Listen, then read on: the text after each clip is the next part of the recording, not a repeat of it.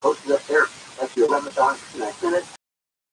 Somebody takes to let me repost all my stuff, and it's great. So, for anybody that, if you legitimately check it out, you want to think flags because it's marvelous job. Just want to make that point. Yeah, go to coasttocoastam.com and then look for, I think it says, I'm already on the page, so I think it says like related feature. So it's down below the carousel, and you'll see the pictures that I'm looking at myself going, I still don't get it, yeah, but, but that's one. That's why Charles is, going to explain it. Are you called Chuck as well? No, Chuck. You know, no Chuck. No Chuck. No Chuck. Okay, no Chuck. So, I'm mad at you. I'm the mouth. Okay. So anyway, speaking of biological things in the now world, this may be sort of relevant, and it may be part of how we go into discussion later. But there is a quite an interest by the FDA to figure out how they're going to classify this genre of development for medical purposes. And the reason is because in earlier times, there were two major categories of regulatory protocol.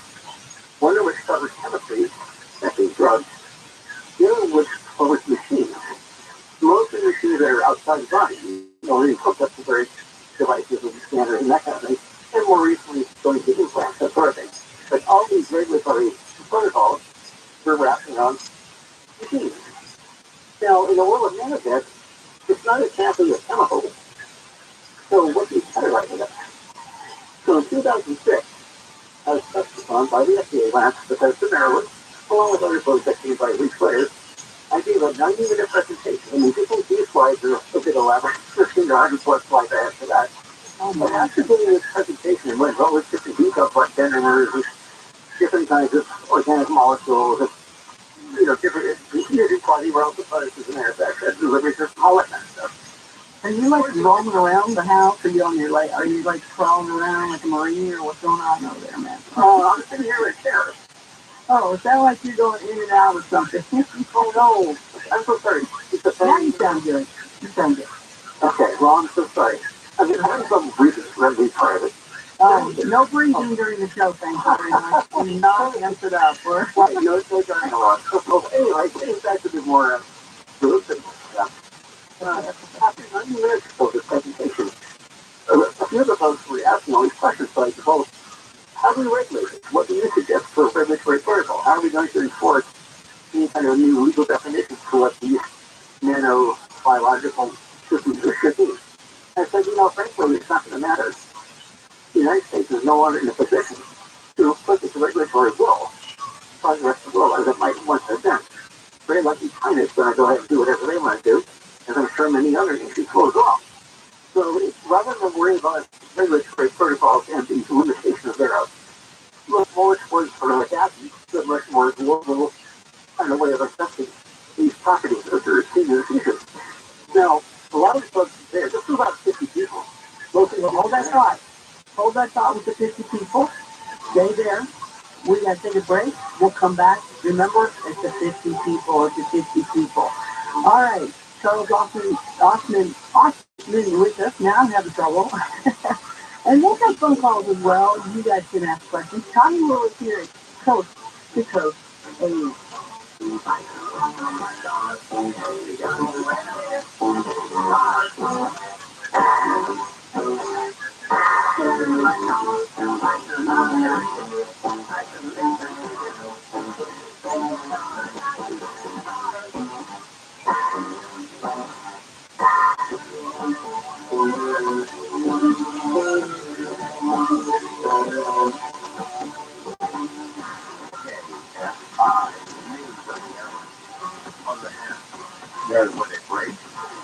I'm Bree Tennis in the KFI 24-hour newsroom. It's a wrap on Hollywood's biggest night. Everything, everywhere, all at once. The big winner of the 95th Academy Awards. The film took home Best Picture, including Best Director and Best Original Screenplay. Out of its 11 nominations, the movie won 7. A days-long standoff in Belinda has ended with a suspect found dead. Police say the man was firing shots at pedestrians early Friday afternoon when police arrived. The suspect fired at deputies before barricading himself inside a home. SWAT surrounded the home. On Sunday around 5 p.m., police say the suspect was found dead inside. A Long Beach lifeguard rescued a dog swimming in the ocean. The dog was off leash and could be seen running into the ocean and just kept going until the lifeguard caught up with him at the swim line. The dog is now in animal control. The owner has not been located. Southline weather from KFI, partly cloudy, highs in the mid to upper 60s. Right now it's 57 in Seal Beach. Tucson is 56, it's 55 in Toluca Lake, and 56 in Marina Del Rey. We lead local from the KFI 24-hour newsroom. I'm Bree Tennant. In South LA, this is on the 110 southbound at Florence. We have a crash taking up the left lane there. Your drive is busting up as you approach this area. And in Carson, we have good news. Earlier crash at Ontario. This is up the 10 eastbound at Haven. Little fender bender there, taking up the key left lane. Your drive is busting up light as you approach this area. Stay by and the Sky Hills get you there faster. I'm Brian Van. Over the years, hockey powered thousands of inspiring, thought-provoking quotes, and now we're passing that knowledge on to you in my new podcast. I see listen to that number. I'll break down why these words matter and reveal personal stories that show them in action and body language. This live keeps getting every weekday on iHeart Radio app, Apple Podcasts, or wherever you get your podcast. AC Sharp water softeners add sodium to your water without even filtering it. Here is something better. A Life Source salt-free water system. Life Source filters water from and keeps all the healthy minerals without maintenance, salt, or servicing. And right now, new customers can get a free Applecure antibacterial filter with a qualifying purchase, saving $825. The offer ends soon. So call LifeSource at 800-803-2696 or go to LifeSourceWater.com. Oh, good times are waiting on St. Patty's Day. Yes, and Irish folk singer to my list of talent. And now the top 5 reasons to visit Morongo. Number 5. St. Patrick's Day preview. Get a free Flex Rainbow keychain March 17th. Number 4. Rain Johnny gift giveaway. Get a coast to coast so when you earn 500 points on your reward card. The 20th to 21st. 3. Something gift finder. You can win up to $1,500 in free plays playing slots with the reward card. Friday, 1 p.m. And the number 2. It's not luck. We work hard for you. That's why LA County Breeders voted us the best casino in the Southland. And the number 1 reason. Eat, drink, and olive bars on St. Patty's Day. Morongo Casino Resort is blocked. Morongo, good time. For everybody. AM5, AM 640. More stimulating talk. AM5, AM 640. AM5, AM 640. More stimulating talk. Up to only 15 cents a day. Sign up today at coasttocoastam.com.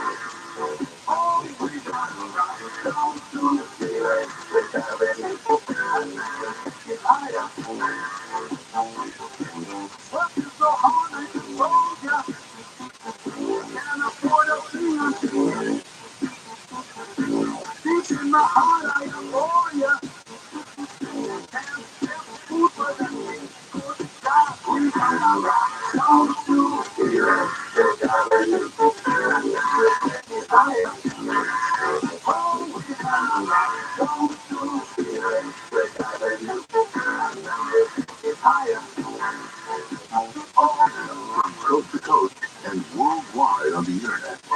This is Coast to Coast AM. Now, here's your guest host, Connie Willis. Oh, no. All right, everybody. Ready? Oh, no, we gonna rock on to Coast to Coast AM. Oh, does it work? Let's see if it does. Let's try it again. Oh, we got it. Rock. 1, 2, 3.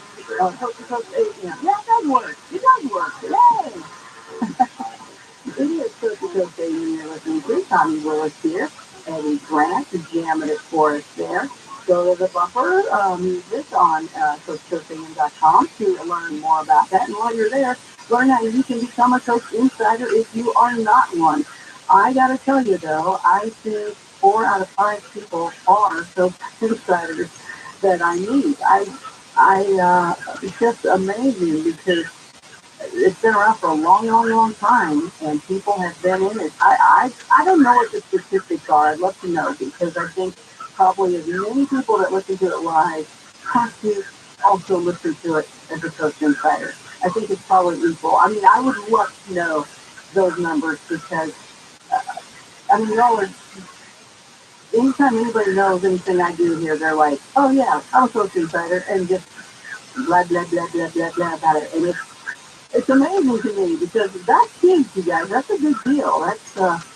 I know we started doing something like this long before I think all the other billions of people have done something. I mean, wow, we're pioneering so many things. Thank you, George Noy, ourselves. Thank you so much. All this great, I can't push it enough, and I don't have to really. It sells itself, right? You guys are here, and you know that if you cannot stay up late at night, well, become a Coast Insider here the next day, right? If you want to know all the features of it and all the great things behind it, just go check it out at our website to learn more. Become a Coast Insider at CoastToCoastAM.com.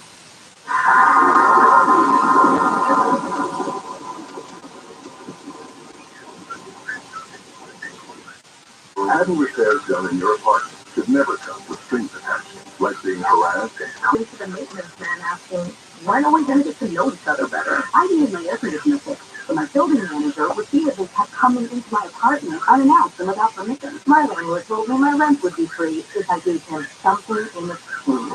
Sexual harassment by anyone associated with your housing isn't just wrong, it's against the law. The Fair Housing Act protects you from harassment, including someone making unwelcome sexual advances or refusing to make repairs because you deny sexual favors. If this happens to you, you can stop it by filing a complaint with HUD. So I called HUD and filed a complaint against my building manager. No strings attached. Fair housing. The law is on your side. To learn more, visit HUD.gov/fairhousing. That's HUD.gov/fairhousing. If you fear for your safety, call 911.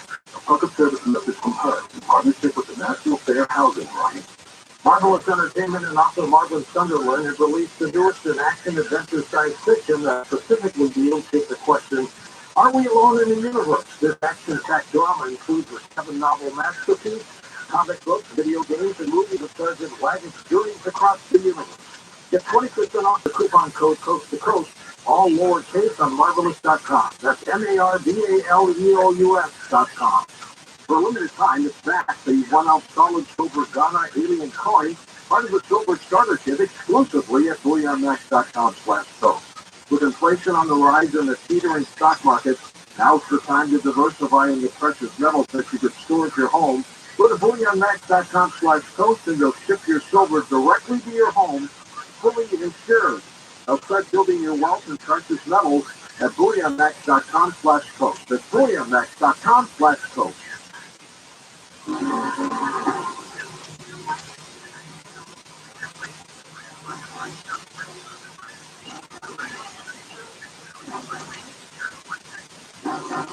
You are listening to Coast AM. Connie Willis here. I'd love for you to join one of my shows. I have Connie After Dark. It's a live virtual bar set up.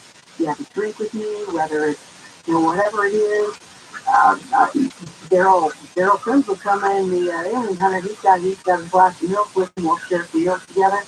But it's a really good time. It's a 2-hour live stream, and whatever happens there stays there, never archived, never seen again.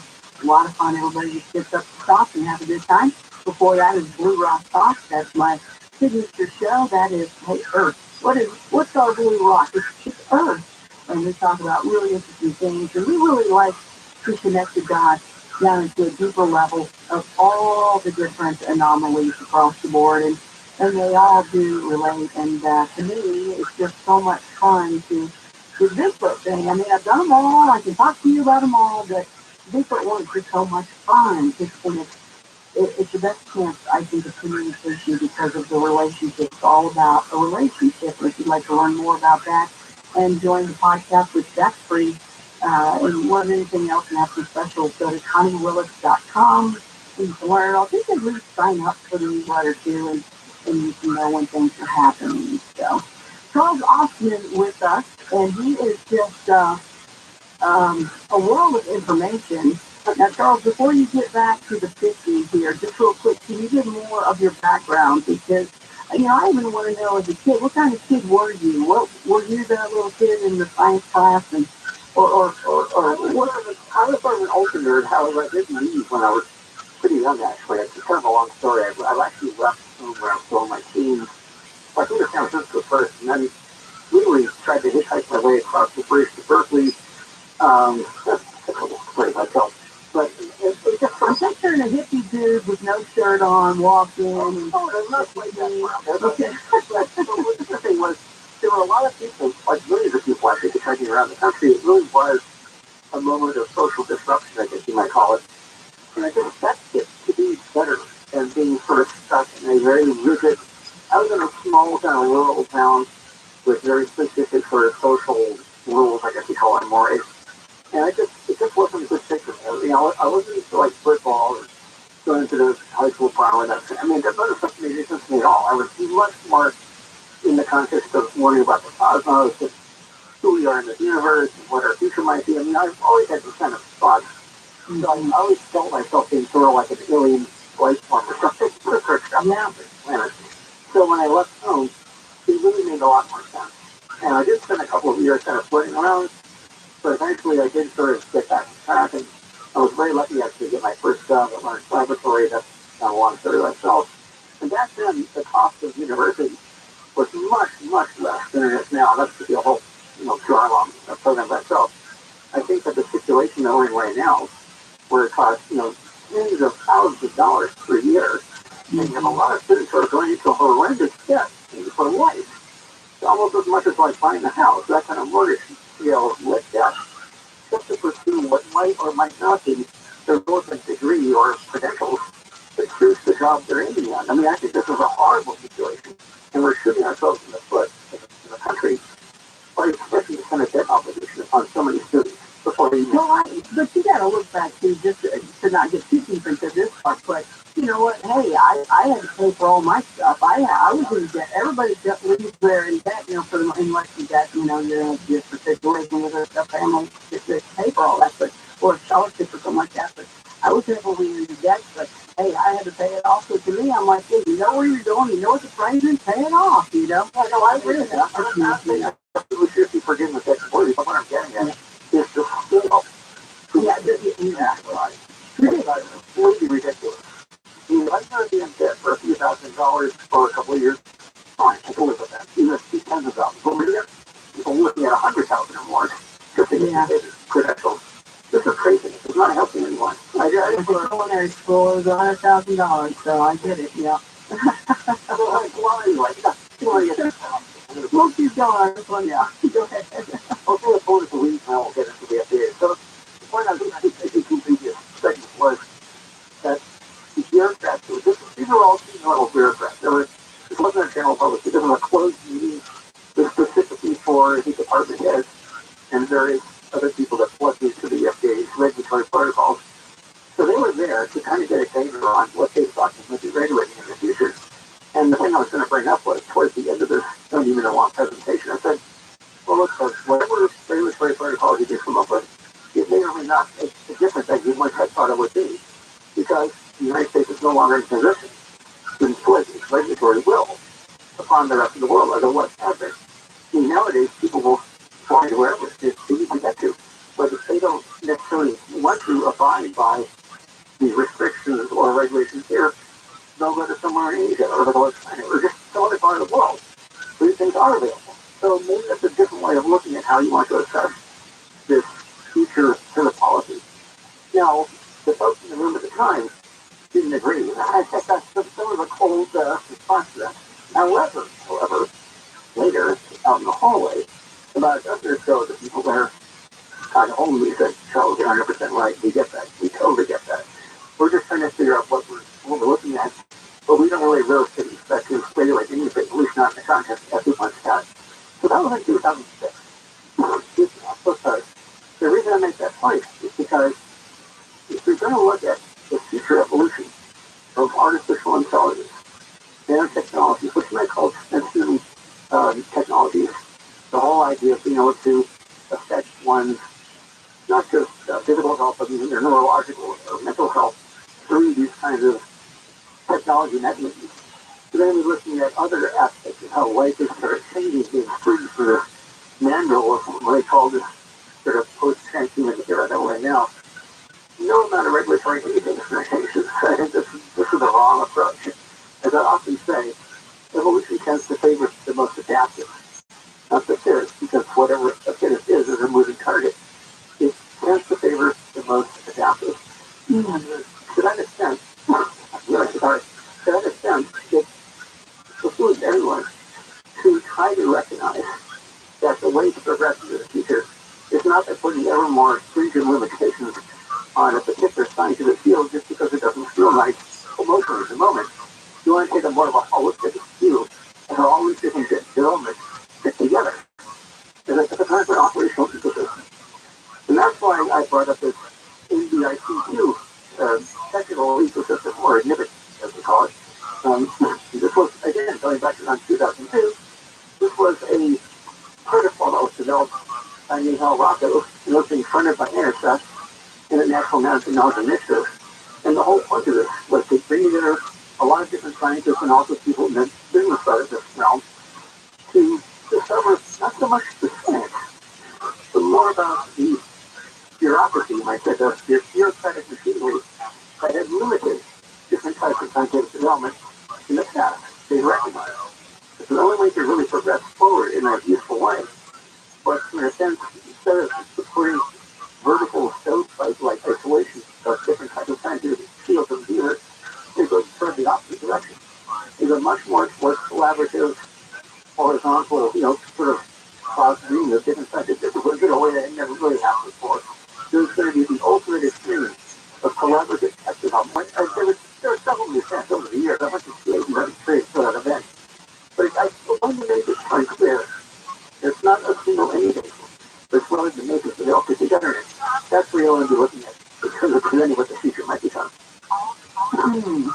So if I look at like the first graphic, and it's got the NBICQ tag and it branches off. I'm looking at all the different ones that really wow, tell me about this one. Well, one of them I think I have a good idea of when you put that.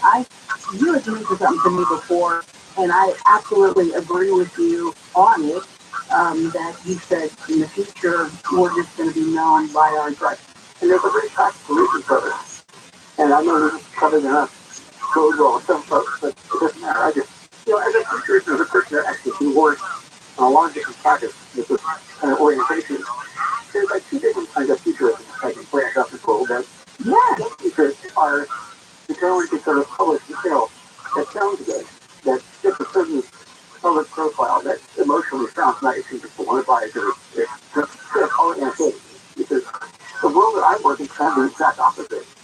I work with a group of folks, and our mission is to create whatever the data and or the supportable theories calls for. And we don't come out with a determined outcome. We try to come out with an outcome yet to be determined by whatever the information is available to everyone that belongs to that particular model. Okay, so Charles, real quick, the way you are standing or sitting right now is the best way. Wherever the phone is, I can hear you great. Okay. Okay, so don't, are you moving it around? No, not at all. I'm just sitting there. Weird, I'm sorry. So I'm trying to keep you from giving us that. It's road and I'm sure swearing. That's good. Okay, so this is part of what I was saying. I'm sorry. No, go ahead. We're good. So the point is, because of the various sciences, there's already determined outcomes. That's kind of like fake science. You're just trying to bend the data and or the research to suit an already predetermined outcome. in futurism, it's kind of like that. We don't want to have a predetermined outcome. There's a particular agenda that we're being told to do, no matter what the outcome is. It could be bad, it could be good, or something in between. But that's kind of how I play free from. Is that where scientists always go? It's like, okay, I'm going to, is it basically the client is paying us $10 billion to do this, so that's why we're doing this? Is there ever any freestyle, right? Science No, it's a fair question, and there's no exact answer for that. There's so many variables involved. I mean, if you're working with a big school, you're at university, and you're working with research grants, postdocs, grant funded, that kind of thing, that's one set of conditions. If you're working in the private sector, and they have a particular market that they're funding for, there's a very typical things like drugs, or some type of energy development. There's a variety of things. It's a different set of criteria. They're paying for essentially a agenda that will eventually fulfill their market research interests, as opposed to an academic situation where they may have a major theory that they want to further extrapolate. And in a world of sciences, by the way, depending on which science you're in, sometimes you have a particular genre of expectations because the majority is sort of going in this direction. Climate change could be one of those that goes already go on. I won't go into that right now. But it's a good example where sometimes, yeah, because it's been cold a whole lot, hasn't it? It's so strange. yeah, what I'm getting at is whenever you try to make politics with science, you get it's a disaster coming up. Forget it. Oh, yeah. Because collecting the politicians really know that much about what's going on. They have advisors that tell them what's going on. And these advisors themselves are heavily biased or skewed because of their political advice. Yeah. And then you have the general public who, there's the ordinary people trying to live their lives. You don't really have to time for the wherewithal to study all these different topics and something of depth to actually have an understanding of what's easily looked at. But this is a very strange, like a small molecule trying to navigate through to come up with what's really going to be the most relevant or, best option to coming up with the end. Well, the thing is, too, I mean, if you say, you know what, I would like to be able to wake up every morning and blah, blah, blah. If I have a blah, blah, blah, at least I have something, a goal to go towards. So I would think along the way, the scientist at one point would go, man, I want to freak out because I would look at this one that I did 10 years ago, and this project here and here, and what if we did this? I would love to meet those people that go off of okay, this is what I got to make. And that creative mind comes up with all these other things. I would love if I could fund something, I would fund, okay, all you creative ones, come over here. Well, I got it. So who knows what you all would come up with? Yeah, no, actually, looking for one of the reasons I kind of favor Elon Musk, I'm sure people are arguing now. But Elon Musk was the guy who made $30 million. Yeah, he wanted to fund really interesting, sort of outside the box projects. He may not have done a lot of things, but at least he was willing to build it. I give a lot of credit for that. I love that. But anyway, so to get back to my earlier thought pattern, the idea is that if we're going to go towards a genetic coding system, where the DNA becomes the ID of supposed to be turning over that takes place by your DNA, there's actually a practical reason for this. The cost of the gene, the one that's around year 2001, which is when the human genome was first decoded by Craig Venter and his company there. The idea was it cost like actually it was $10,000 to decode a genome. That dropped to like $1,000. And then it dropped to $100. Now it's under $10. That's wow. At some point it's going to be like a couple of dollars per genome, more or less.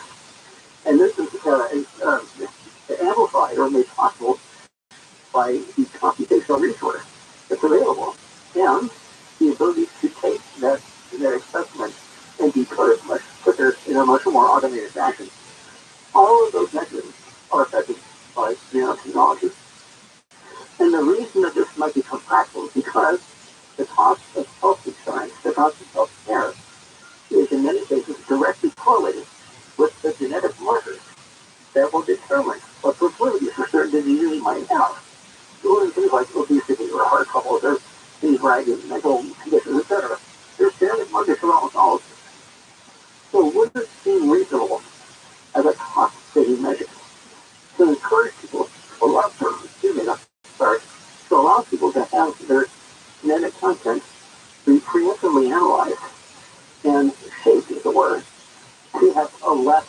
difficult healthcare management processes for their life. I would say that's actually a defendable argument on how it actually happened.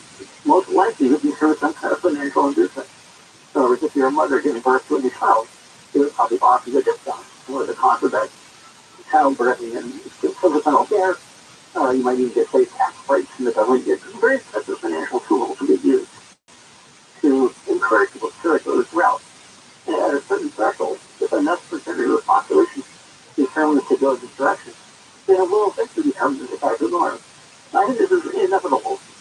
Maybe not happen here because of political reasons, but I can certainly see it happening elsewhere. Senior Fellow at Institute for Global Futures and Nanotechnology Consultant. That is who we're talking with. It's Charles Hoffman. Stay with us. More to come here on Coast to Coast AM.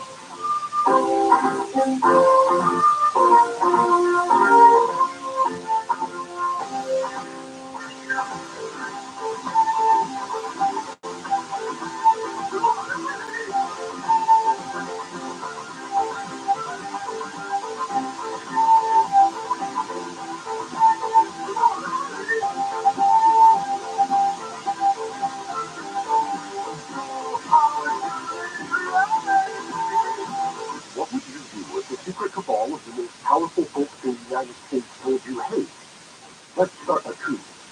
Back in the 1930s, among the 70 butlers, all that stood between the U.S. and fascism. I'm Ben Bolin. I'm Alex Ferguson. And I'm Smedley Buckner.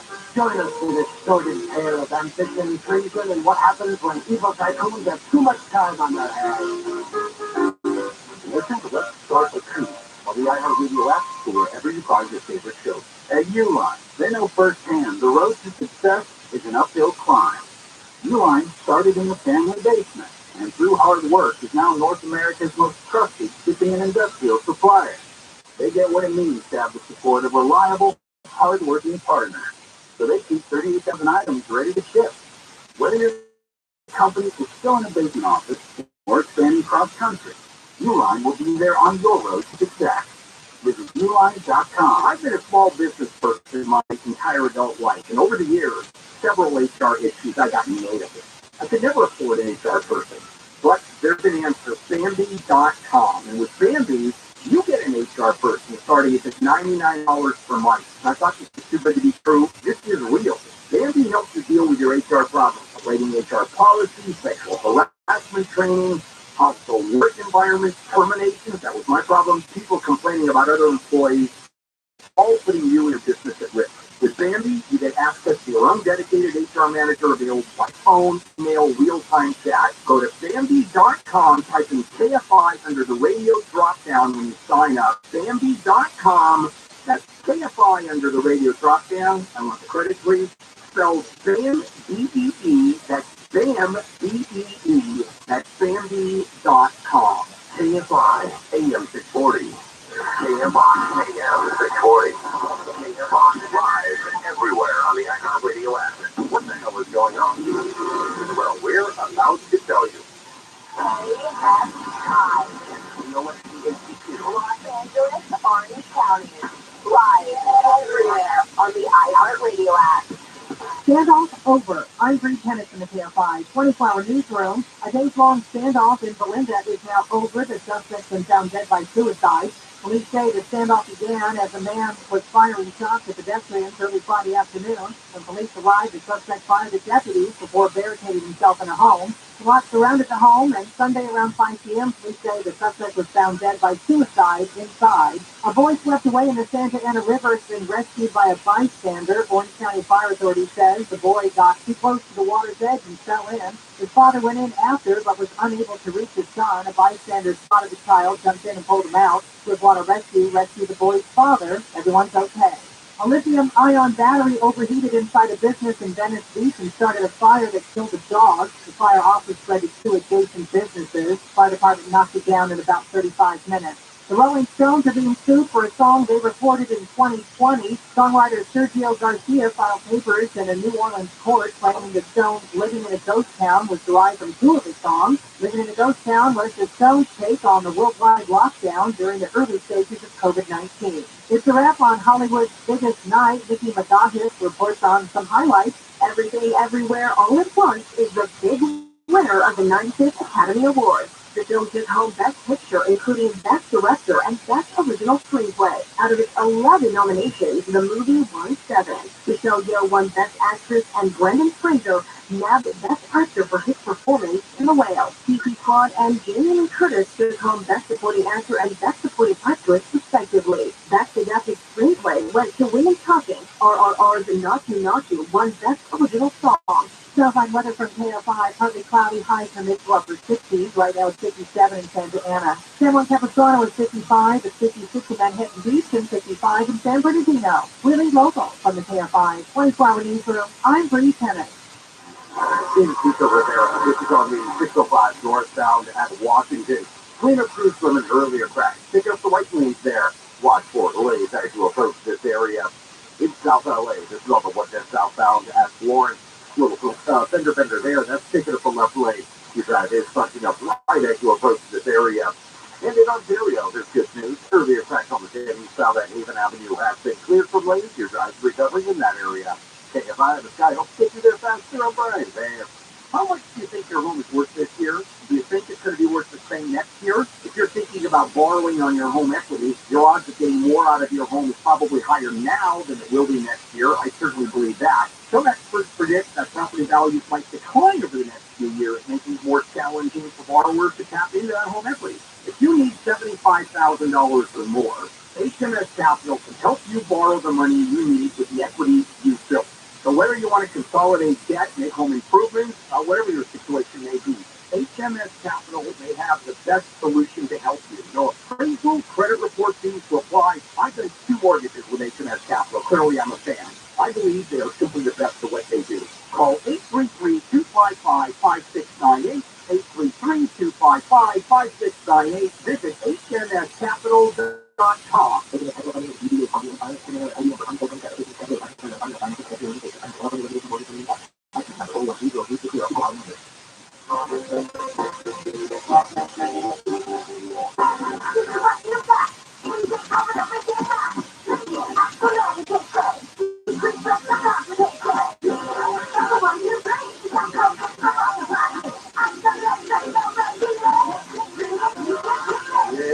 Visit HoustonCleanup.org or call 833-422-4255.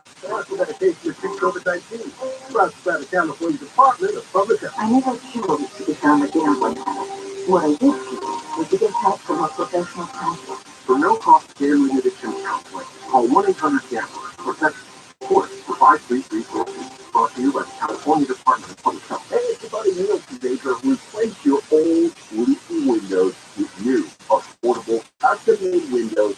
Do it once, do it right with American Vision Windows. With all the rain and all this crazy snow, now is the time to upgrade your windows. We replaced our worst windows with American Vision Windows. Technology prevents dust, mold, moisture, bacteria, and excessive sound from getting in your house. You know the owners, Bill and Stephanie, they started American Vision Windows because they had a horrible experience replacing their own windows decades ago. So get the value you deserve until 2024. 0% interest, 0 payments for 12 months plus free installation. CSLB number 778-326. Trust the window company that I trust. My family and friends trust. American Vision Windows. Call today, get up your 888-226-9908. That's 888-226-9908. Or visit AmericanVisionWindows.com. Jacoby and Myers is here to help you get the justice you deserve. We specialize in serious injury cases and have been fighting for our clients since 1972. Trust Jacoby Myers to be your guide, your advocate, and your support system. With our unmatched experience and expertise, you can rest assured that you'll get the compensation you deserve. Plus, our consultation is always free. Call Jacoby Myers today and let us help you navigate the legal process and get the justice you deserve. That's Jacoby Myers. Justice for you since 1972. This is Jacob Emron. If you've been in a truck accident, call 844-24-JACOB. Costing apply. AM 640.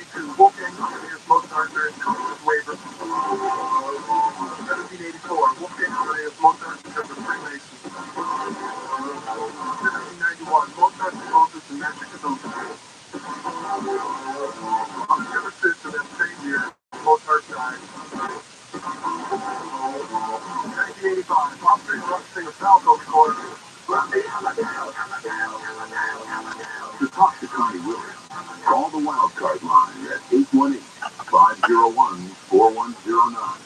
The first-time caller line is 818-501-4721. To talk to Connie from east of the Rockies, call 800-825-5033. From west of the Rockies, toll-free, call 800-618-8255. This is Coast to Coast AM with your guest host, Connie Willis. Coast to Coast AM, Connie Willis here. I'm Adele. My very first ever TV video, my music video, my first music video ever was to this thing. At the University of Kentucky on a cold, snowy day, and all sorts of other fun things. Anyway, there was the start, and here I am. I'm playing years later, talking about that. Hey, so we're going to be taking a phone call. Charles Austin is with us, and we are discussing nanotechnology. And you got a question? I'm sure you do. That's cool. So we're going to start taking calls.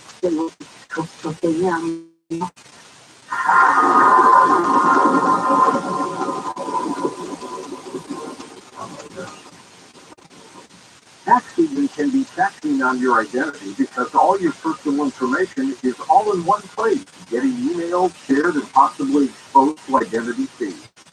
Tax forms can be like one-stop shops for ID thieves, which means it can be dangerously easy to steal your identity. Protection against identity theft is easier with LifeLock by Norton.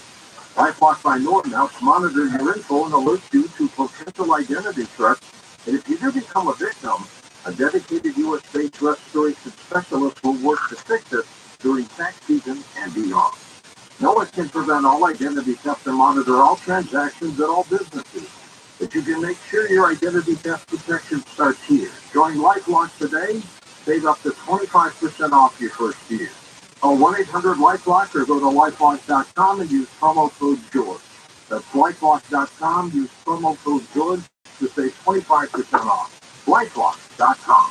What if you could build a six-figure retirement income with almost half the money saved? You heard that right. Get a discount on your retirement, creating a six-figure income with 40% less than traditional 401ks and mutual funds. Hi, I'm Brett Kitchen, best-selling author and star in a new Hollywood documentary called The Baby Boomer Dilemma. In this film, economists and Nobel Prize-winning PhDs from Wharton, MIT, and Stanford share a strange concept I call the retirement discount. It gives you more retirement income with the same dollars saved, and your money is never at risk if the market crashes. That's right. If the market crashes 30%, you lose nothing. Even people who are off track have shifted money to this new strategy because it increases their retirement income or can allow them to stop working years sooner. So if you're over 50 and want a bigger, better retirement with less money, call to get a free copy of this brand new movie, The Baby Boomer Dilemma, at 1-800-506-2020. This is a $30 value, but when you call today, you'll get it completely free, plus 2 hours of bonus behind-the-scenes footage. All you can cover shipping and handling, no credit card required. So don't delay, call right now, 1-800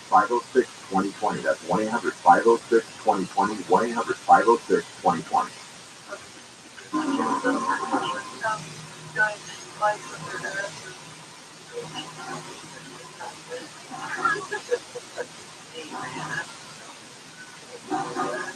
because Dan, hello there, Connie Willis. Are you all adjusted to the clock? You good now? Did it take you, has it been enough time yet? I know most of y'all know. It's all good. It's all good. It will happen. And it's time to change the clocks again. Yeah. It was a whole transportation thing. It was the Department of Transportation, if I remember properly, that is why. So, I should have done a show on that. I did years ago, so that's why I feel like that's kind of been there, done that. But I don't remember enough to tell you.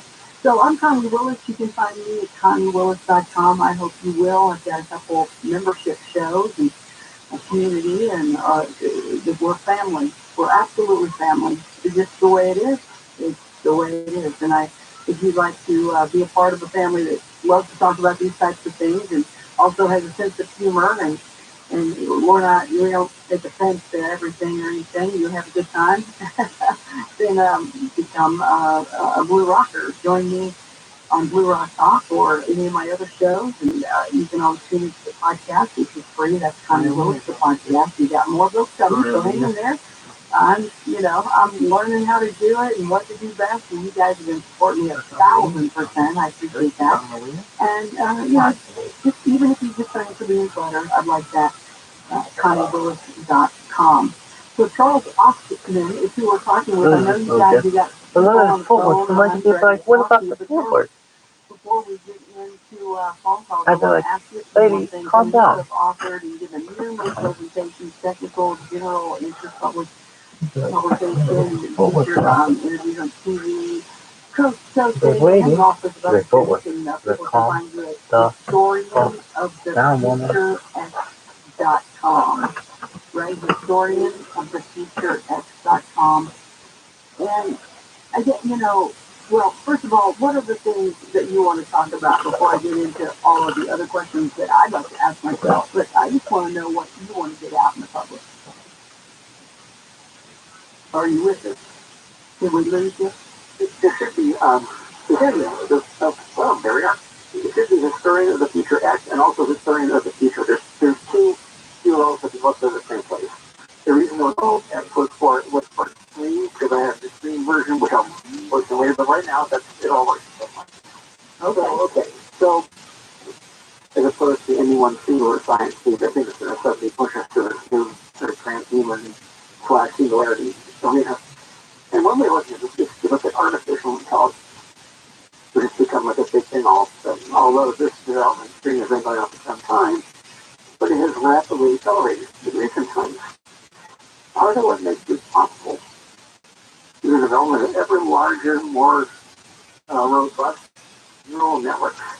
Neural networks are the computational equivalent of the neural system that you have in your brain. That we are now to a point where we can scale to a size of neural networks that begins to approach or mimic what happens in biology. Now, the reason that's possible is because nanotechnology, as the manufacturing process, allows, as an example, to create ever more complex devices or devices with smaller features that can be packed into a given amount of space that can also be produced in different ways than what's normally traditional digital computing. If you put both of those things together, and now imagine this for a moment. We're in a cloud-based network where it's for a ubiquitous computing grid as we speak. Virtually everything's on the cloud now. When you talk to your Siri or whoever smart thing is on your phone, that's really just a front end to being access to a much larger, almost instant sort of resource base out there in the cloud. So what's coming around the corner is going to be quantum computing as a resource node in this cloud, so that when you have your local front-end interface AI, a much larger, almost infinitely scalable computational resource that's out there in the cloud. So all those technologies, the physical things that make that sort of intersection possible, comes from nanoscale manufacturing.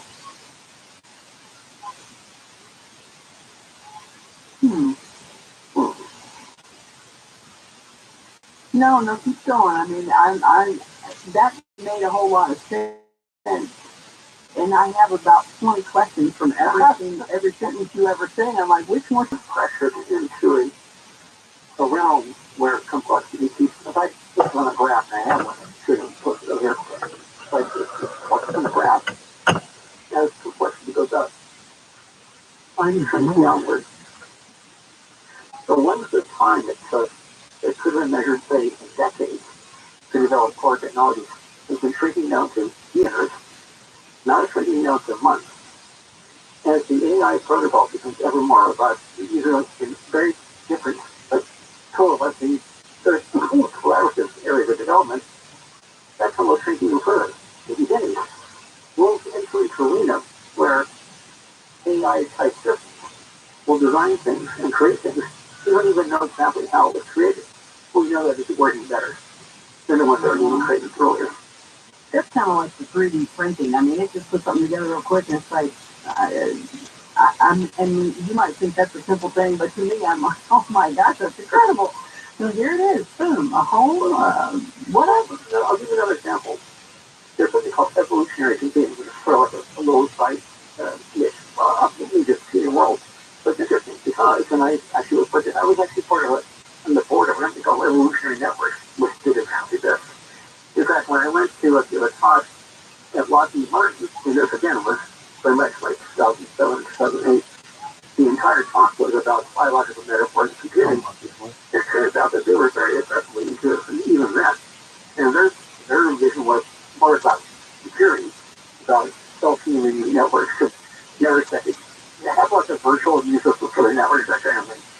But where I was trying to go with this was, here's something called the Evolutionary Hardware Conference, where you would go there, this was a past event, we saw all kinds of different devices, and in the design, are really difficult to design. It's almost like black magic. It's a lot of math and material science that are mixed together with articles and this kind of thing. The humans spent about a month designing this new multi-spectral antenna for a spacecraft.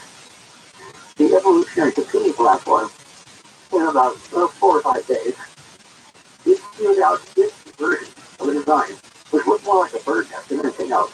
Whereas the humans made this really beautiful, orthogonal, almost like a Christmas tree type of geometric thing. The bird nest worked better. Yeah. Nobody could explain why. And that was over a decade ago. But no, I do agree that things have gone much further since then. Oh, absolutely. I do know that part for sure. So, like, I guess when I think about this, first of all, I've learned a lot. Learned about, I would always think nanotechnology is just itty bitty, but you're talking about, no, it's the complexity of all that it can do. So synthetic biology, is that where we can create a liver with that and put it in our body? Or everyone's going to want everything. That's the whole point. That's like one very narrow niche, one much broader spectrum, which are aiming in the right direction. In the case of synthetic organisms, what's done is create a scaffold. It's a type of three-dimensional mesh that the cells can grow into. And then over time, you essentially grow a new liver, or whatever the organism is trying to grow. It's still in development, but yes, very much in that direction. Years ago, I remember a dentist or orthodontist, he was more than a dentist, he was higher up in the tooth world, but he had said one day, because he was working on it with people, this was years ago, maybe started out, I don't know, but he said one day you'll be able to take a pill and you can build bone wherever you need to build bone. And, you know, he's talking about teeth in general there, but he said anywhere too. You'll take the pill and it'll know exactly where to go and start building bone. I'm not sure about that one, but you can break it apart, right? No pun intended, you'll break it apart. Yeah, but where I'm from, we can fracture it a little bit. If you have a quasi-viral component, like I was mentioning in the earlier section, that can target If you don't get this, and then once those quasi-viral components get there, they can then deliver a payload for it. It's usually going to be a genetic payload, sometimes RNA or some similar protein that resource that's relevant to doing whatever. Then yeah, theoretically, usually, it could be the growth of whatever it is you're trying to create. So even though I haven't seen that done, the pieces of the puzzle, certainly within being plausible. Well, start line number one. Let's talk to David out of New Mexico. David, you are on the air.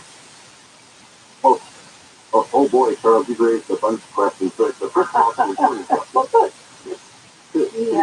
first, did I catch you making a size matters joke earlier in the program? Maybe. I don't know what you're talking about. I don't know what you're talking about. Before we get started, I also grew up in one of the types of towns you described. In what part of the country was your small town?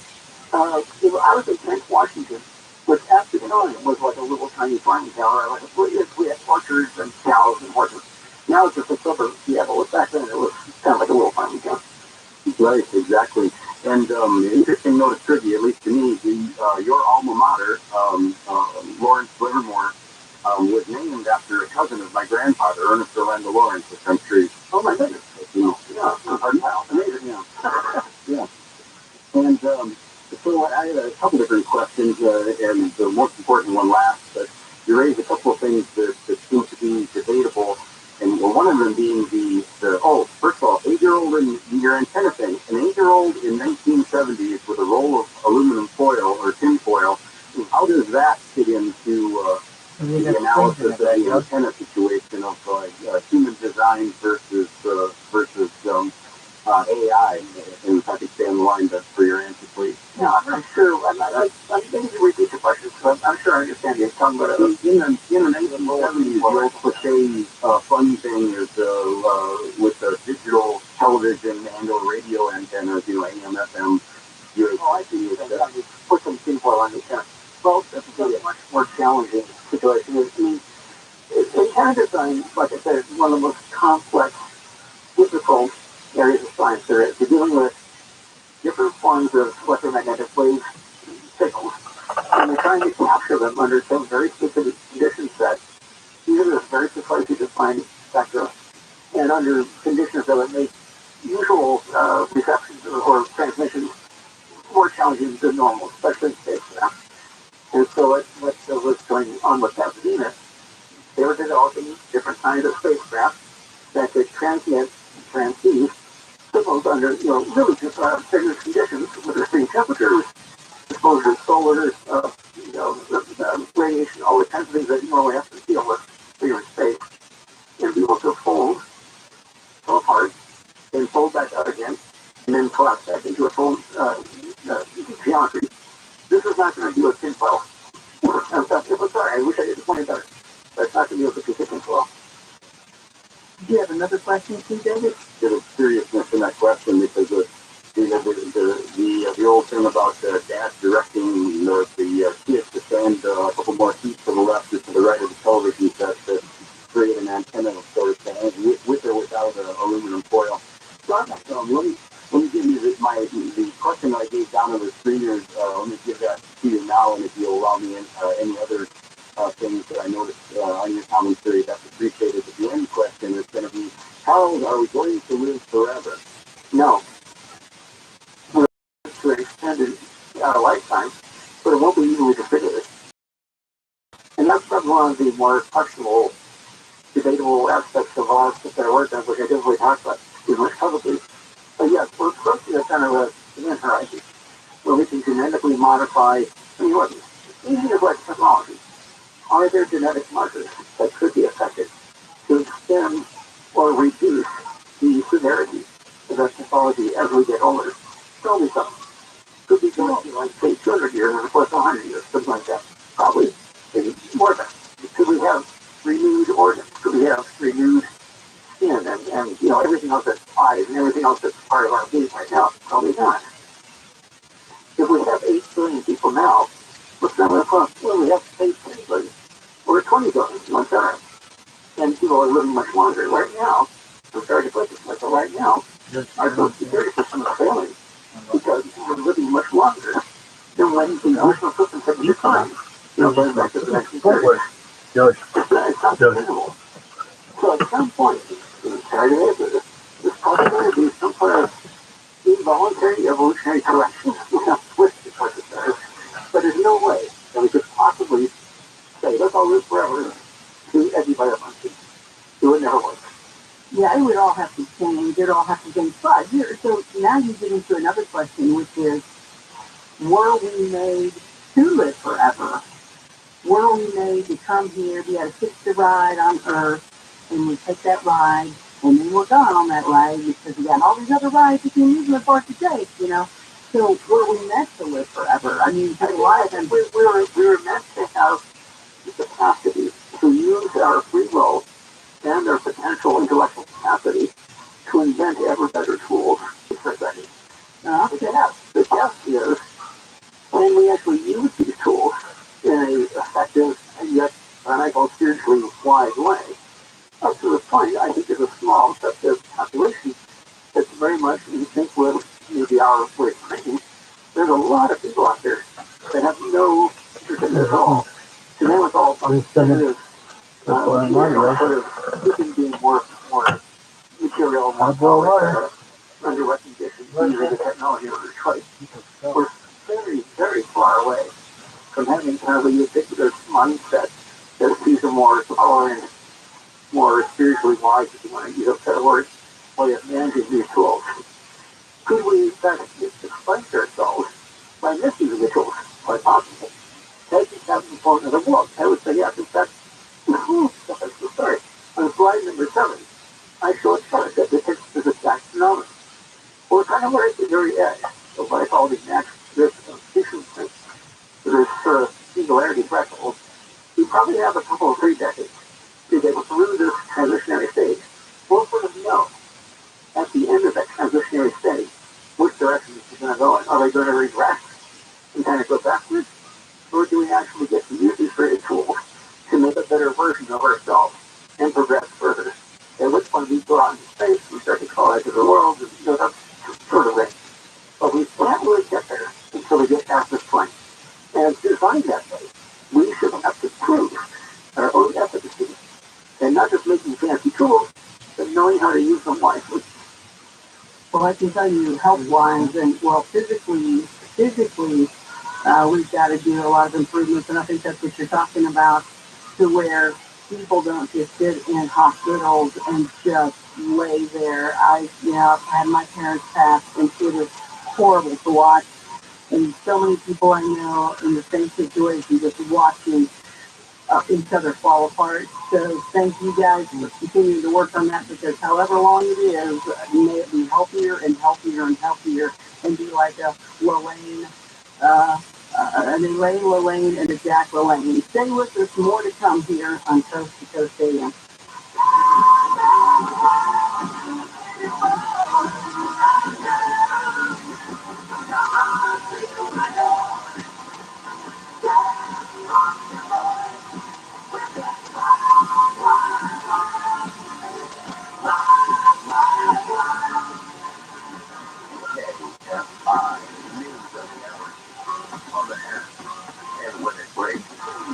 I'm Bree Tennis in the KFI 24-hour newsroom. It's a wrap on Hollywood's biggest night, Everything Everywhere All at Once, the big winner of the 95th Academy Awards. The film took home Best Picture, Best Director, and Best Original Screenplay. Out of its 11 nominations, the movie won 7.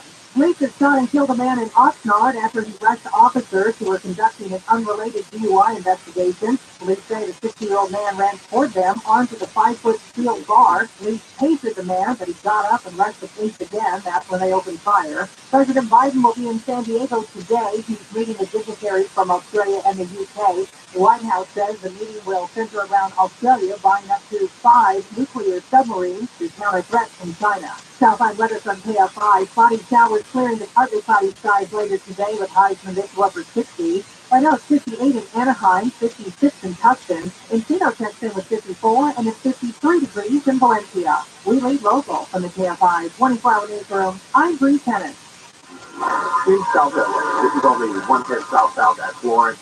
We have cleanup crews from an earlier crash. Picking up the right lane there, watch for delays as you approach this area. Road speed, this is on the southbound at San Gabriel Boulevard. Little fender bender there, that's picking up the middle lane. She's on the way, watch for delays as you approach. Ontario, we have good news. This was a crash on the eastbound at Haven Avenue. That's been cleared from lanes. You drive if we're suffering in that area. KFI and the Sky helps get you there faster on Brian Van. I've been a small business person my entire adult life, and over the years, several HR issues I got noticed. I could never afford an HR person. But there's an answer, Bambi.com. And with Bambi, you get an HR person starting at just $99 per month. And I thought this was too good to be true. This is real. Bambi helps you deal with your HR problems, like writing HR policies, sexual harassment training, hostile work environment, terminations. That was my problem. People complaining about other employees, all putting you and your business at risk.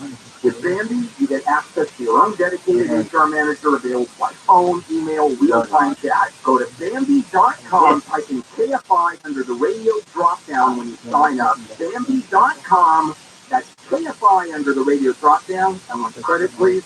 Spell BAM, B-E-E, that's BAM, B-E-E, that's Bambi.com.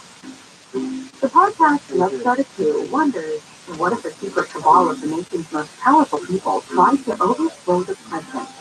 Explore how it almost happened to FDR in the 1930s in this darkly comedic retelling of one of American history's weirdest scenes.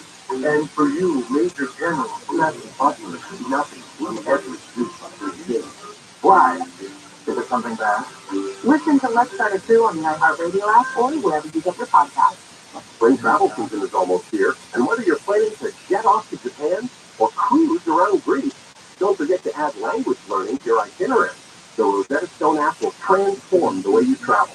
Learn useful words and phrases that will not only help you get around more easily, but also have more meaningful experiences with the new people and places you'll discover.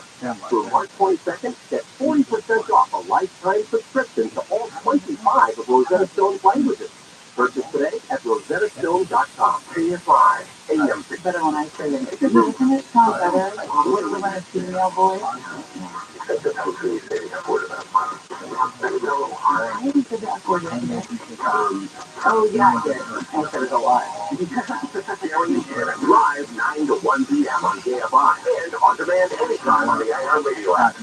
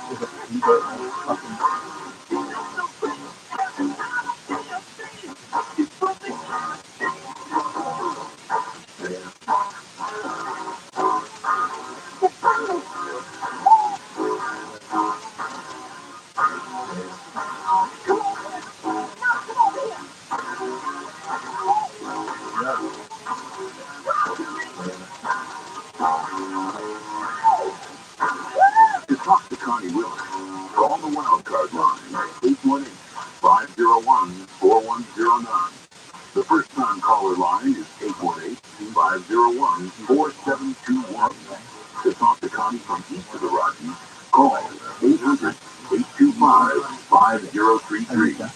From west of the Rockies, toll free, call 800-618-8255. This is Coast to Coast AM with your guest host, Connie Willis.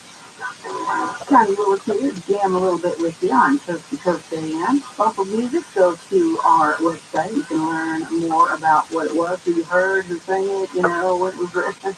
Well, you can find out some information at coasttocoastam.com. While you're there, check out Beyond Belief TV. Learn a little bit more about that. That is George Norrie's TV show on the internet there.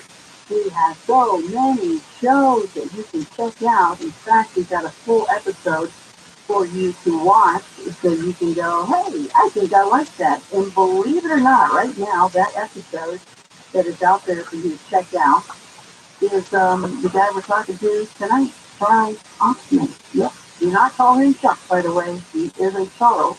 You call him You can go see him. You can see him talking with George Norrie. So that's, there's nothing by chance, right? There's no coincidences. So you can try it for free for 7 days at beyondbelief.com and enjoy hours of really interesting, fascinating shows from George, as well as a multitude of other guide programs that are over there too, and different hosts to choose from. I don't know, they were talking to me at one point.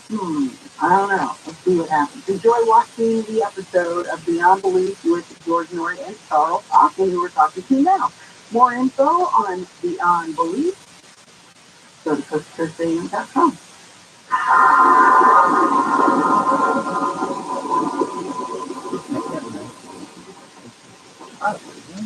Having repairs done in your apartment should never come with strings attached, like being harassed and constantly pressured for sexual favors. My leaky faucet turned into the maintenance man asking, when are we going to get to know each other better? I didn't even air conditioner fixed, so my building manager repeatedly kept coming into my apartment unannounced and without permission. My landlord told me my rent would be free if I gave him something in exchange.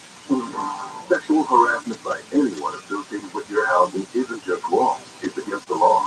The Fair Housing Act protects you from harassment, including someone making unwelcome sexual advances or refusing to make repairs because you deny sexual favors. If this happens to you, you can stop it by filing a complaint with HUD.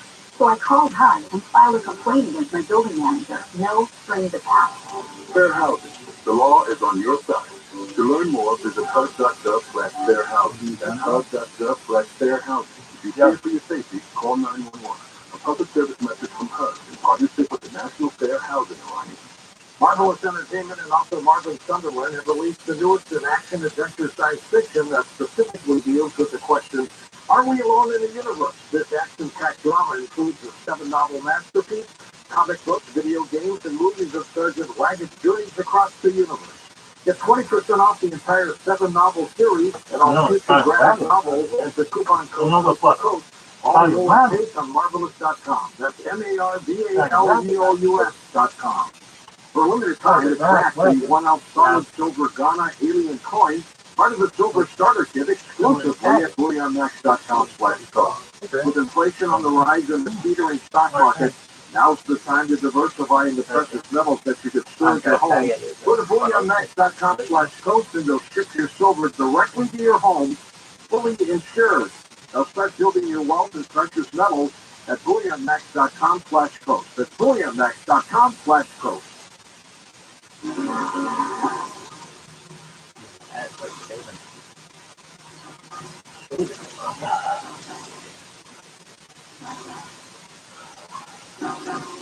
You are listening to Coast to Coast. I look forward to meeting you and doing real research to Bigfoot, strange lights, all that really cool stuff.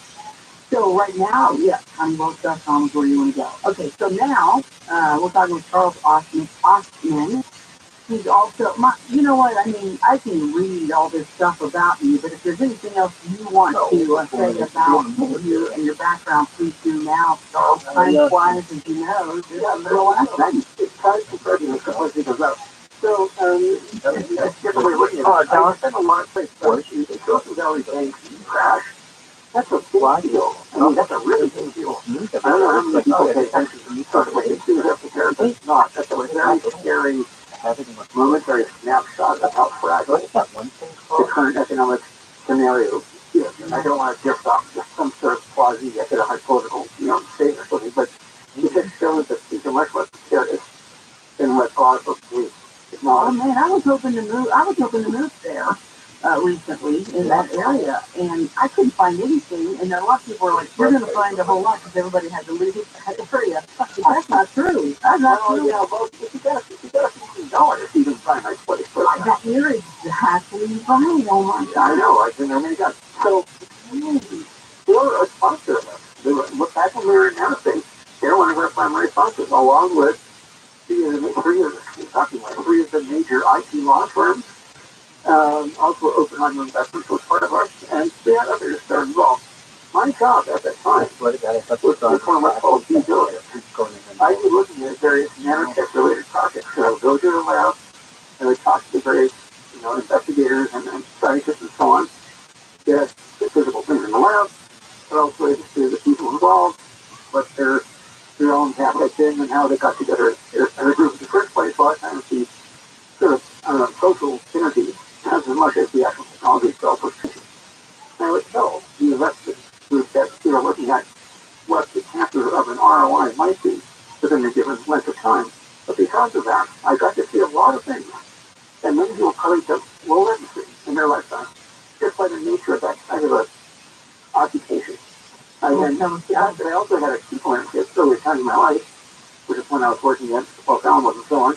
So I had access to not just proprietary technology, but in some cases to defense-related projects that I won't go into, but I got to see a lot of things. So in that kind of context, I have seen more than what a lot of people may actually do. You have security clearances? Oh, back in the day, yes. Well, so you can actually tell us about what some of these things are. Well, I can't because it's Oh, so it is. Okay, so you did have some sort of clearances. Or you didn't have to have clearances for it to be classified?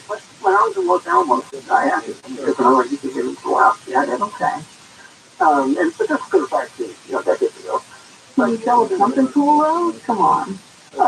If you're allowed to, something really cool. Come on, you're on toast.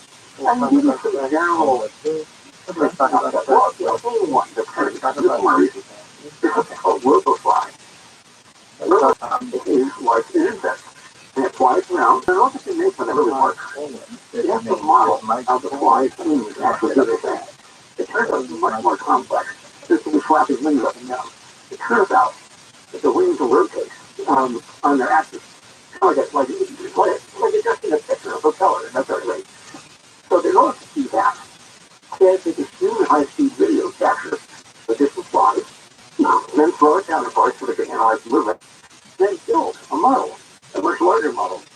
In this case, this is on UC Berkeley campus. They had this large tank full of mineral oil, and they had these mechanical flying wings, sort of flapping around sideways, trying to analyze exactly at what point in the flying cycle, in the sort of movement cycle of the wing, where the highest viscosity points were, so they could analyze the lowest how much energy it would take to fly a device up there. There's something called the Reynolds constant, which is part of the equation that goes into determining relative viscosity versus velocity and mass and that kind of thing. So anyway, I was there at the lab, and friend of mine, he's no longer there. I went back to his lab one day, it was gone. Everything, the paint, all the equipment, it was clean to their walls. And so I asked one of the other folks there, I said, well, what happened to Dr. So-and-so? Oh, he went down. He went to Southern California. They wouldn't say where. They wouldn't say what they could do. So I can't. They said, well, they should lost to other locations in Southern California. That's quite typical. And other things work. When I worked on some of the laser projects I was involved with, we would design and build things to suit a certain spec, the design parameters. Once we finished the thing in Washington, some folks would show up.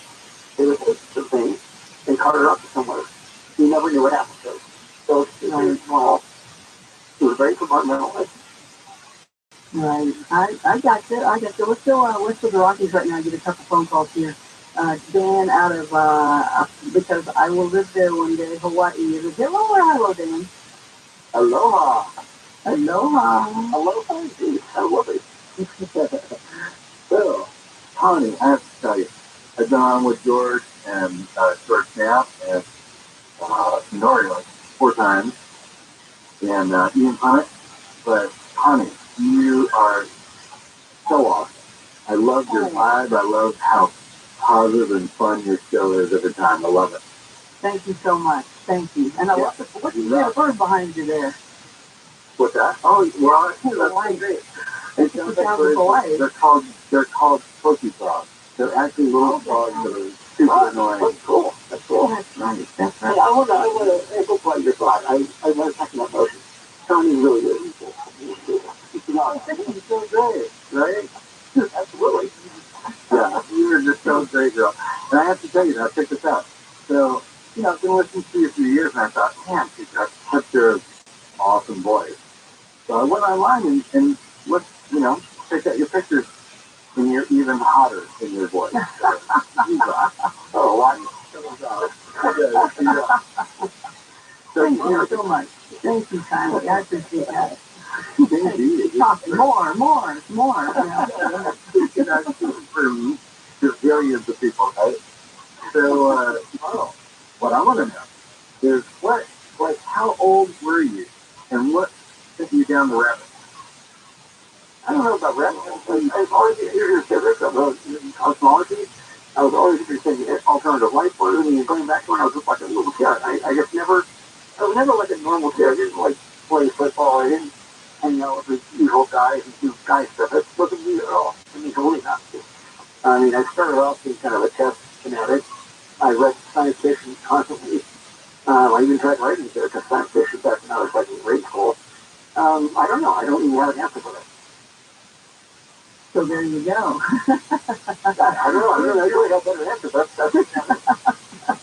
So moving on. No, that's still a good question, and that was a very nice phone call. Thanks for being Dan. Wildcard line number 2, Robert out of New York. How are you tonight? You're on the air. Wonderful to speak to both of you, and I hope that you could bring the guest back again and explore more frontiers of his research.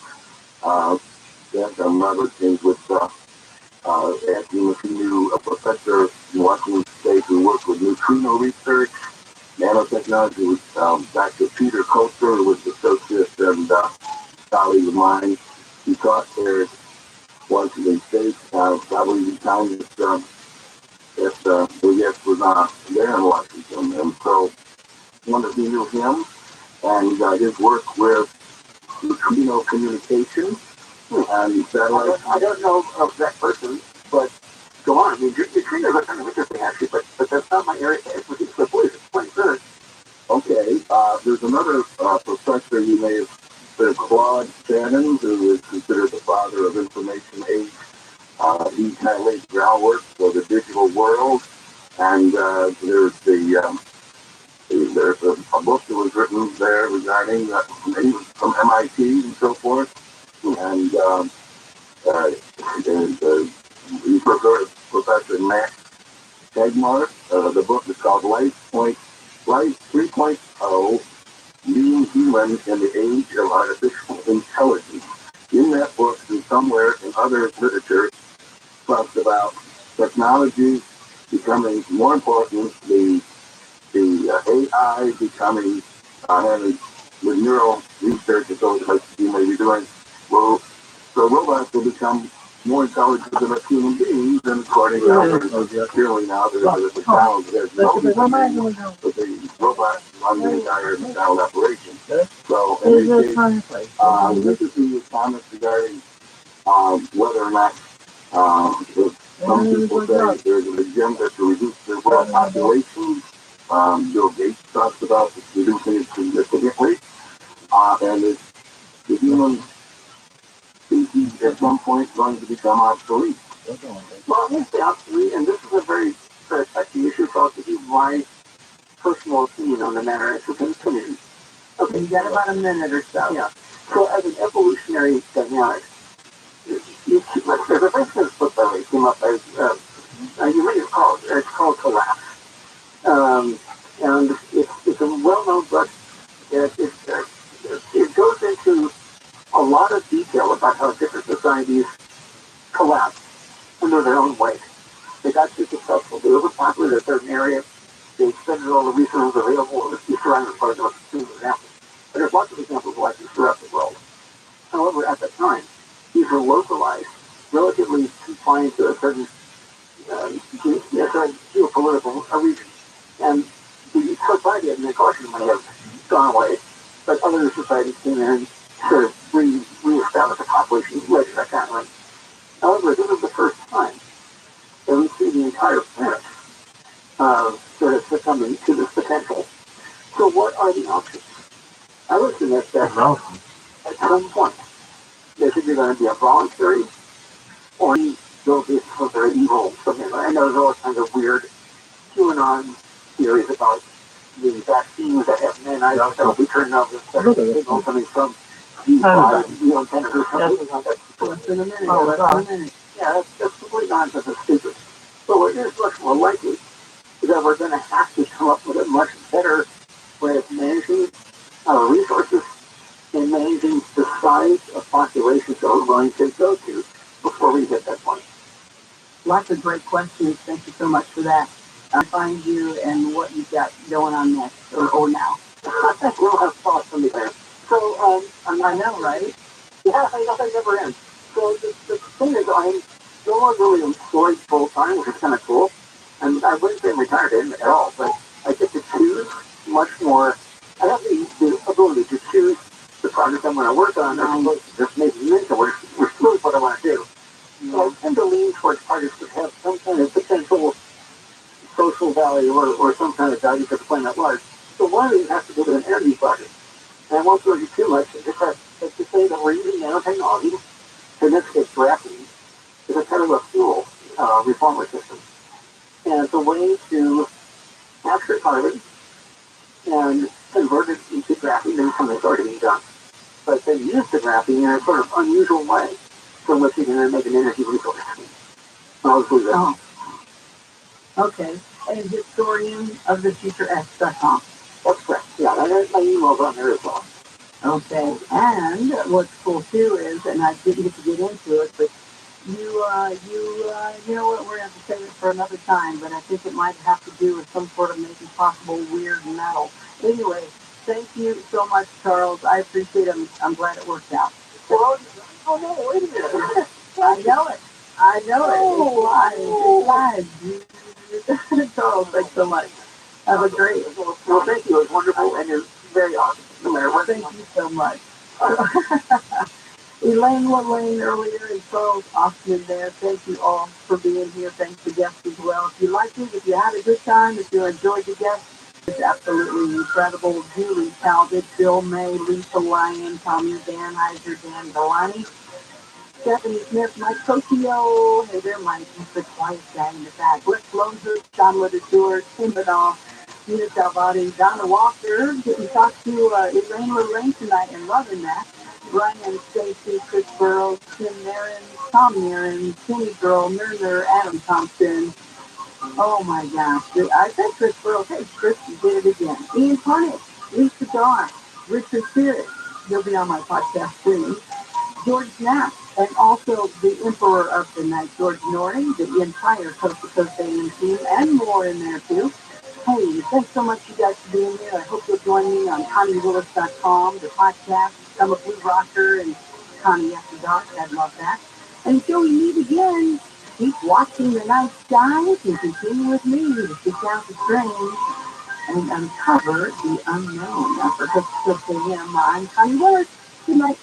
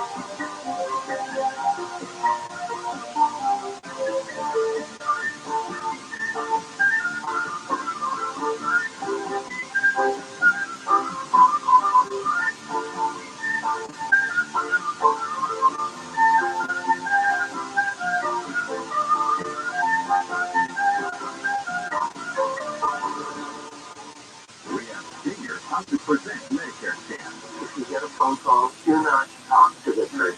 Never give out your Medicare number. They want to get your number, put it up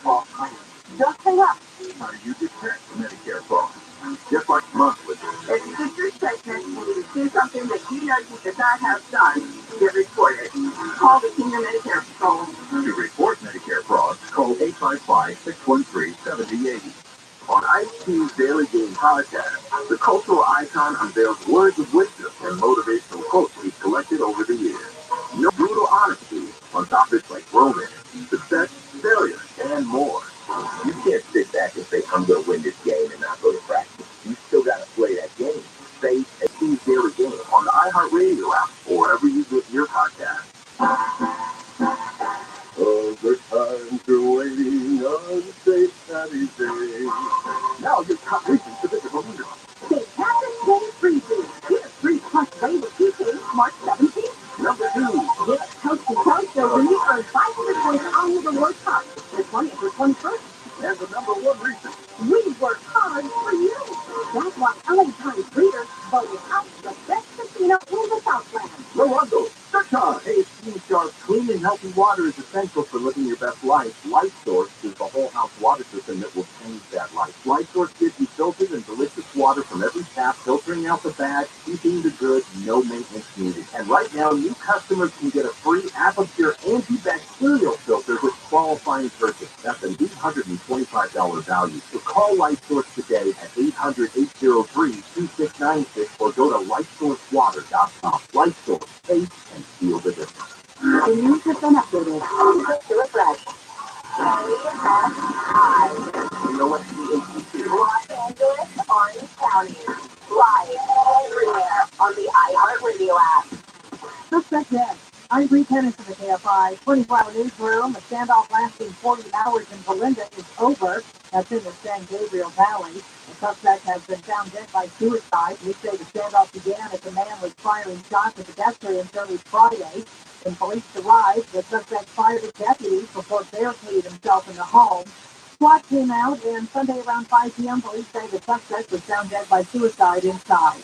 At least 8 people are dead and potentially late Saturday night into Sunday. We got a 911 call from a Spanish speaker. That person reported that there were approximately 15 people and 8 people on 2 vessels that had overturned. That was Lifeguard Division Chief Dave Garland. Police suspect this was a human trafficking incident. The Treasury Department says they're helping out with the failure of the Silicon Valley Bank and will help make sure deposits will be paid in full. I've been working all weekend with our banking regulators to design appropriate policies to address this situation. That was Treasury Secretary Janet Yellen. She says depositors will still have access to all of their money starting today. Silicon Valley Bank collapsed Friday. Dozens of water rescues have taken place following an estimated 100-foot wide levee breach along California's Pajaro River in Monterey County. Roughly 10,000 residents evacuated following the breach. More rain is coming today into Tuesday for Northern California.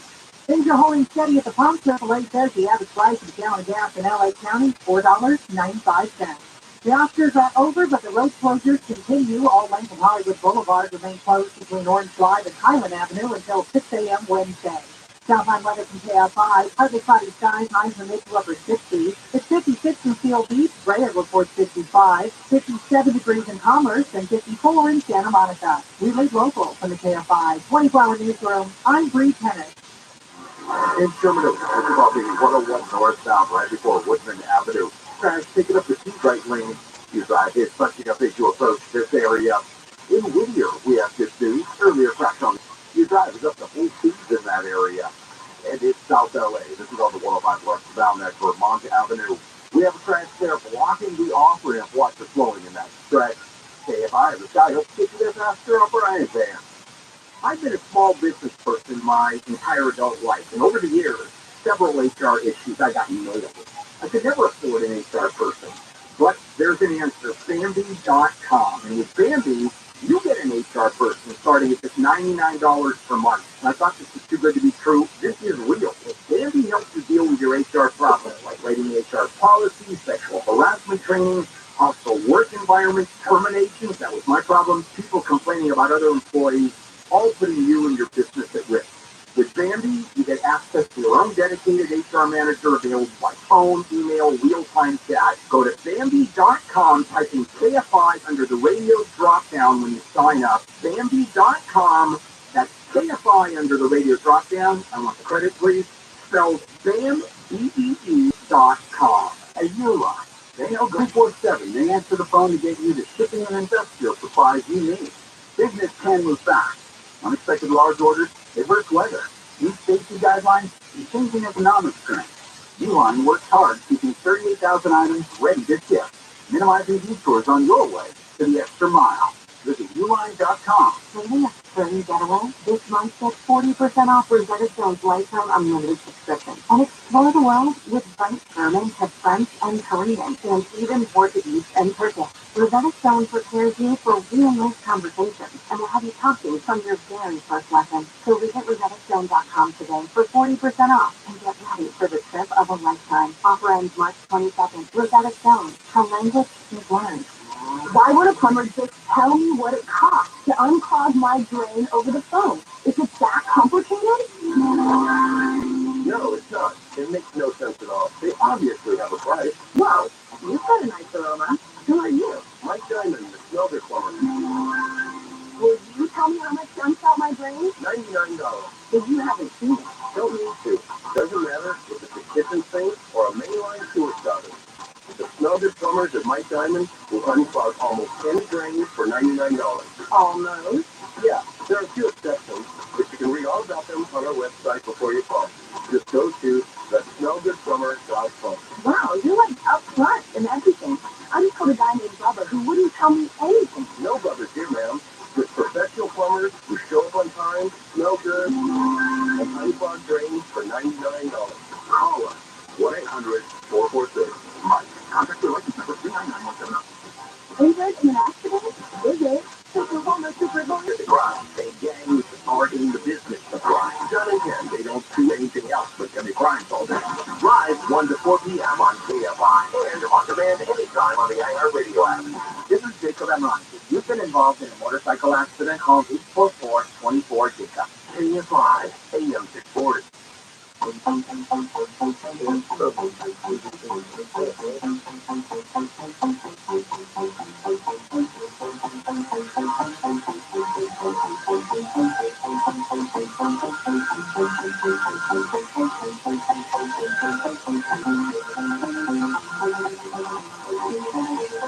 This program has been pre-recorded.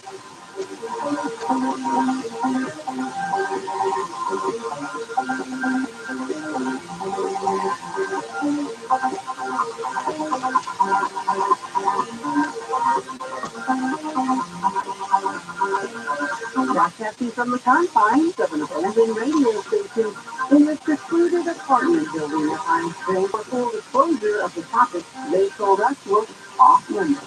Hello there, I'm Connie Willis. This is Coast to Coast AM. Tonight's First Lady will fitness. Also, Nano.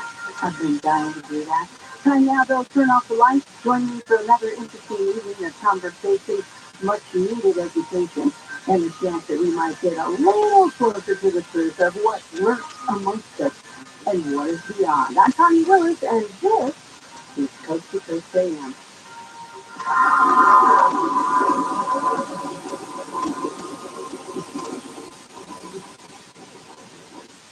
Tax season can be taxing on your identity because all your personal information is all in one place, getting emailed, shared, and possibly exposed to identity thieves.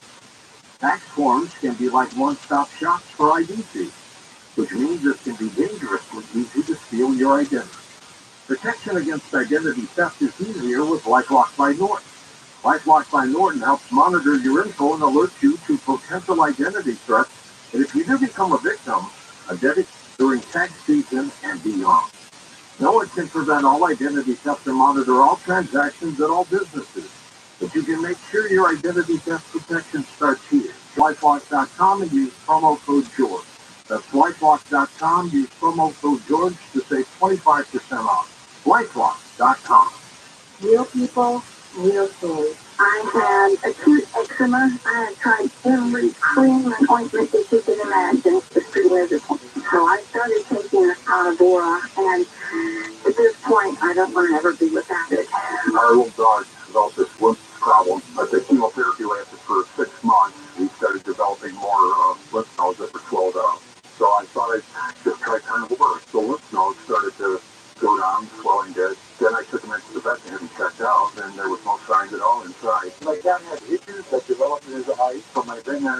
know what, just go ahead and remove the eye. I heard the carnivore on advertising, so I said, you know what, I'm going to order this product. They did all the tests. I kid you not, this product saves 6 eyes. Call 866-836-8735. That's 866-836-8735.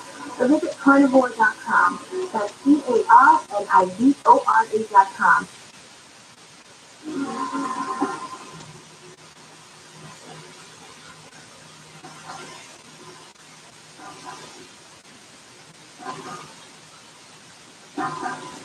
It is Coast to Coast AM. Hello there, Connie Willis with you. Oh my goodness, what a night we're going to have. There's just so much info. Willy Wonka in the Chocolate Factory. What would he say? He would say, so little to see and so much time or something that you'd have to stop and reverse it. But anyway, one of my all-time favorite shows. The only thing they did wrong with that film, was it should have been in black and white. And then when they went into the chocolate factory, it should have been classic for sure.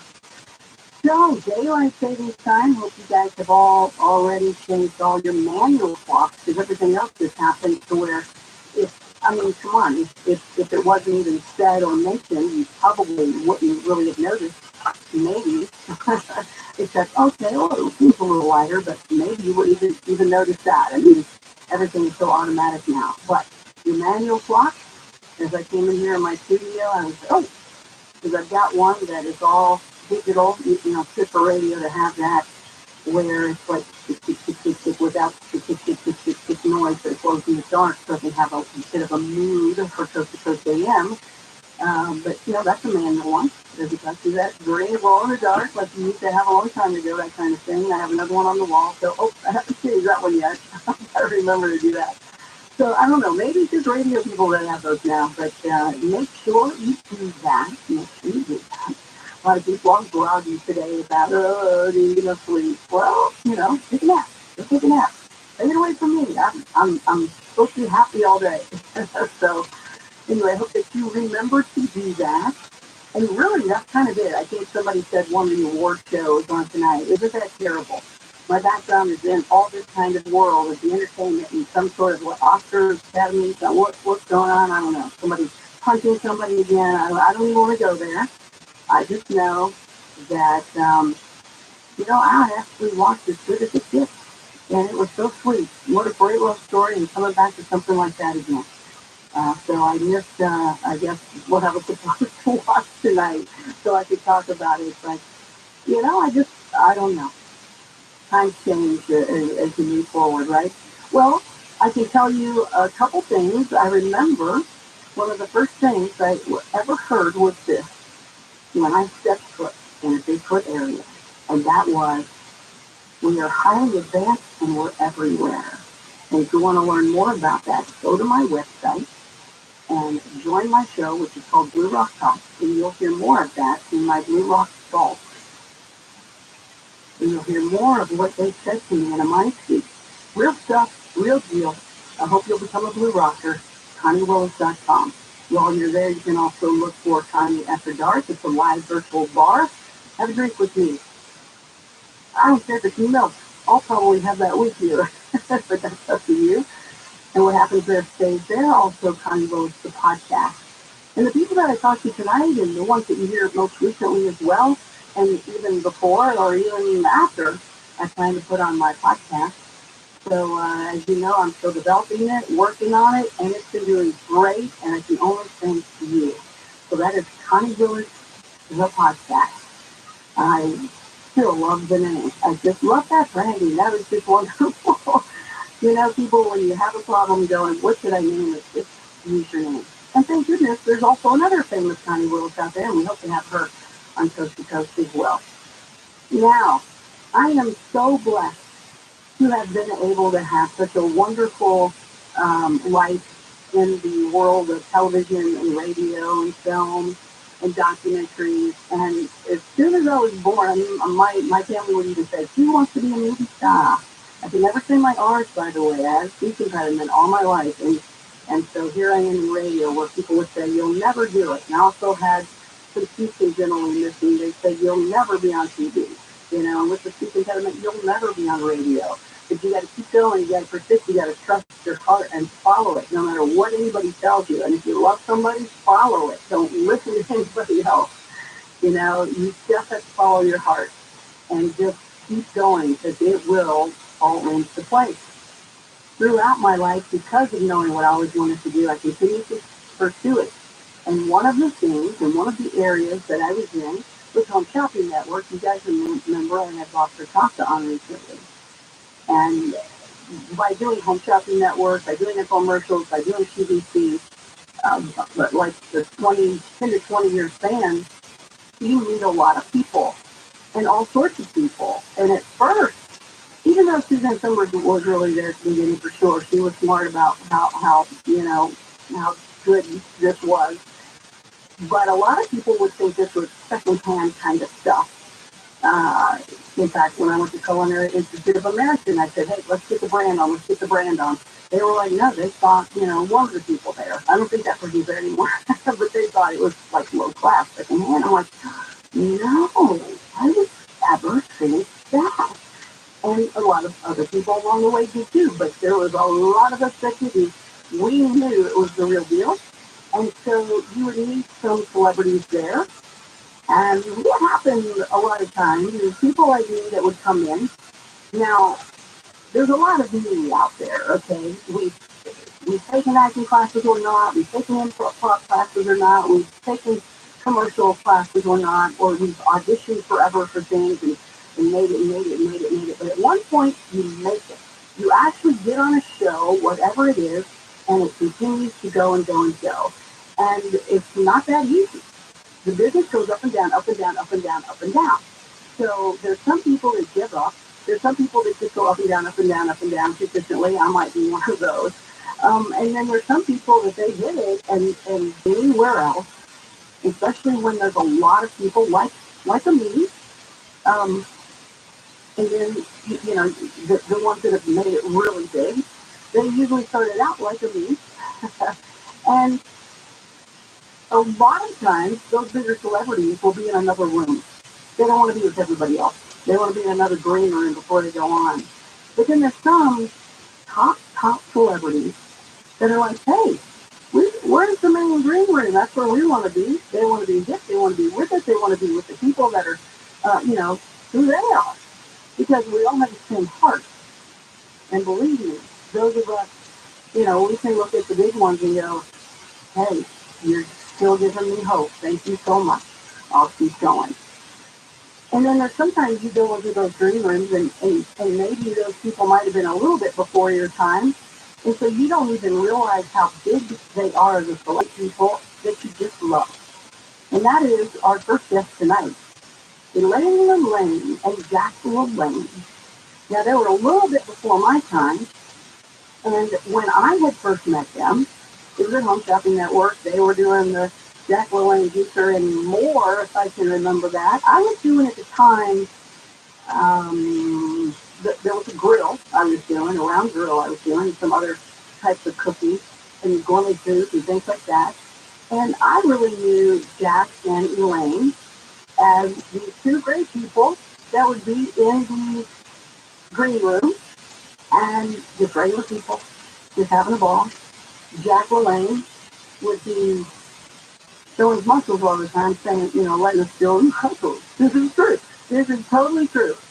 And I remember thinking, well, I know that's his wife over there. Is it okay to show his muscles? Because I didn't realize the iconic man that he was. I think he was in these two great people that were just wonderful and giving and funny and nice. And then, Jack would be like, yeah, you can show the muscle here. And then Elaine would go, hey, look at this. And she would like jump up and then do the splits. I don't know how she did it. It would hurt me just to look at it. But Jack and Elaine were both individuals. They allowed each other to be each other. And they were just huge. Everybody knows them, and they can call anybody at any time. Or Jack could have. Elaine's here now to do it all. She turned 97. 97! You go, girl! On the 19th.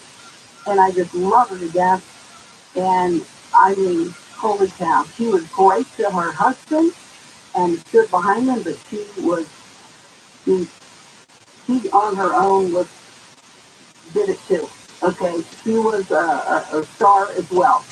And man, if you see her pictures, like, Elaine, I got to bring you in because I absolutely love that one picture. You had a cowboy hat on or something. You were gorgeous. What was that? What was that? Were you a cowboy? I've been everything. What did you say? And first of all, I want to say, this got so much energy, so much. This is just dynamite. I love her. You and me. I thought, but I still think I got those whatever those grills.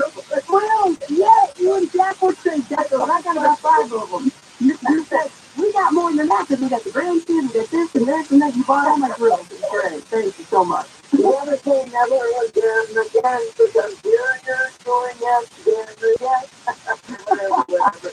Anyway, talk about the cowboy hat. Okay, I'll give you the scoop on about the cowboy hat. The picture. Well, I started in television in 1949 actually, and in those days television started at 6 o'clock at night, and I was working out of a modeling agency, and so we got a call. They got to call me up, and I was took a cab up there, and I cut my nails because it was awful. They looked terrible, and I walked with all these gorgeous, beautiful girls up at KRON. So you had to on television in those days. You had to transmit from the transmitter. You couldn't. There's no studios or anything like that. The studio was at the transmitter. So we go up there and do a commercial, and I was amazed with all these gorgeous ladies from the violin agency. Here I am, little old me. I was like, oh, but anyway, that's go in. And I go in and they say, okay, now take this bag and the bread is in the bag. Now you take it and put it on the table and open up the top and then take out a piece and smell it and say, God. And so that's what I did, and I got the commercial. So every night with Lee Jerome, which was he was the announcer, and so every night I went up there. So now I'm working out of this agency, so I go down. So they send me. I've done. You talk about you're selling stuff. I used to do all these shows. That would come to town. I had blow torches. I promoted, and I did events and all sorts of stuff. Anyway, so I'm going in the department store. Now I'm demonstrating 45 records, and so I'm coming around and saying, can I just sing Crosby out of can I get him? I said no, but you get Terry Como and he sounds just like him. And then, so anyway, I don't want to be so done. that's the one. He comes over to me. He's a very famous Jack at that time in San Francisco, and he comes over to me and he says, I'm starting a television show, and it's going to be an hour and a half, and we're going to get a 12-piece orchestra from the ABC. And so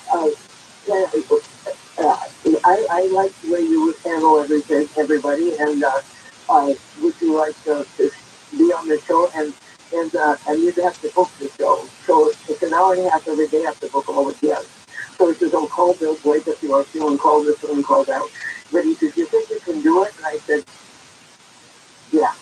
I had no idea what I was doing. I mean, talk about auditioning and doing stuff like that. It just came out of the blue, and I just said yes. And so I sat in the middle of two Truman up in Twin Peaks at the transmitter and started calling people, and I put a show together. I appeared on the show, and stayed on the show for this is leading into the half. So now let's go right. we're on the air for about 3 or 4 years, and he decides to buy a radio station, country and western. So we leave television, and then we go down to KBSM in San Mateo, and I became a country and western disc jockey. I still time on the station. We hired everybody. We ran this. I had a radio station. We had to join the International Brotherhood of Electrical Workers because he showed me how to put the station on the air in the morning. And so that's my story, and I'm sticking to it. So when we went out to Crystal Services, I got this hat and pants and a top, a shirt, and I still have that. I still have the pants. Oh, that picture, you are absolutely beautiful. I mean, you're gorgeous. Hearing my story. No, never.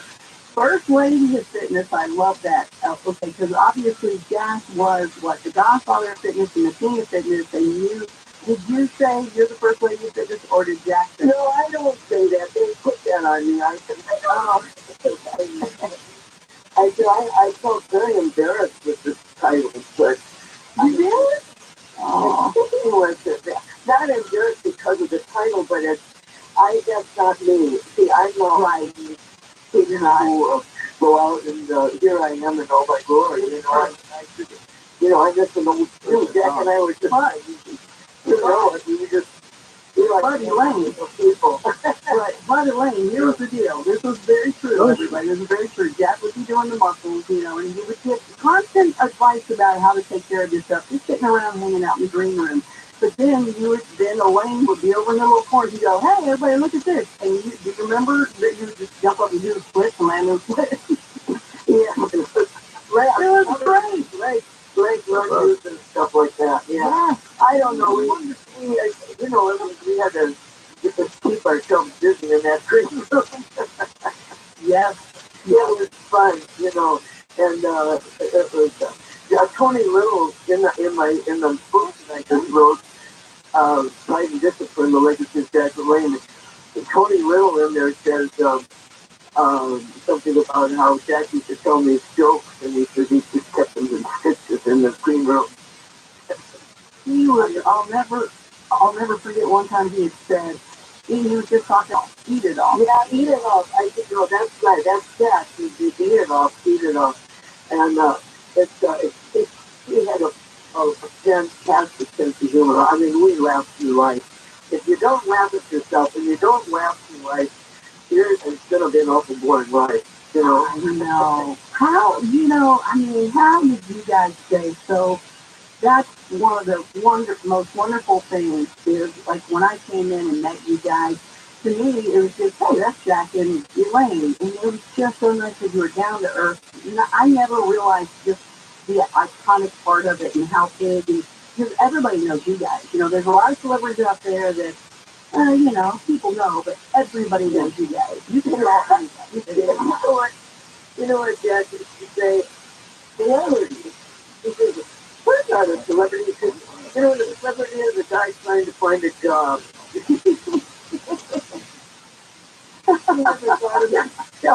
So true.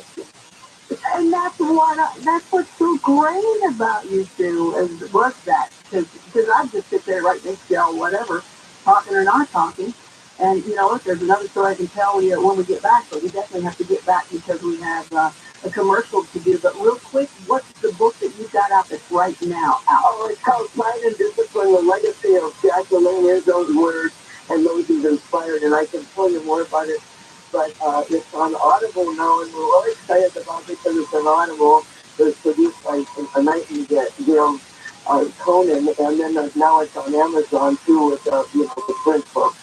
So we're all excited about it. Well, hang in there, more to come. Elaine Lane with me. Connie Willis here on Coast to Coast Singer.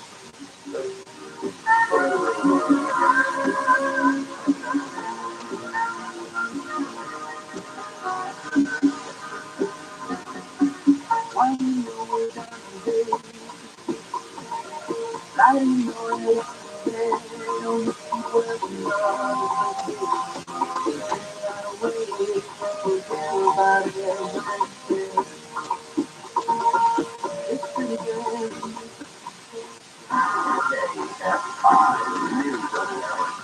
Bree Tennis in the KFI 24-hour newsroom. It's a wrap on Hollywood's biggest night, Everything, Everywhere, All at Once, the big winner of the 95th Academy Awards. The film took home Best Picture, Best Director, and Best Original Screenplay. Out of its 11 nominations, the movie scored 7 wins. Police are looking for 2 men who broke into 7 Rancho Santa Margarita restaurants. There's surveillance footage. A 34-year-old man from Chino Hills has been arrested for stealing a backpack from a car. Turns out there were GPS-enabled headphones in that backpack. Police tracked a signal to Sorrel Meisenheimer's residence. They found the stolen backpack. Suspect arrested. President Biden expected in San Diego today. It's a planned meeting with Prime Ministers from Australia and the UK.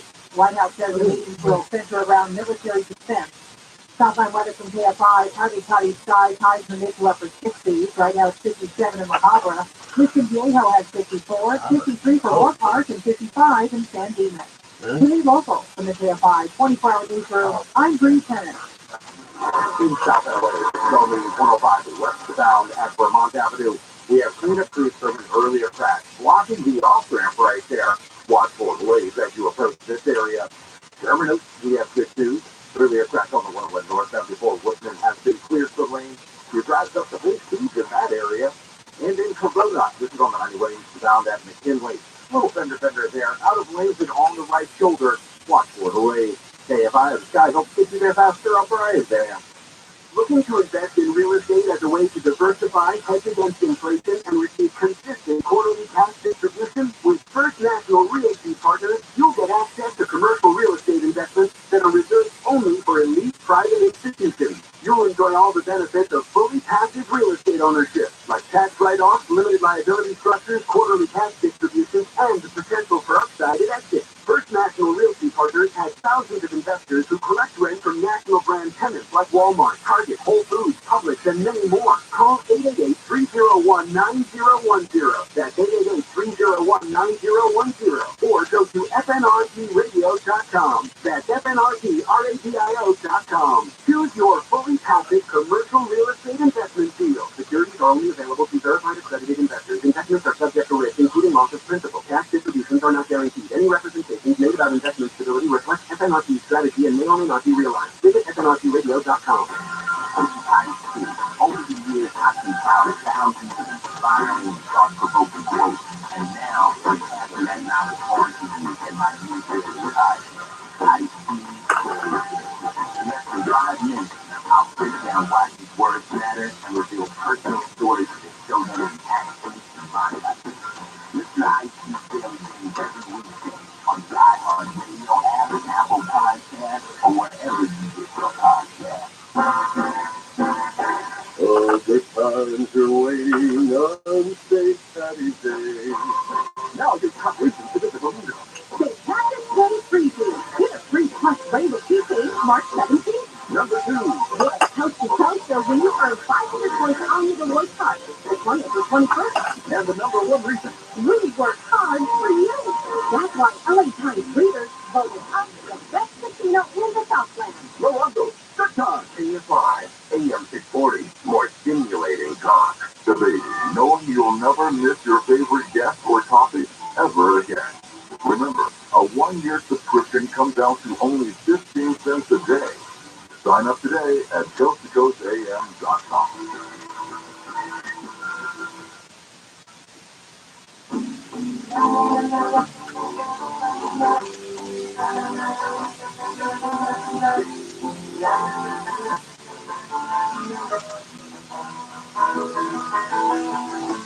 I've lost everything to you.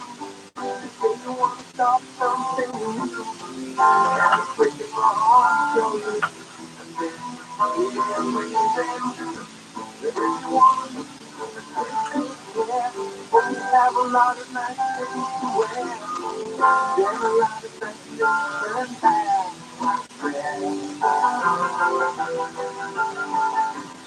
Oh, the things that they feel so wild. How to get by.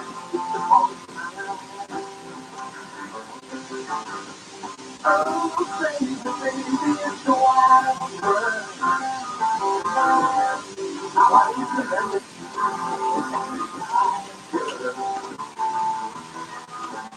know I feel a lot of what the world can do. Breaking my heart again. But every lot of suicide, girl. Don't be a doctor, but if you want to yeah. Don't you live a lot of nice girls out there. I'll be just a lot of them.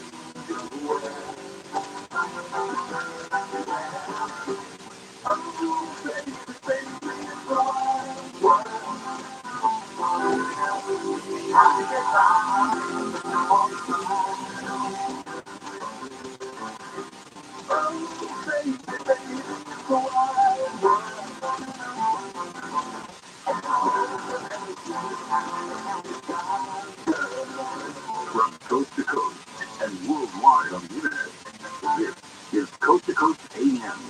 Now, here's your guest host, Connie Willis. It's Coast to Coast AM. Connie Willis here. Cat Stevens, Wide World. Everyone know about the Buffalo music? You can always go to coasttocoastam.com, and while you are there checking that out, make sure you check out where you can meet for yourself our very own the man George Norton. Yep, he does quite a bit. I still don't know how he sleeps, but he might be upside down from his feet or something. And I don't know.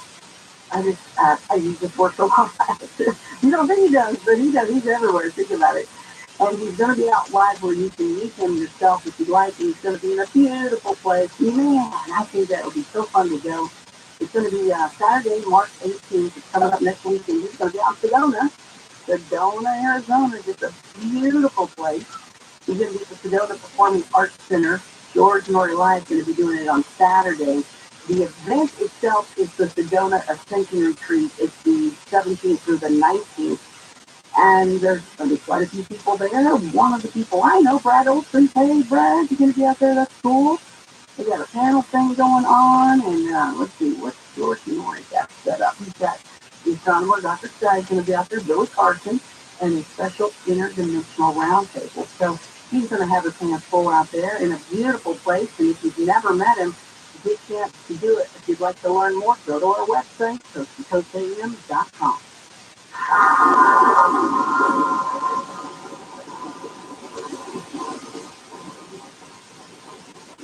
For a limited time, it's back. The 1-ounce solid silver Ghana alien coin, part of the silver starter kit, just for Coast to Coast fans exclusively at BullionMax.com/code. Now, I know there's a lot of you out there that have tried to order in the past, but it's sold out by the time you get there. The Bullion Max was finally able to get more in stock.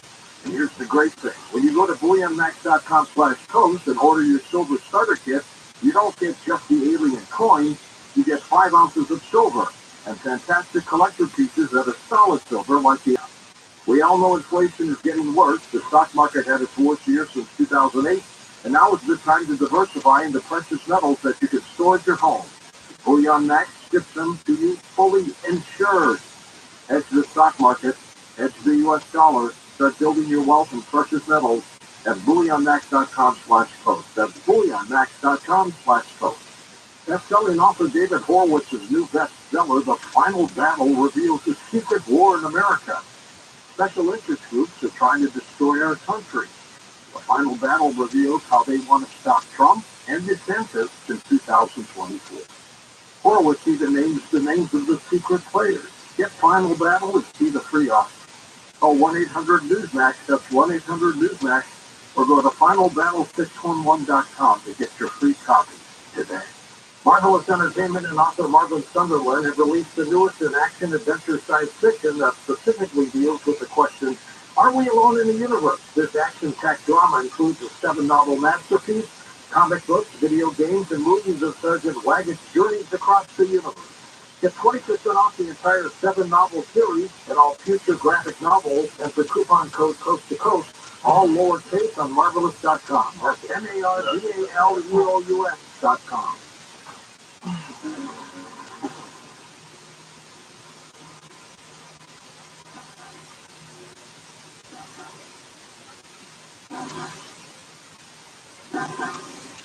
Welcome back to Coast AM. Connie Willis here. Find me at ConnieWillis.com. And I even have all of Elaine's books and Jack's books in there posted too. So if you ever forget, you can always go to ConnieWillis.com. And again, I'm going to get everybody, I'm going to round them all up and put them on my podcast at one point. So Elaine, you're going to be on my podcast at one point. So be ready, woman. I'm ready. I'm going to get you a little kid that tell me when you're on the podcast. Okay, you got it. Okay, so, I think it's interesting to note that, when we started going down to HSN, Jack was 88 years old, and I was 76. So when you say I'm doing all those things, well, I was about 76 years old, and Jack was 88. So that's when you knew it. But we felt like we were teenagers, You acted like it, and you look out like teenagers. You were, and one of the other things. Oh my gosh, there's so many things I want to say that I've seen and all that. I want to make sure you get out the things that you want to say. But you know what? You guys were in love, and what? This might be outside. I don't think it's outside of the health and fitness, because I think this is the healthiest way to live, and that is to be in love. Do you have what's your secret? We went out to dinner, and I said, "Oh my God, he's got a mind, he's smart. He's not just people that worked out and worked, and then they look like in the movies, they made them look like they didn't have anything upstairs." Anyway, so people, the women were taking it, "Oh man, what a body that guy's got." I said, "Honey, I didn't fall in love with his body. I fell in love with his brain." And I said, "It's a nice benefit." We have a meeting of the mind, and then in my book, Pride and Discipline, The Legacy of Jack Lane, and then also Revitalize Your Life, it's on Audible too. Yeah, it talks about the mind all the time. He visualized this swim from Alcatraz. He said, "I can see myself coming out of the water." He was a great one for visualizing, and almost everything you'll see a theme, all of his stuff is all about, it has a mind in it. Just between your ears, your mind. What moves your finger? What wiggles your toes? You have to think about it. So what do you think you are? Well, listen to you right now at 97, and look at, you guys, that mind was always going and always staying strong. So being fit as well as the mind. So how would you guys exercise the mind? Well, you exercise the mind by actually thinking good thoughts. You exercise the mind when you exercise too. Everything is connected. Everything you do is connected. And if you don't, I've seen, friends of mine that don't exercise, and they just roll up like a little ball when they get older, and then they fade away. But no, I really feel I was a junk food junkie. I smoked cigarettes. I ate carrot bars for lunch and candy bars for lunch. And one day he came over my desk at KGO TV, because when I was on the hour and a half show in the afternoon, I'd come in early, and then these shows went on at 9 o'clock, and he'd come saunter over my desk, and he'd say, this is before we dated, and he said, you should be in the apples and the oranges and whatever, those good food, and he said, "My food smoking." So he said, yeah. But he brought this guy over with a very big corporation, and the corporation was his stomach out the front. He says, "I'm going to take 30 pounds off of this guy in 30 days. And he did. The show did it.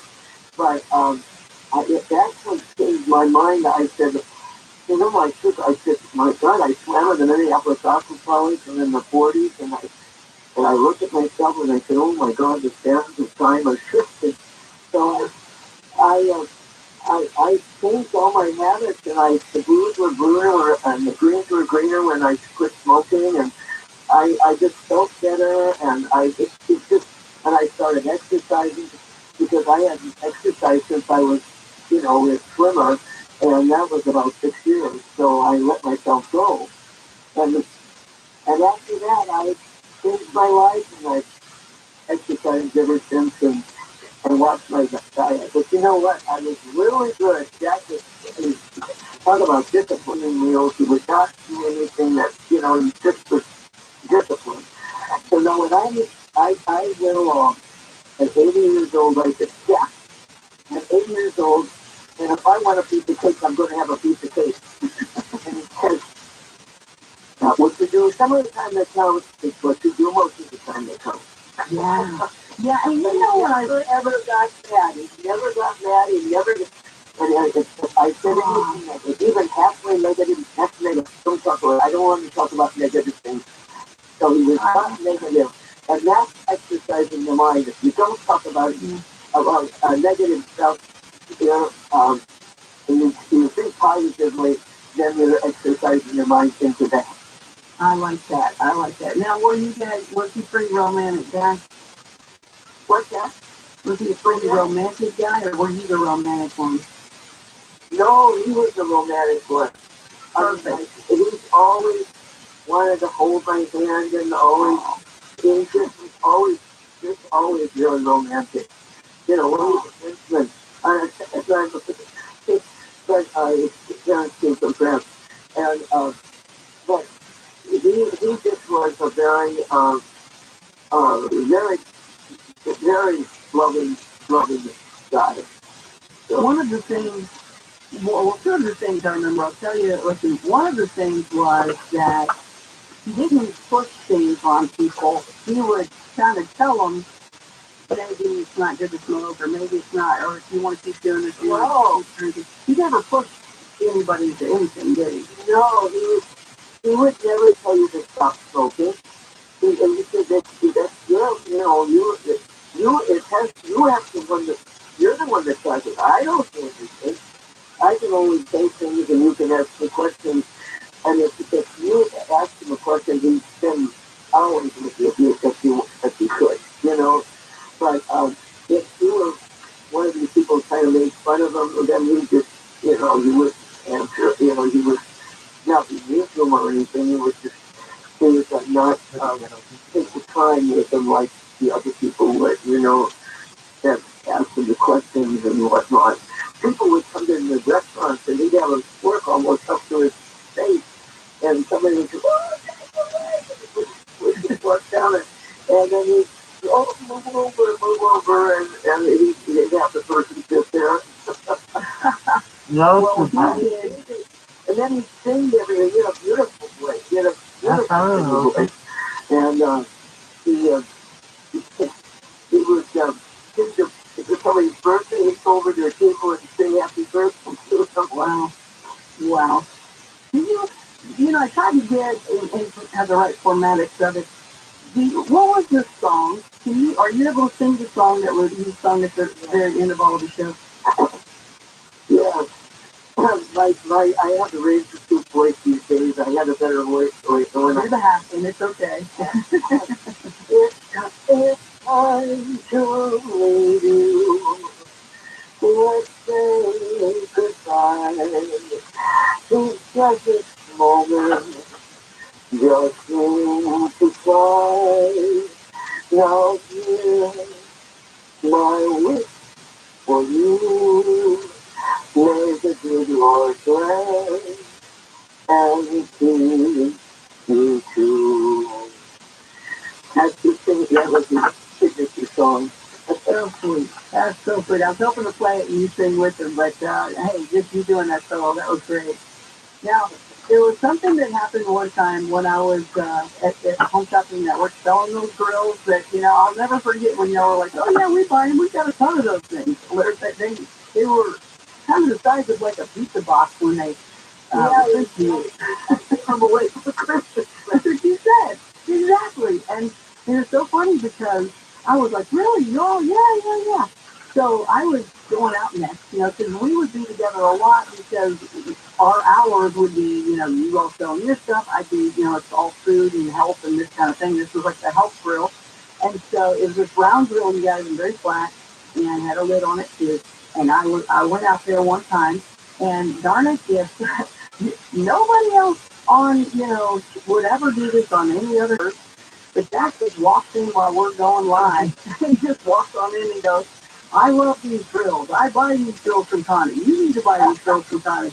And it was just so funny that he did that. Because, again, I'm just thinking, hey, thanks a lot. I'm in trouble. I was in trouble. And then somebody goes, not too bad that Jack LaLanne just sold some of your drills for you. And I was like, I guess that's pretty cool. Again, you all for me were just Jack and LaLanne. They're great. They're awesome. Remember, Wolfgang Puck was selling his pots and pans, and we were next to each other, the set, and so Wolfgang would walk over to our booth, or our set, and then he would, say something, and then Jack would walk over there, walk on his, and he would sell some of his pots and help him sell some of his pots and pans. And Wolfgang looked into it. And one day, Wolfgang came over and drank our juice, and he said, this would go good with vodka. Oh, absolutely, he would say that.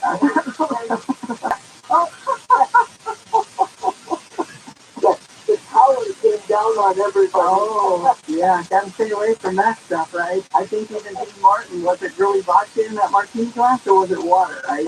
No, there was no vodka, but it just would go good with it, Yeah. Oh, just say the comment. Yeah.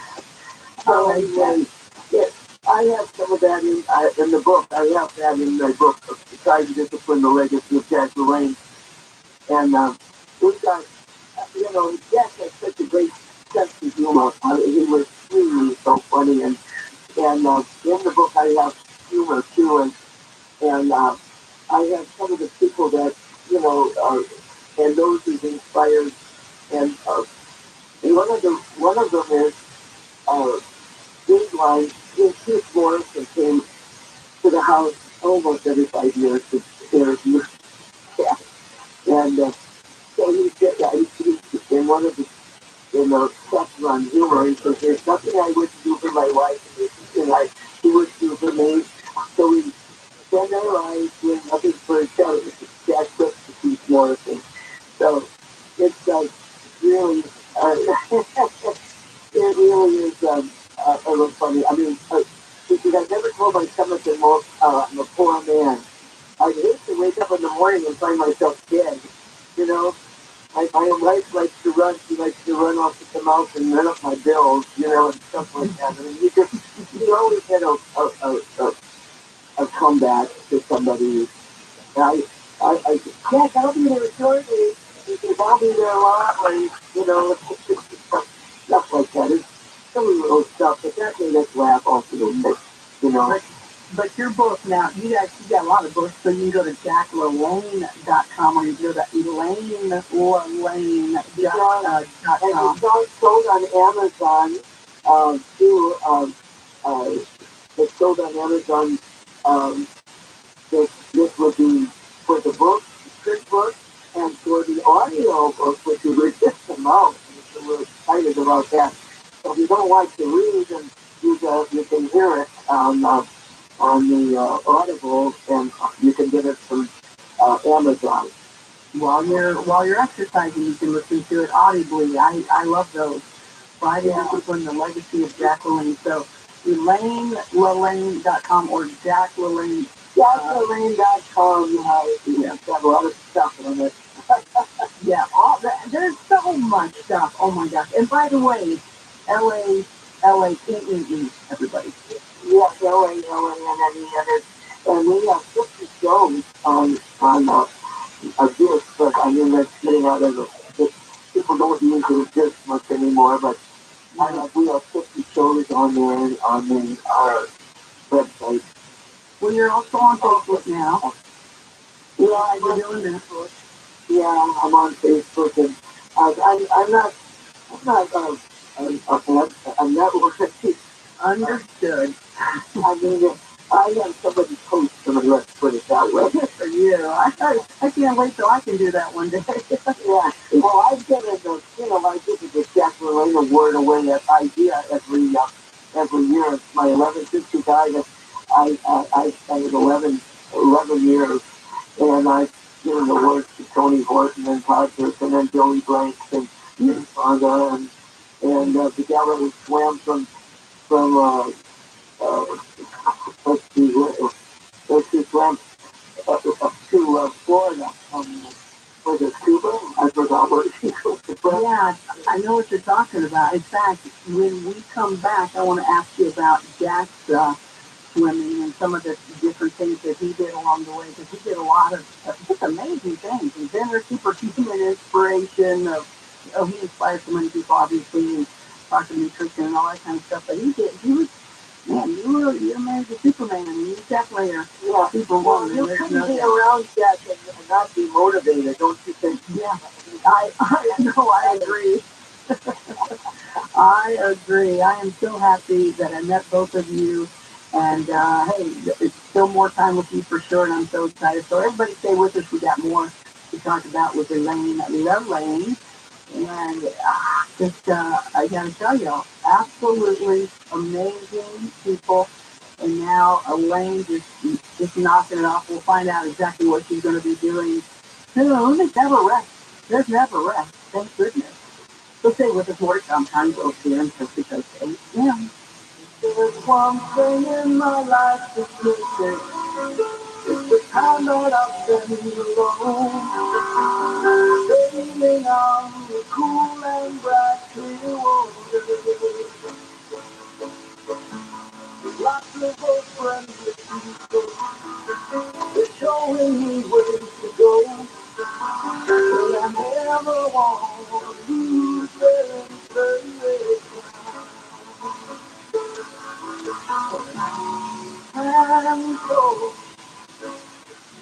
One of America's most popular news channels is Newsmax. You watch Newsmax for news, recaps, and you'll get perspective you won't hear from other networks. Try Newsmax and discover why the left is trying. Try Newsmax and discover why Newsmax says the left is trying to silence their voice. Newsmax says it's for good reason, because it's becoming one of the most popular channels in America. Tune in every night for great event discussions, Rob Schmidt, Eric Bowling, Greg Kelly, and much more. And Newsmax says, no surprise, Newsmax is already the fourth highest rated cable news channel and growing fast. You can get Newsmax in most cable systems. Check your channel guide. And if they don't carry Newsmax, switch to one that does. And remember, Newsmax is also free on streaming. Go to Samsung Plus, Roku, Zumo, Pluto, Disney, and you can download the free Newsmax app on your smartphone and start watching now. Millions are making the switch to Newsmax. How to prevent Medicare scam. If you get a phone call, do not talk to the person. Never give out your Medicare number. They want to get your number and put in a false claim. Just hang up. How do you detect Medicare fraud? Just like I check my credit card statement, I check my Medicare statement monthly. If your statement and you see something that you know you did not have done, get reported. Call the Senior Medicare Control. To report Medicare fraud, call 855-613-7080. What would you do if a secret cabal of the most powerful folks in the United States told you, hey, let's start a coup? Back in the 1930s, a man named W. Butler was all that stood between the U.S. and fascism. I'm Ben Bullard. I'm Alex Burke. And I'm Smedley Butler. Join us for this sordid tale of ambition, treason, and what happens when evil tycoons have too much time on their hands. Listen to Let's Start a Coup on the iHeartRadio app or wherever you find your favorite shows. Ignorance is bliss. We have zero bliss. We're completely blissless. Los Angeles, Orange County. Live everywhere on the iHeartRadio app. Handoff over. I'm Bree Henderson, the KFI 24-hour newsroom. The gunman who was barricaded in a house in Belinda is now dead after committing suicide. The standoff lasted over 40 hours. It began Friday in the San Gabriel Valley. LA County Sheriff Robert Luna says the man had a criminal past. Somebody that is no stranger to law enforcement contact. LAPD responded to a call about a man with a weapon inside a home. Responding deputies were fired upon when they arrived.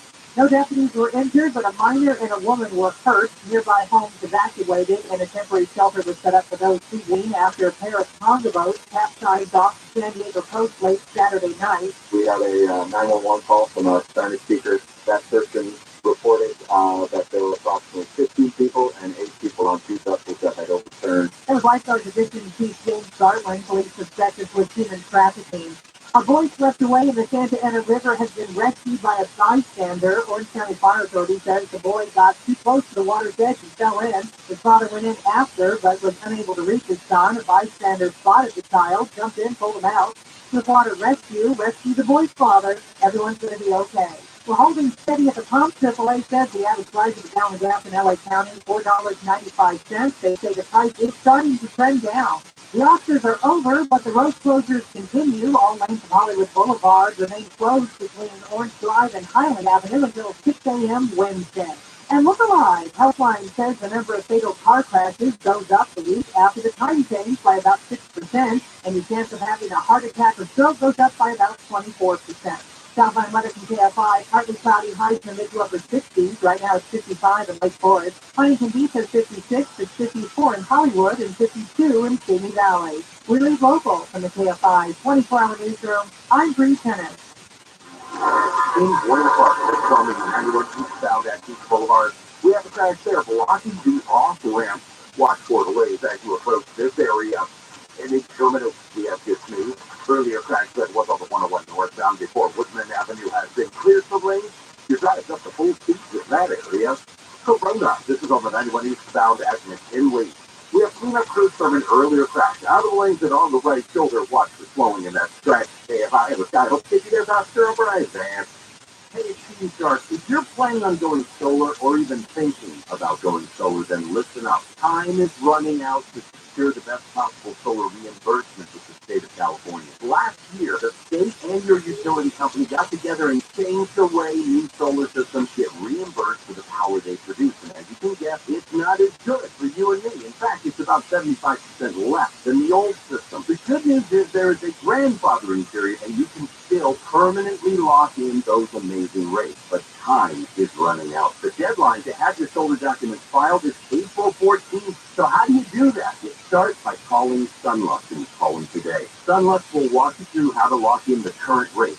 Even if you're not ready to install the system, it's okay. Call Sunlux and get your documents filed. There is no time to waste to lock in the best returns on solar power that you will ever see. Start today at sunlux.com. Sunlux.com. DSLB 100-374. I'm attorney Gary Cavanoti, founder of 1-800-NO-COST, reminding you to exercise your right to just shut up. It doesn't make you look guilty, it makes you look smart. 1-800-NO-COST, because no one looks good in handcuffs unless you're into that sort of thing. 1-800-NO-COST.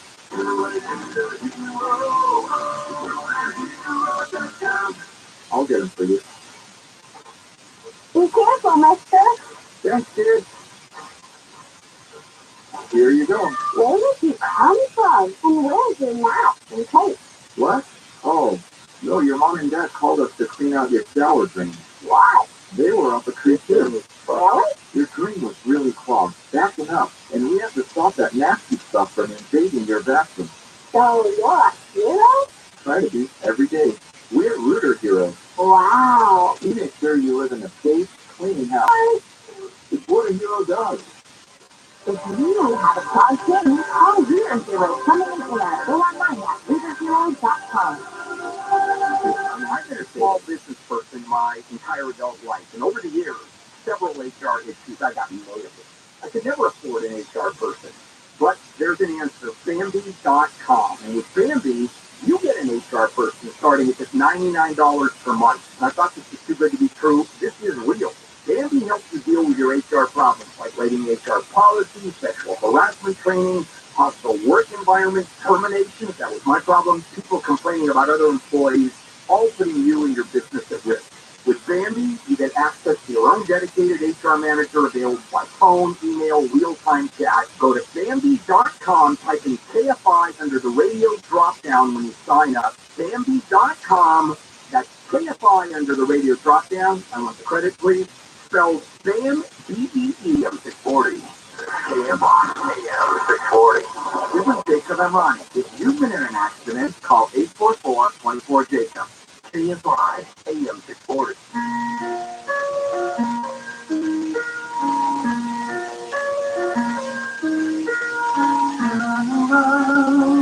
There's no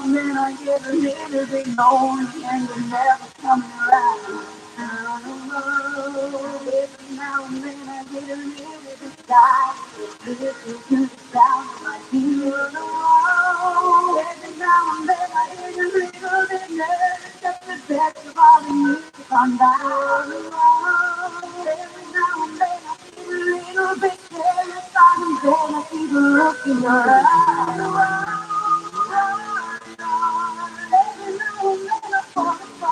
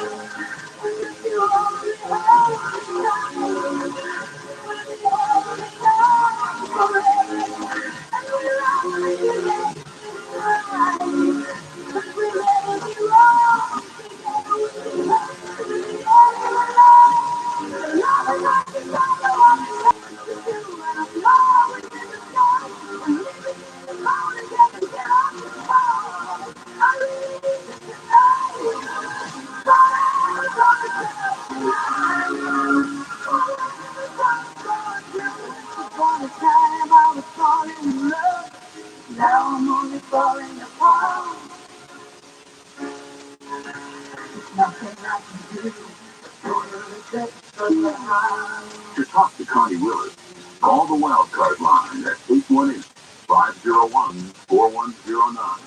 The first-time caller line is 818-501-4721.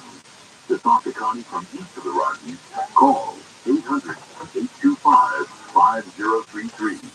From west of the Rockies, toll-free, call 800-618-8255. This is Coast to Coast AM with your guest host, Connie Willis. And that's Lane singing that song. I'm sorry, Bonnie Tyler singing that song for you on Coast to Coast AM. She did a great job, didn't she? Oh, man. She is a hoot. She is spitfire. She is wonderful. And we've got more to come with her. In fact, we'll take your calls as well, so you can say hello, too. Stay with us here on Coast to Coast AM.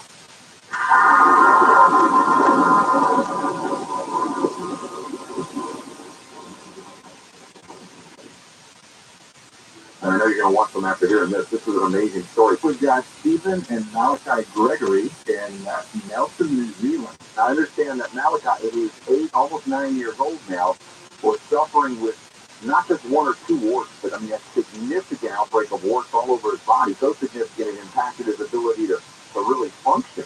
Yeah, he was having trouble even holding his pencil to write. As a post book, actually, that got me thinking about it. I'm not surprised. It is an amazing immunomodulator, and so I could see that it would work. And so at what point did you see that there was actually improvement really going to work? Well, look, we really started to notice it around 12 weeks. And look at the forward, kids. Look at the forward. More and more, and then it's going down to just a little bit much. The whole thing's gone. And we're talking about one of the slides for water. I thought, no way that's gonna. Wow, that's been miraculous. See him get into a pair of shoes. Yeah. How wonderful. It's great to see him so happy and confident. Absolutely wonderful. They bring to the finger. They're just blown away. There's another one at work. Yeah, this is awesome. Another amazing story. Why? We're talking about Carnivora. Call them to awaken your immune system and protect yourself now. Call 1-866-836-8735. That's 1-866-836-8735. Or visit carnivora.com. CARNIVORA. Carnivora.com. For a limited time, it's back. The 1-ounce solid silver Ghana alien coin, part of the silver starter kit, exclusively at bullionmax.com/coast. With inflation on the rise and a teetering stock market, now's the time to diversify into precious metals that you can store at your home. Go to bullionmax.com/coast and they'll ship your silver directly to your home. That one song by Justin They'll start building your wealth in precious metals at bullionmax.com/coast. That's bullionmax.com/coast.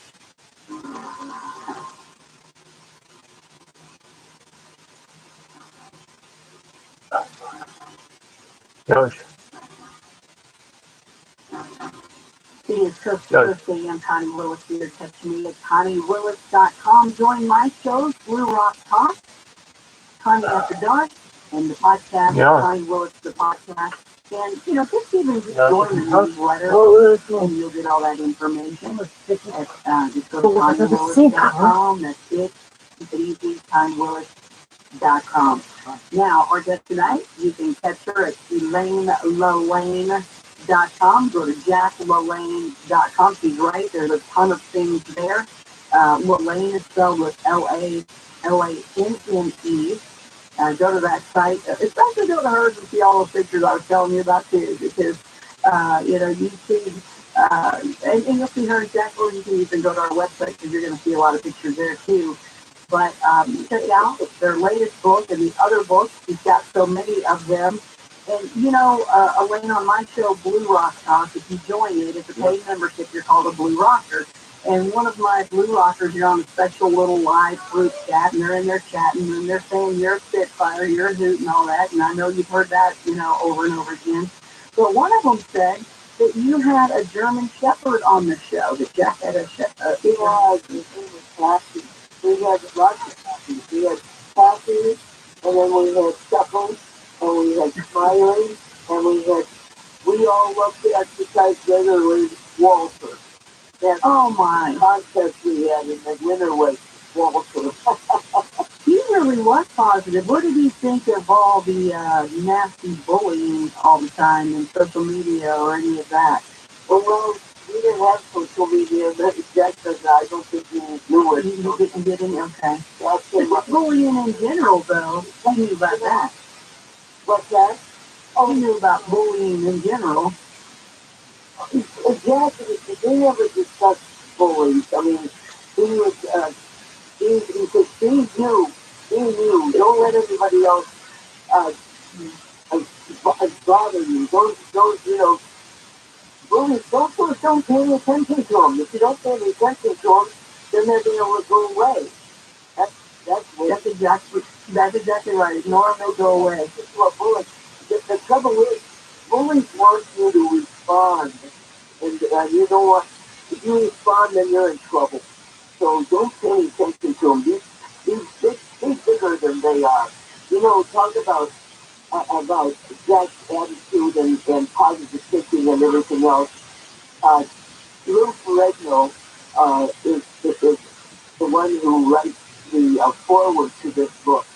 And he said that Jack's legacy will live on forever because of his vitality, positive attitude, and wonderful sense of humor. And because he did have a wonderful sense of humor. And he was talking to Larry King, because Larry, don't interrupt while I interrupt you. And then on Howard Stern, we were on Howard Stern. Howard Stern looked me up and down. He said, is it Howard? And I said, nearly every day.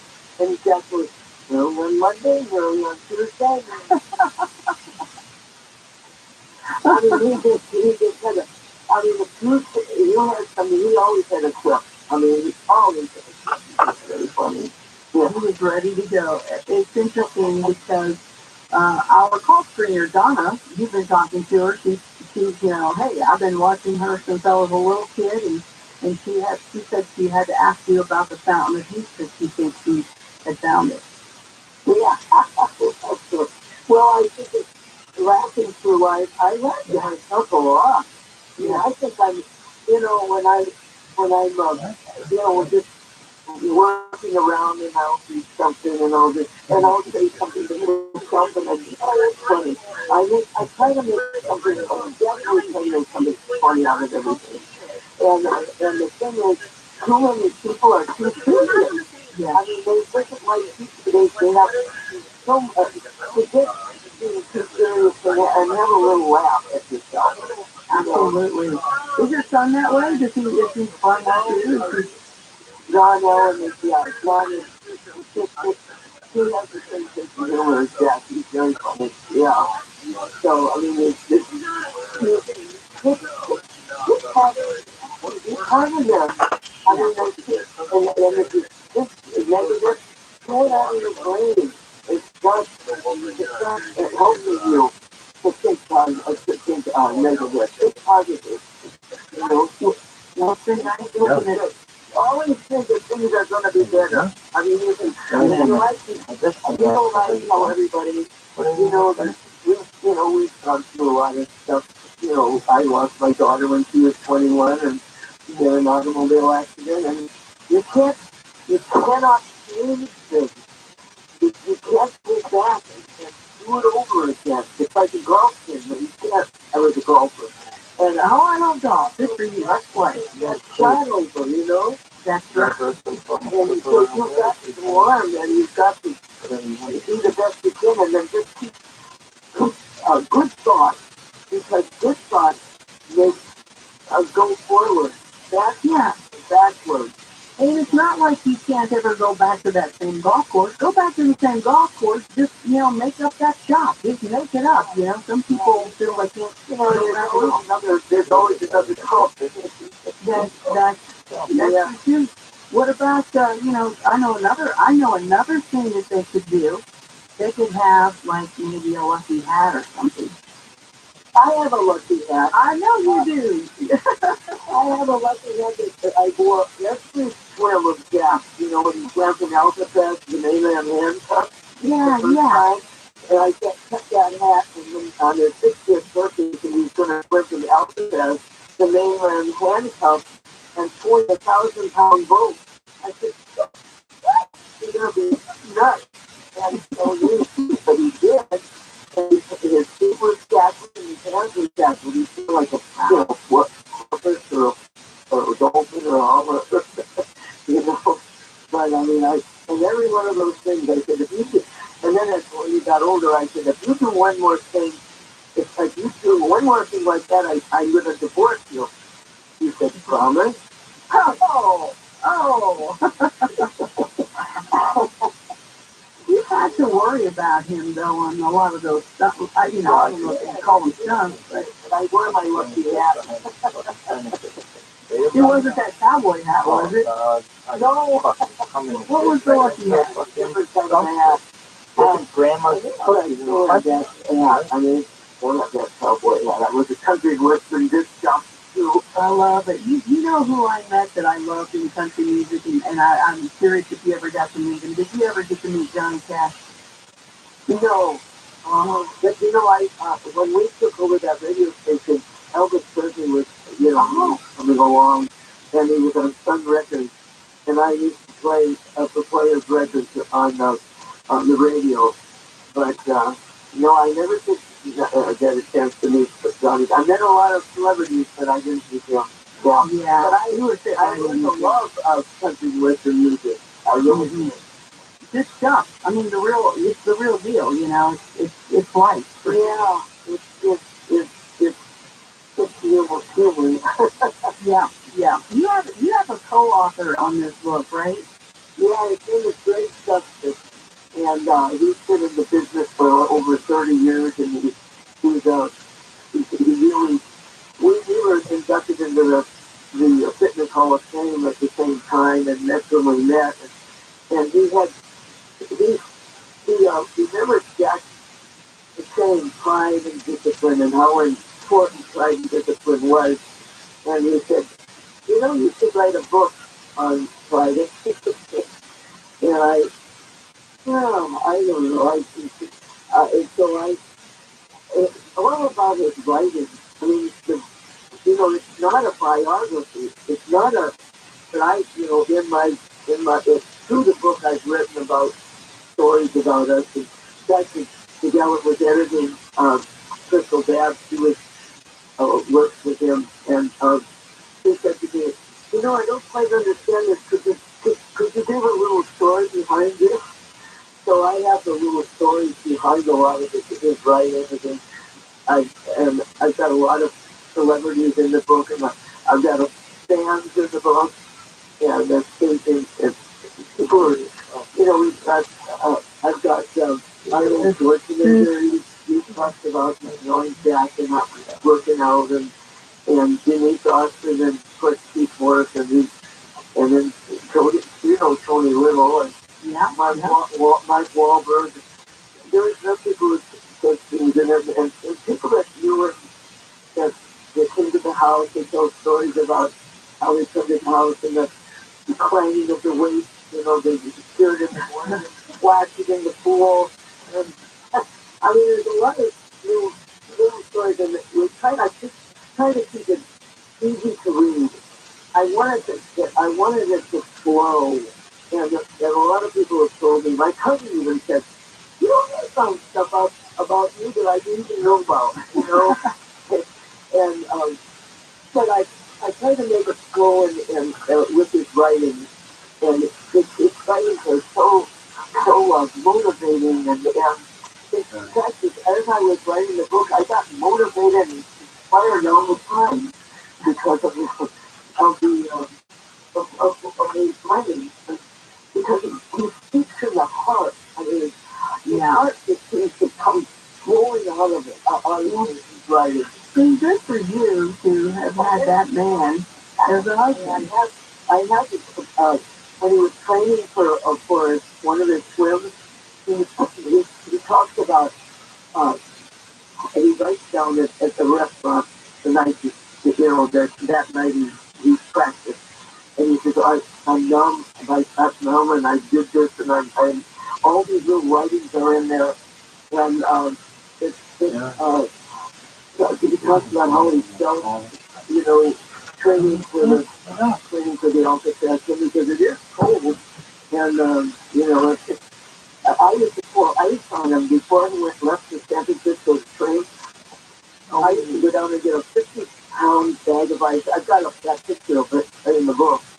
And then I pour the ice over him, and he'd sit in the bathtub with ice over him in the bathtub for an hour. That's a long shit, bro. In the bathtub? I have pictures of that in the book. And the book is Pride and Discipline, The Legacy of Jack LaLanne. The Legacy of Jack LaLanne. And talks about his shows, and there's so many inspirational roots. And the paragraphs aren't really long, Oh, good. They don't go on and on and on and on. It's very short paragraphs, but you get the picture and you get the inspiration. So I don't like to read long stuff. Yeah, I understand. I'm not going to make my people read a lot of stuff. Well, hey, what's great now is putting it on the audio book, because then you can get your walk and your exercise treadmill or whatever, and listen.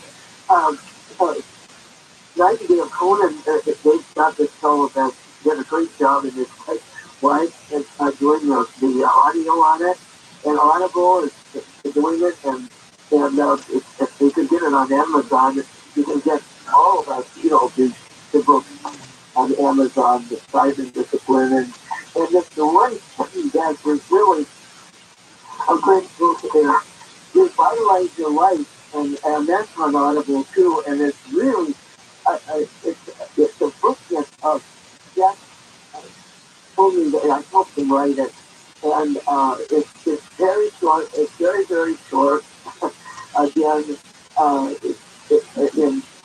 written for chapters, and so it's easy to read. I don't, as I say, I don't like to read those long, boring stuff. I'm with you. I am absolutely, totally with you. So here's a question for you that's outside of the box. Well, I don't know if it is, but you look at all these pictures of both of you, and just incredible, so much fun. I mean, what an incredible life. Not over yet, but I just got to ask, because there's a lot of superheroes out there, and I had a favorite. And my favorite, and I don't know if everybody puts this one within the superheroes, but I love Tarzan. I just love Tarzan. I just thought he was cool. He was in the jungle, and he talked to the animals. He had a little loincloth, and he just looked great. And one of the shots, Tarzan, and one of the shots, or probably many of the shots of Jack, he's just, come on, gorgeous. And he could be that Tarzan as well. Was he ever asked to be a Tarzan? He was never asked to be a Tarzan. He should have been. They made such fun of Jack when he was coming up, he was losing all his, nutrition and whatnot. And even in the 50s, people were made fun of him, and then when he was on, even the 11, big network shows.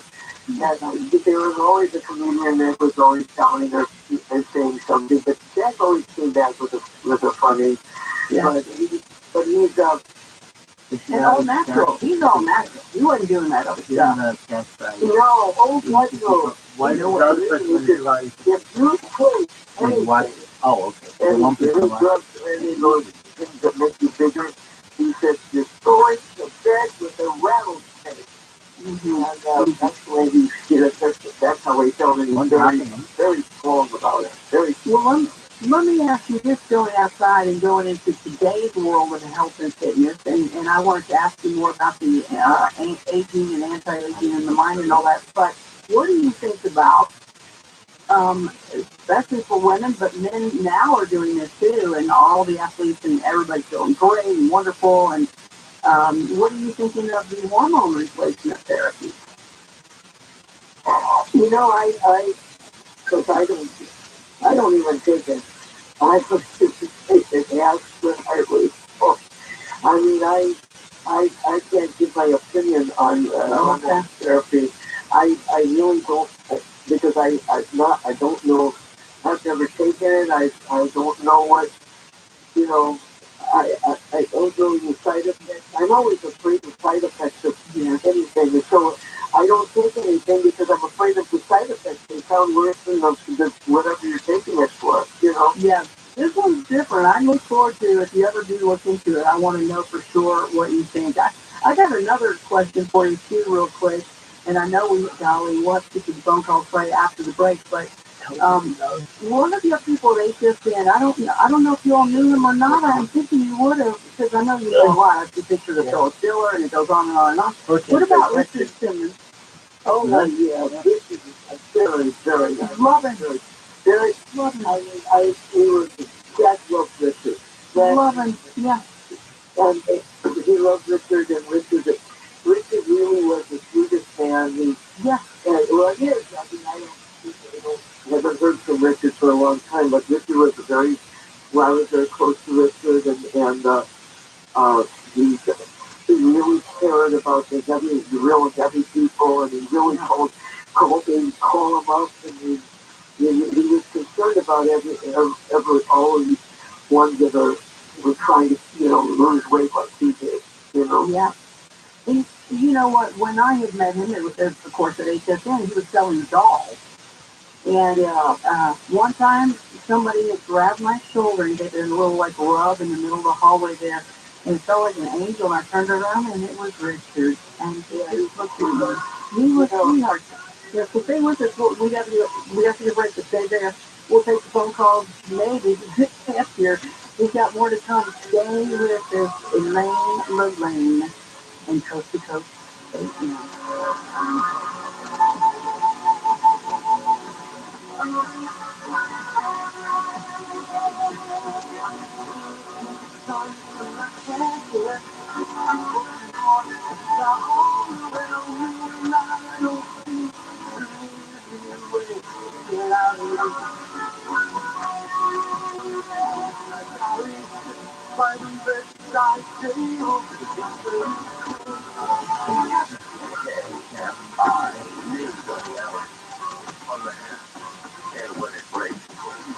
I'm Bree Dennis in the KFI 24-hour newsroom. It's a wrap on Hollywood's biggest night. Everything, everywhere, all at once. The big winner of the 95th Academy Awards. The film took home Best Picture, Best Director, and Best Original Screenplay. President Biden expected to land in San Diego today. The planned meeting with prime ministers from Australia and the UK. White House says the meeting will center around military defense among the three countries. A Long Beach lifeguard rescued a dog swimming in the ocean. The dog was off leash, ran to the beach and into the ocean and just kept on going. Lifeguard caught him at the swim line. The dog is described as a little white lap dog, now in animal control care, and the owner has not been located. And look alive, the Monday following the time change increases your chance of having a fatal car crash by 8%. South weather from KFI, partly cloudy skies, highs in mid to upper 60s. Right now it's 56 in Cypress. Costa Mesa has 57. It's 54 for Malibu and 52 in Highland. Wow. We lead local from the KFI 24-hour newsroom. I'm Bree Dennis. In South LA, there's good news. Earlier crash that was on the 105 west of that Vermont Avenue has been cleared from lanes. The drive is recovering in that area. Riverside, this is on the 91 west of that Madison. We have a crash involving an overturned car. That's picking up the right lane there. CHP is on the way. Watch for slowing as you approach. Buena Park, there's good news. Earlier crash on the 91 eastbound to 4 Beach Boulevard has been cleared from lanes. You drive up the full speed in that area. AFI, the sky helps get you there faster on Brian Van. Starting May 7th, 2025, you'll need a federally accepted form of identification, like a real ID, to fly within the United States and visit friends and extended family members on military bases. So why wait to give yourself these real benefits? Give your real ID by starting the application online, uploading the correct documents, and make your appointment at the DMV to finish the process. By applying for a real ID now, it's one less thing to worry about later. Visit realid.dmv.ca.gov today. The expert Bamco has been fixing cars for almost 60 years. Over that time, they've gotten more complex than ever. That's why our techs undergo rigorous training and certification, so they can fix anything, including the most complicated repairs that come with some of the latest technology. After 60 years, there's nothing we haven't seen or fixed. It's how we know cars inside and out. Double A? Yeah. Check engine light on? We'll check it for free. The podcast Let's Start a Coup wonders, what if the secret cabal of the nation's most powerful people tried to overthrow the president? Explore how it almost happened to FDR in the 1930s in this darkly comedic retelling of one of American history's weirdest scenes. And for you, Major General Smith and Butler, nothing will ever be the same. A light source distributes filtered and delicious water straight from every tap in the house. It filters out the chlorine and contaminants while retaining healthy minerals, and there's no filters that change ever. It's maintenance-free. New customers get a free Apapure antibacterial filter. That's worth $825. This ends March 31st. Call 800-803-2696. Visit lightsourcewater.com. Light Source Water, taste and feel the difference. AFI, AM 640, more stimulating talk. AFI, AM 640. AFI, AM 640, more stimulating talk. KFI live and everywhere on the iHeartRadio app since the day. Sign up today at coasttocoastam.com.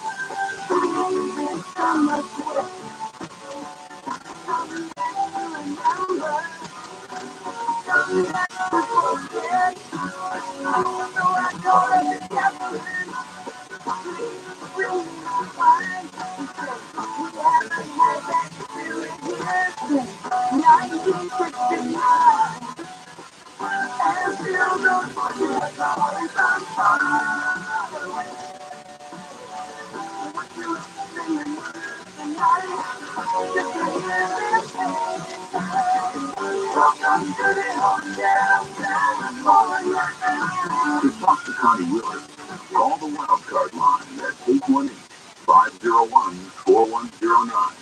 The first-time caller line is 818-501-4721. To talk to Connie from each of the Rockies, call 800-825-5033. From west of the Rockies, toll-free, call 800-618-8255. This is Coast to Coast AM with your guest host, Connie Willis. Coast to Coast AM, Connie Willis here, Hotel California. One of the songs when you're on radio, you love the place, you can actually go to the bathroom. Yeah, there's just a handful of songs like that. So that's one of them. In fact, speaking of radio, go to our website and learn more about us and what you want to know, what you want to learn about, what we've got for you. In fact, right now, the highlights, of course, you got the Elaine Lorraine, who we're talking to now, and the life and fitness and celebrityism, and, you know, hey, they're down-to-earth people. That's what they are, and just everybody wants to know them and does know them, and did know Jack as well. You know, man, it's just so hard to believe that they're just not together, but they still are, really. I mean, honestly, come on, we're coast to coast. We all know this, right? Also, if you go to our website, you got Coasty Mystics. You've got, there's a video of Rain of Worms in China. You just got to see it for yourself. Also, UFO filmed departing from volcano in Mexico. What do you think? Take a look at that. We always have something cool like that. Also, an eerie figure that's filmed in the tunnels beneath the notoriously haunted castles in Wales. And you can also find out where George Norrie's going to be coming up, like I said, in Arizona, also in Oregon. And then we've got the In the News, the sci-fi author details of how he saw an enormous silver V-shaped UFO at 14. And Nickelback might be the reason why we have life on Earth anyway. Just, hey, go to the website. There's so much more. And we're taking your calls next year. I'm so excited.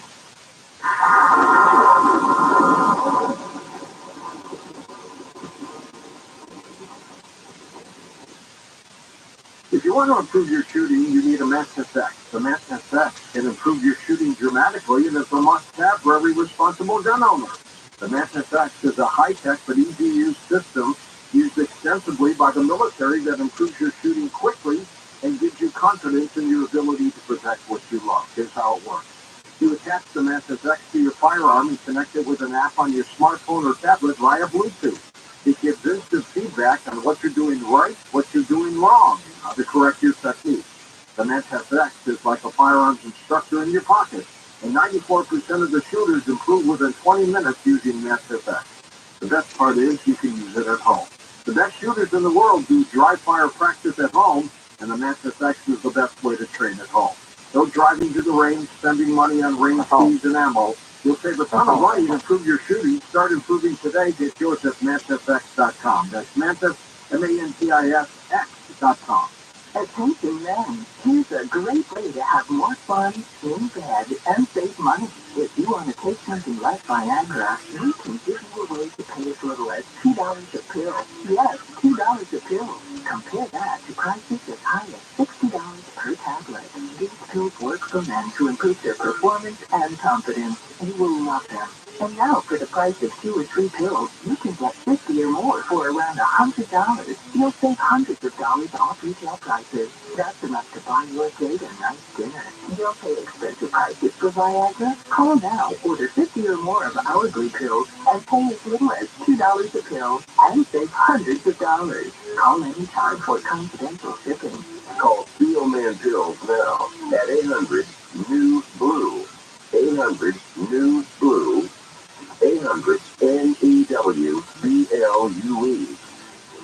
hungry for new food.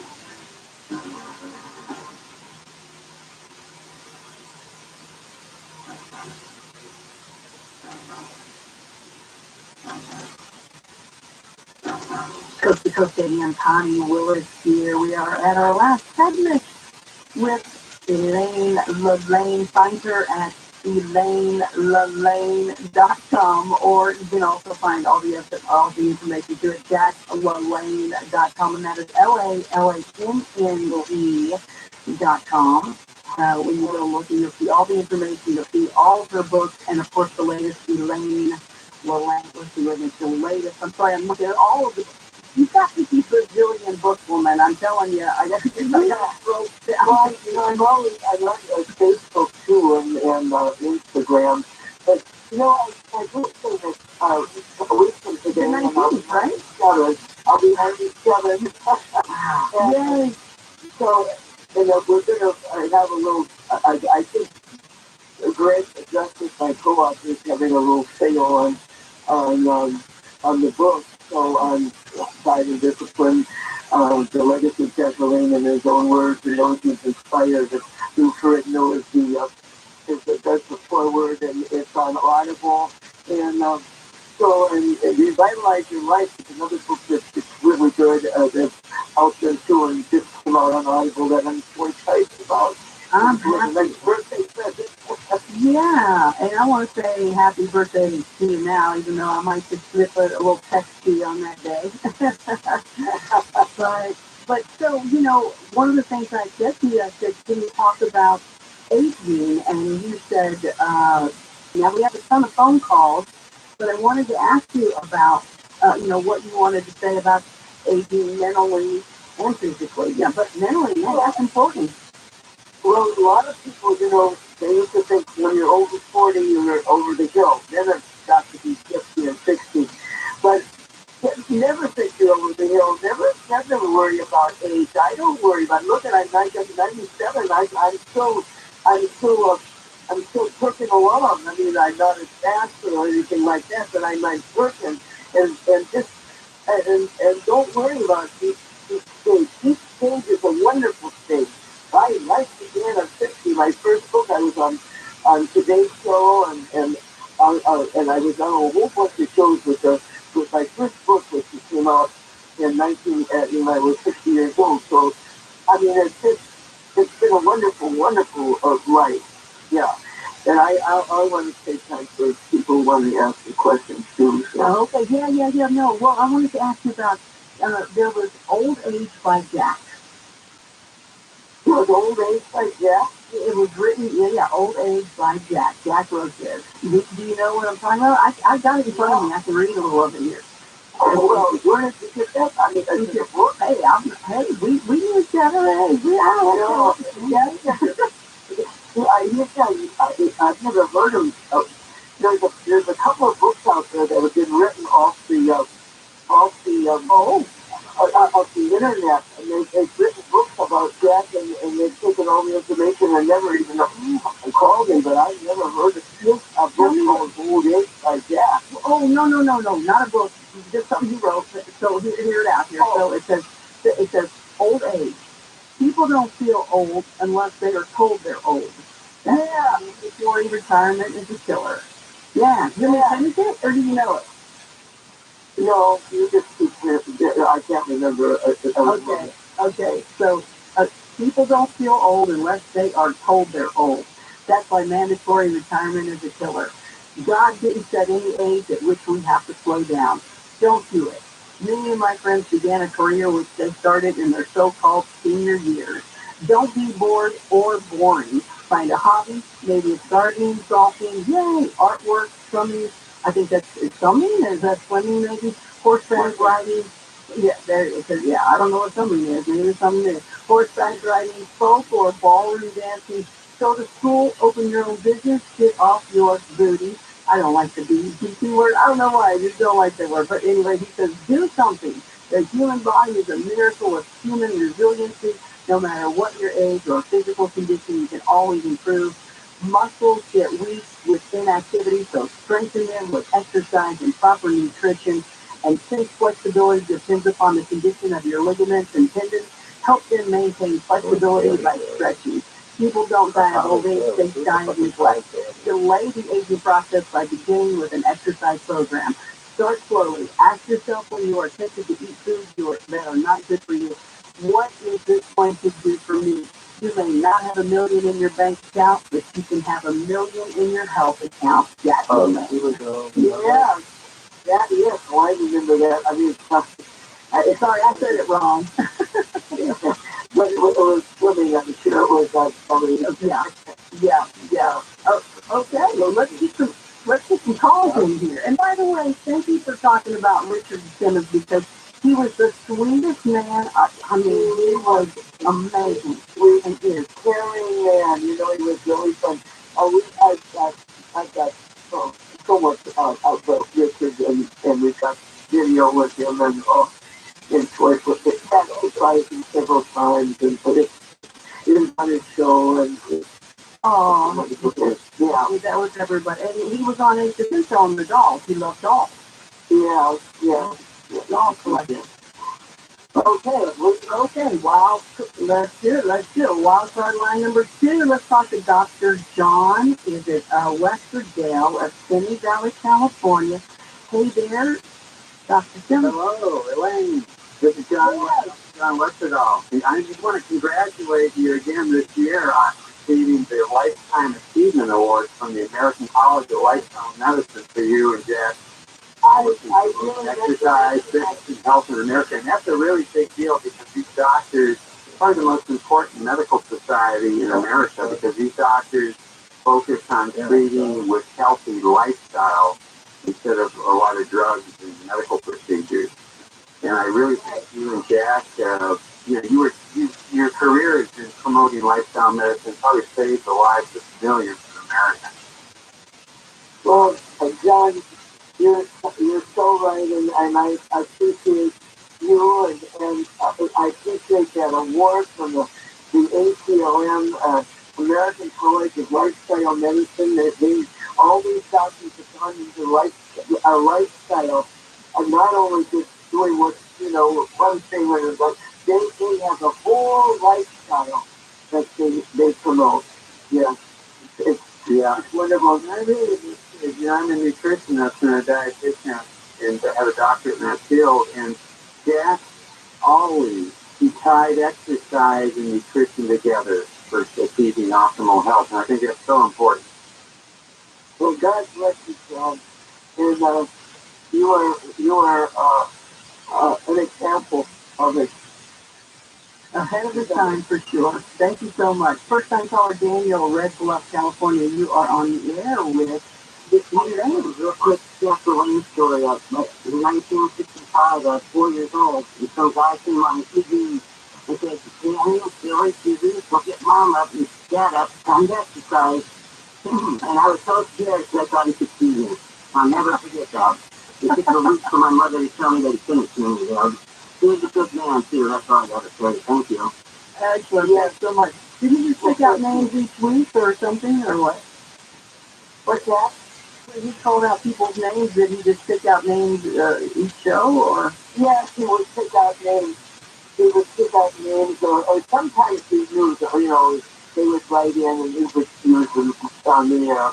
He did both. He picked out at least whatever name came to him. Or there's a lot of times when people would write in about the show and then he'd use those names too. Oh, I love that. That's cool. I thought that was for me. Let's see if we can get one more at least in here. It's just time flies, I'm telling you. Wild card line number 3, let's talk to Neil out of Pittsburgh, California. I think Neil's one of our Blue Rockers. Oh, Connie, thank you for taking my call. Hi, Neil. Hi, Neil. Oh, my God. Elaine, oh, my God, it's so good to hear you. Back in 1960, me and my mom used to watch you, Locker Room, and Captain Kangaroo. Yes, the Locker Room was on before that, and they were and then he would say, go get your mommy, Go get to mommy and daddy and tell them to come to the television. And a lot of the God. It is so good to hear you. My mom is 95. Oh my God. She kept it. She to this day still talks about it. You know, Jack. Oh my gosh. Well, you give her my love, will you? And tell her to keep it on. Love it. Thank you. There's other people on the line, but just for reasons of the show coming to the end, getting closer and closer to it. What are you doing now? What's next? I mean, I've seen you talking about your book, Rachel Ray. You're all this show, and Rachel's cool, man. Tell her hey. If you talk to her again, but what are you doing now? Do you have any other plans other than just like right now talking about the book? Well, I'm promoting the book, and I've got a lot of, I've been doing a lot of podcasts and a lot of interviews, and but there is a project that Jack and I started that in 2004, and it's autobiography. No, it's his biography actually, but it's not a biography because it's short little things about. It tells about how he grew up in near Bakersfield, and how he slept behind the hot stove and taking baths in galvanized tubs, and what it was like in horse and buggy, going to church with a horse and buggy and putting potatoes in there to keep warm. His mother would bake the potatoes and put them in there to be warm. And so there's a lot of stuff on the ranch and really funny stuff that I don't know if I don't know if I'll ever get it done. I've got 17 chapters, and Jack and I wrote 17 chapters, and we just let it go. And I might just come along and finish it, He got himself. I got him 70. 1914 when he was born to 1970, and I haven't got much after that. But I've got really funny stories I've got a lot of funny stories in there. But one story, I don't know if you have time, but yeah, go ahead. One of the stories is Jack he won the boat. We started water ski. Okay, so now he's all enthusiastic. He goes and buys a boat, two twin-engine boat, and the engines are on the back, and he buys a thing to put it in the water, and he has a Cadillac, and so he goes and he puts it in the water. Okay, he says, "Hey, the boat." I said, "Okay," and he says, "All right." He said, he said, "Okay, I'll start the motor, and I'll bring the car back." I start the motor, and the boat goes up, ramp, and hits the Cadillac. Hits the Cadillac in, ruins the brand new engines and all of now. I've got so many funny stories to tell you about. There's a lot of in there, but I hope finish it. Oh, I love it. So, okay, we got about a minute. Tell me, if you can, what's your favorite time with Jack, you and Jack together? Our favorite time?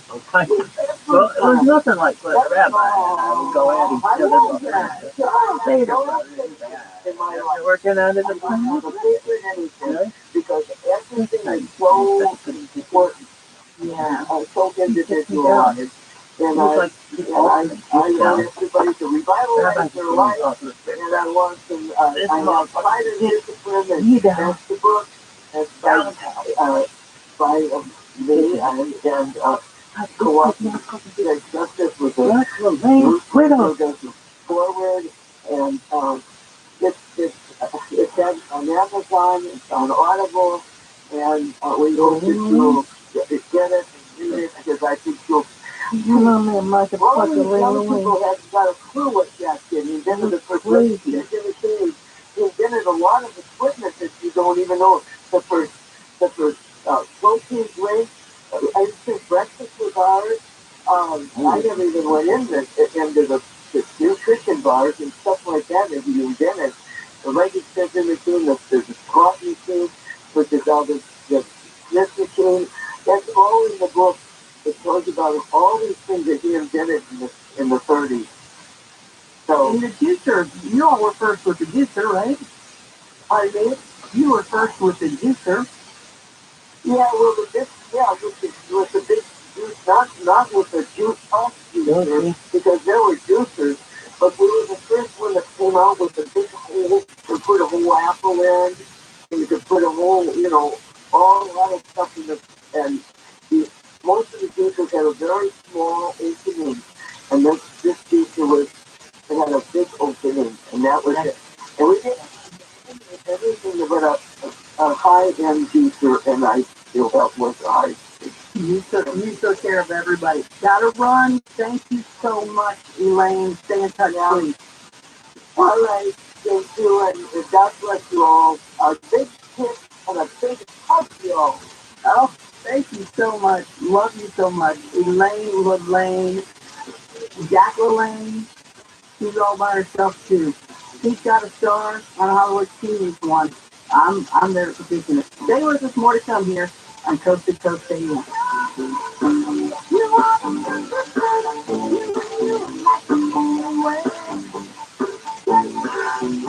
One of America's most popular news channels is Newsmax.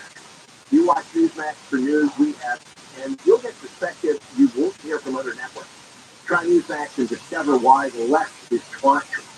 Try Newsmax and discover why Newsmax says the left is trying to silence their voice. Newsmax says it's for good reason, because it's becoming one of the most popular channels in America. Tune in every night for Greg Van Susteren, Rob Smith, Eric Bolling, Greg Kelly, and much more. And Newsmax says no surprise, Newsmax is already the fourth highest rated cable news channel and growing fast. You can get Newsmax in most cable systems. Check the channel guide. And if they don't carry Newsmax, look for one that does. And remember, Newsmax is also free on streaming. Go to Samsung Plus, Roku, Xumo, Pluto, Vizio, and you can download the free Newsmax app on your smartphone and start watching now. Millions of Newsmax switch to Newsmax. Newsmax is real news for real people. Spring travel season is almost here, and whether you're planning to jet off to Japan or cruise around Greece, don't forget to add language learning to your itinerary. The Rosetta Stone app will transform the way you travel. Learn useful words and phrases that will not only help you get around more easily, but also have more meaningful experiences with the new people and places you'll discover. Through March 22nd, get 40% off a lifetime subscription to all 25 of Rosetta Stone's languages. Purchase today at rosettastone.com. On IT's Daily Game podcast, the cultural icon unveils words of wisdom and motivational quotes he's collected over the years. No punches are pulled, as Ice shares his brand of profound and brutal honesty on topics like romance, success, failure, and more. You can't sit back and say, I'm going to win this game and not go to practice. You still got to play that game. Faith and your mind is just not going to make it happen. Listen to IT's Daily Game on the iHeartRadio app or wherever you get your podcast. We go through all the that's going on so that we can tell you just the you need to know. Los Angeles, Orange County, live everywhere on the iHeartRadio app. Biden in SoCal. I'm Bree Tennyson at half 24-hour newsroom. President Biden expected a touchdown in San Diego today. The planned meeting with prime ministers from Australia and the UK. The White House says the meetings will center around military defense among the three countries. Then he talked to Monterey Park come Tuesday to discuss his efforts to reduce gun violence. The gunman who was barricaded in a house in Valencia is now dead after committing suicide yesterday. The standoff lasted over 40 hours. It began on Friday afternoon in the San Gabriel Valley. LA County Sheriff Robert Luna says the man had a criminal past. No deputies injured, but a minor and a woman were hurt. At least 8 people are dead, potentially a dozen missing after a pair of Tonga boats capsized off the San Diego coast late Saturday night. We have a 911 call from a Spanish speaker. That person reported that there were approximately 15 people and 8 people on 2 vessels that had overturned. That was Lifeguard Division Chief James Gartland. Police suspect this was human trafficking. A boy swept away in the Santa Ana River has been rescued by a bystander. Orange County Fire Authority says the boy got just too close to the water's edge and fell in. His father went in after him, was unable to reach his son. A bystander spotted the child, jumped in, pulled him out. Swiftwater Rescue was able to rescue the boy's father. Everyone is okay. Everything, Everywhere, All at Once was the big winner at the 95th Academy Awards. Ray Thomas has more. The film took home Best Picture during this year's ceremony. Michelle Yeoh won Best Actress for her role in the film. This is true. The dreams you dream big, and dreams do come true. And ladies, don't let anybody tell you you are ever past your prime. We're holding steady at the pump. Chevrolet says the average price of a gallon of gas in LA County is $4.95.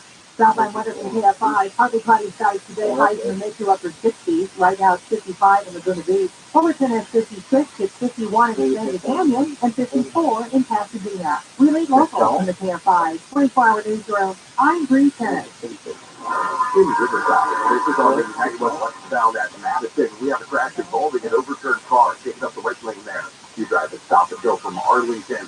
This is on the 60 eastbound at Reservoir. Little fender bender there. That's out of lanes and on the right shoulder, but watch for some looking-little ways as you approach this area. And in Long Beach, we have good news. Earlier crash that was on the 405 northbound right before the 710 has been cleared from lanes. KFI, the guy hopes to get you there faster. I'm Brian, man. I've been a small business person my entire adult life, and over the years, several HR issues I got nailed.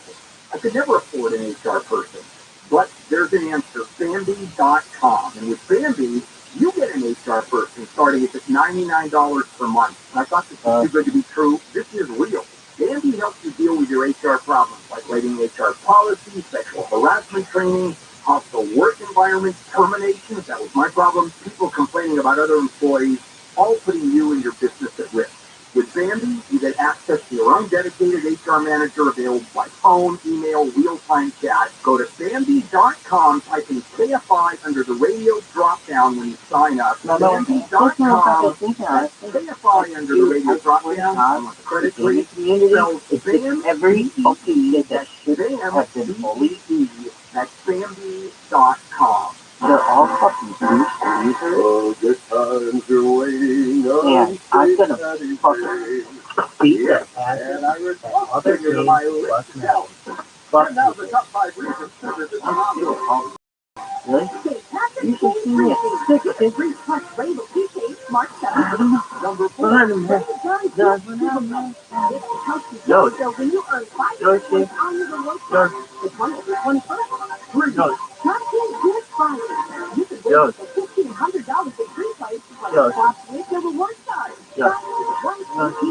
And the number 2.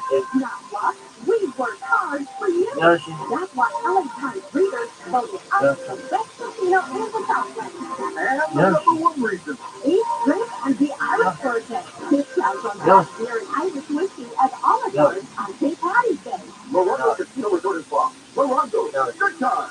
For everybody. Hey, Steve Sharp, if you're planning on going solar or even thinking about going solar, then listen up. Time is running out to secure the best possible solar reimbursement with the state of California. Last year, the state and your utility company got together and changed the way new solar systems get reimbursed for the power they produce. And as you can guess, it's not as good for you and me. In fact, it's about 75% less than the old system. The good news is there is a grandfathering period, and you can still permanently lock in those amazing rates. But time is running out. The deadline to have your solar documents filed is April 14th. So how do you do that? You start by calling Sunlux, and you call them today. Sunlux will walk you through how to lock in the current rate.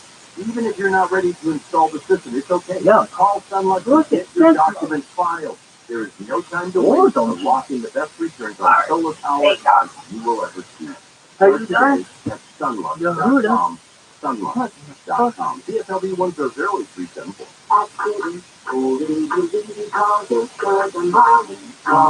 This is Jacob Emma. If you've been in a truck accident, call 844-24 Jacob. KFI AM 640.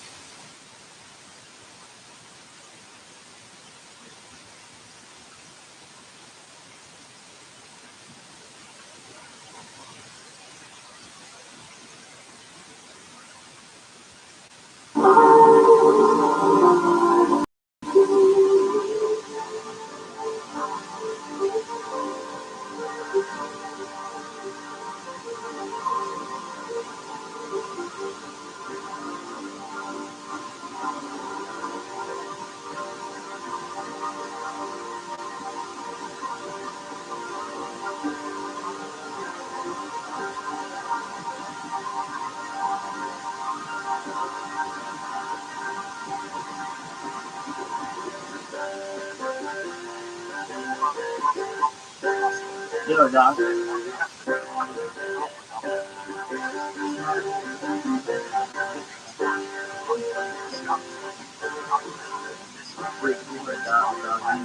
know you like it. But you're never going to do that one. Good. Another.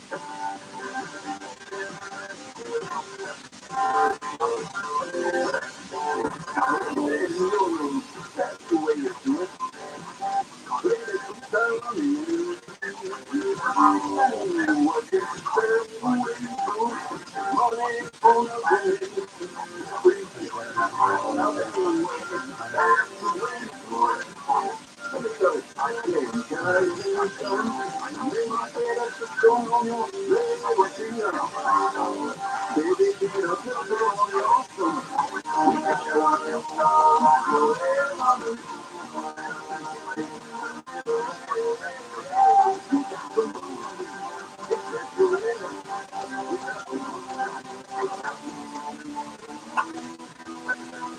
Your network presents Coast to Coast AM. Now, here's your guest host, Connie Willis. Well, here was because they ain't Connie Willis here. Oh, where's that music go? Let me sing along. Yay! That's probably one of my top 10 of all in life is right there. Y'all heard the story more prison in my favorite part of all, the biggest gift I've ever given myself. It's one now, but it was just a iconic convertible done on long road cruiser, top down, and this music is blaring. Imagine it, right? That's prison tune. Oh my gosh. Where are those days?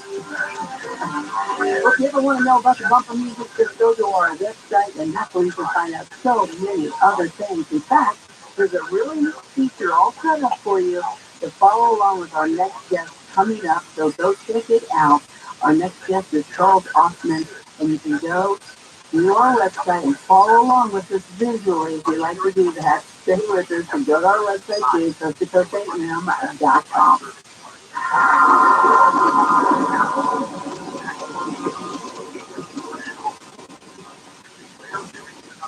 Taxing can be taxing on your identity because all your personal information is all in one place, getting emailed, shared, and possibly exposed to identity thieves. Tax forms can be like one-stop shops for ID thieves, which means it can be dangerous and easy to steal your identity. Protection against identity theft is easier with LifeLock by Norton. LifeLock by Norton helps monitor your info and alert you to potential identity threats. And if you do become a victim, a dedicated U.S.-based restoration specialist will work to fix it during tax season and beyond. No one can prevent all identity theft and monitor all transactions at all businesses. But you can make sure your identity theft protection starts here. Join LifeLock today. Save up to 25% off your first year. Call 1-800-LifeLock or go to LifeLock.com and use promo code George. That's LifeLock.com. Use promo code George to save 25% off. LifeLock.com. Real people, real stories. I had acute eczema. I had tried every cream and moisturizer you could imagine to treat it.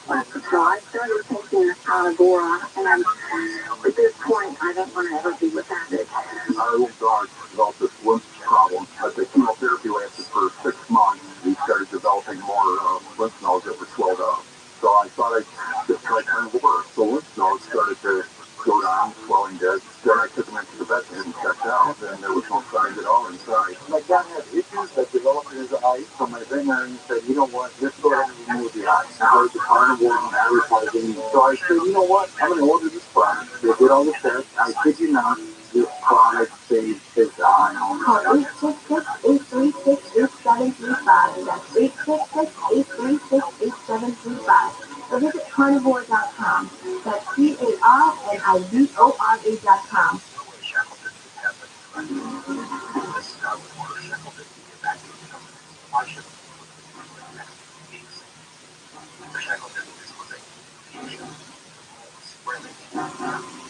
You are listening to Coast to Coast AM. Connie Willis here, second half.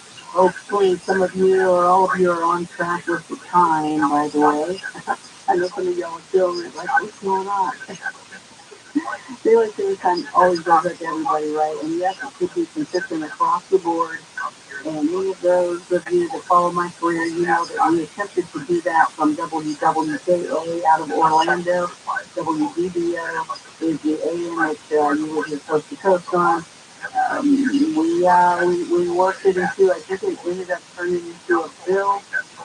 We were trying to get it year round for, everybody. And I guess the people that can really make the move said they should do it. They were going to start out kind of regionally.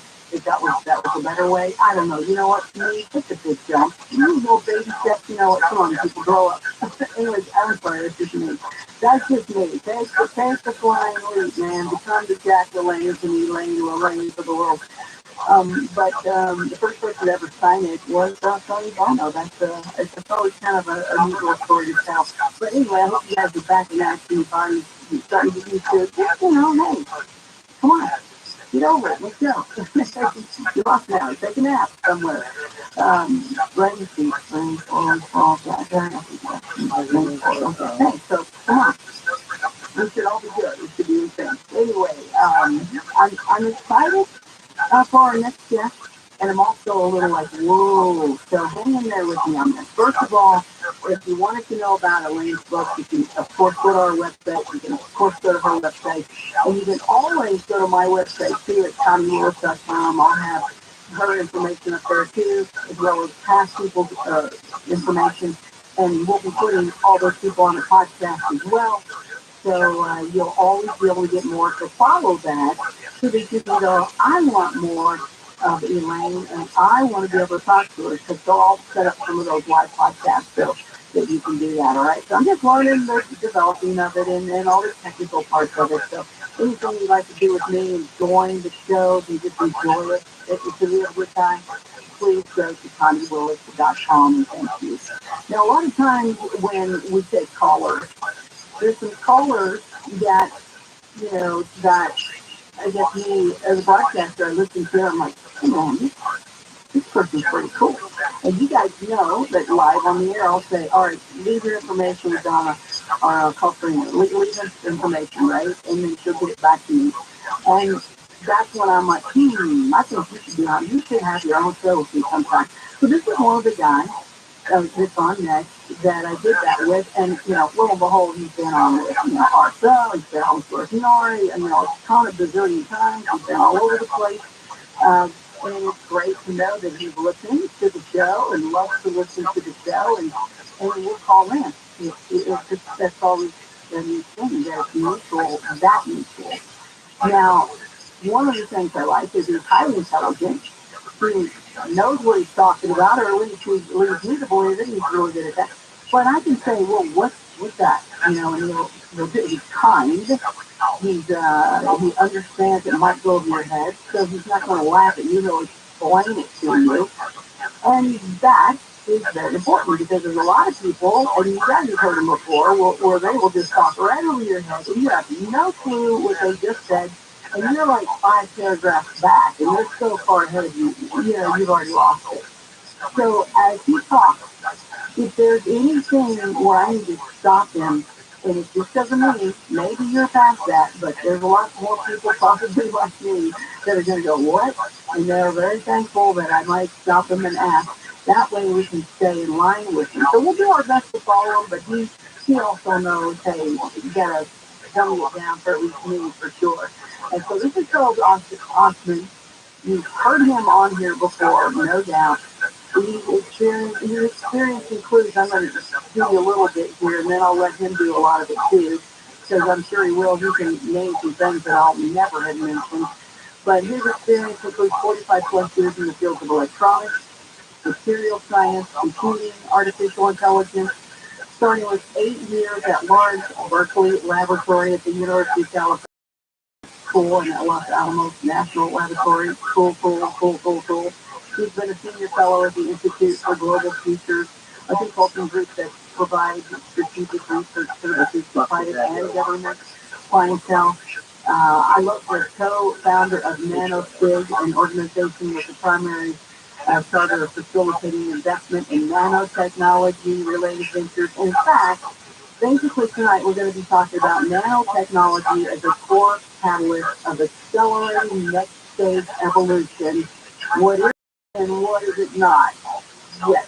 Now, wait a minute. Now, you may go, oh, that sounds so boring, man. You know, sorry, I'm going to sleep. No, no. We're going to, not at all.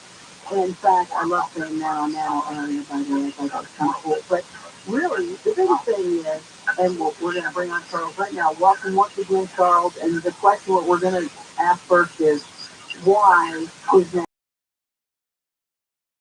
really the bigger question? So, again, Charles, yay, you're here. Thanks so much.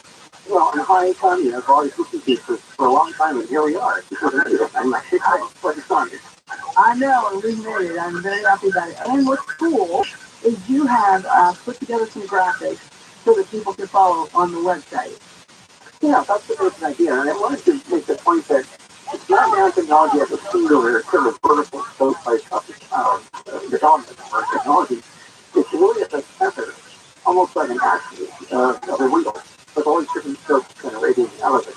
And it's a core fundamental technology which actually allows any other technologies to be more plausible or possible, I should say, in the near future, even the present term. So if I had to describe what nanotech actually is, the simplest sort of Occam's razor approach would be it's the manipulation of matter at the molecular or even atomic scale of precision. So to me, it was always, it's just really itty bitty tiny. Yeah. But itty tiny is not that relevant unless you can do something with it. It's very predictable or specific to a cause. And that's very specific. I'm sorry. I could not say that. I'm a message with voice you can talk to go on. By the way, I'm really impressed with your previous guest. I mean, yeah. Well, if we look to use someone and see that point goal, I really knew much to robot half the time, so I don't know. He was amazing, and she's like that all the time. She's such a hoot. And, I was concerned of, the young lady, is that cool? And she said, when Jack was alive, I would get up early because he was the early bird. But now that he's not here with us anymore, I am back to my old self of being a night owl. So she said, I'm good. I'm good to go. So that was it. And thanks for being on standby just in case. Absolutely. Well, it's interesting. My best hours are like 3 and 4 o'clock in the morning, and I don't know why it just turns out that way.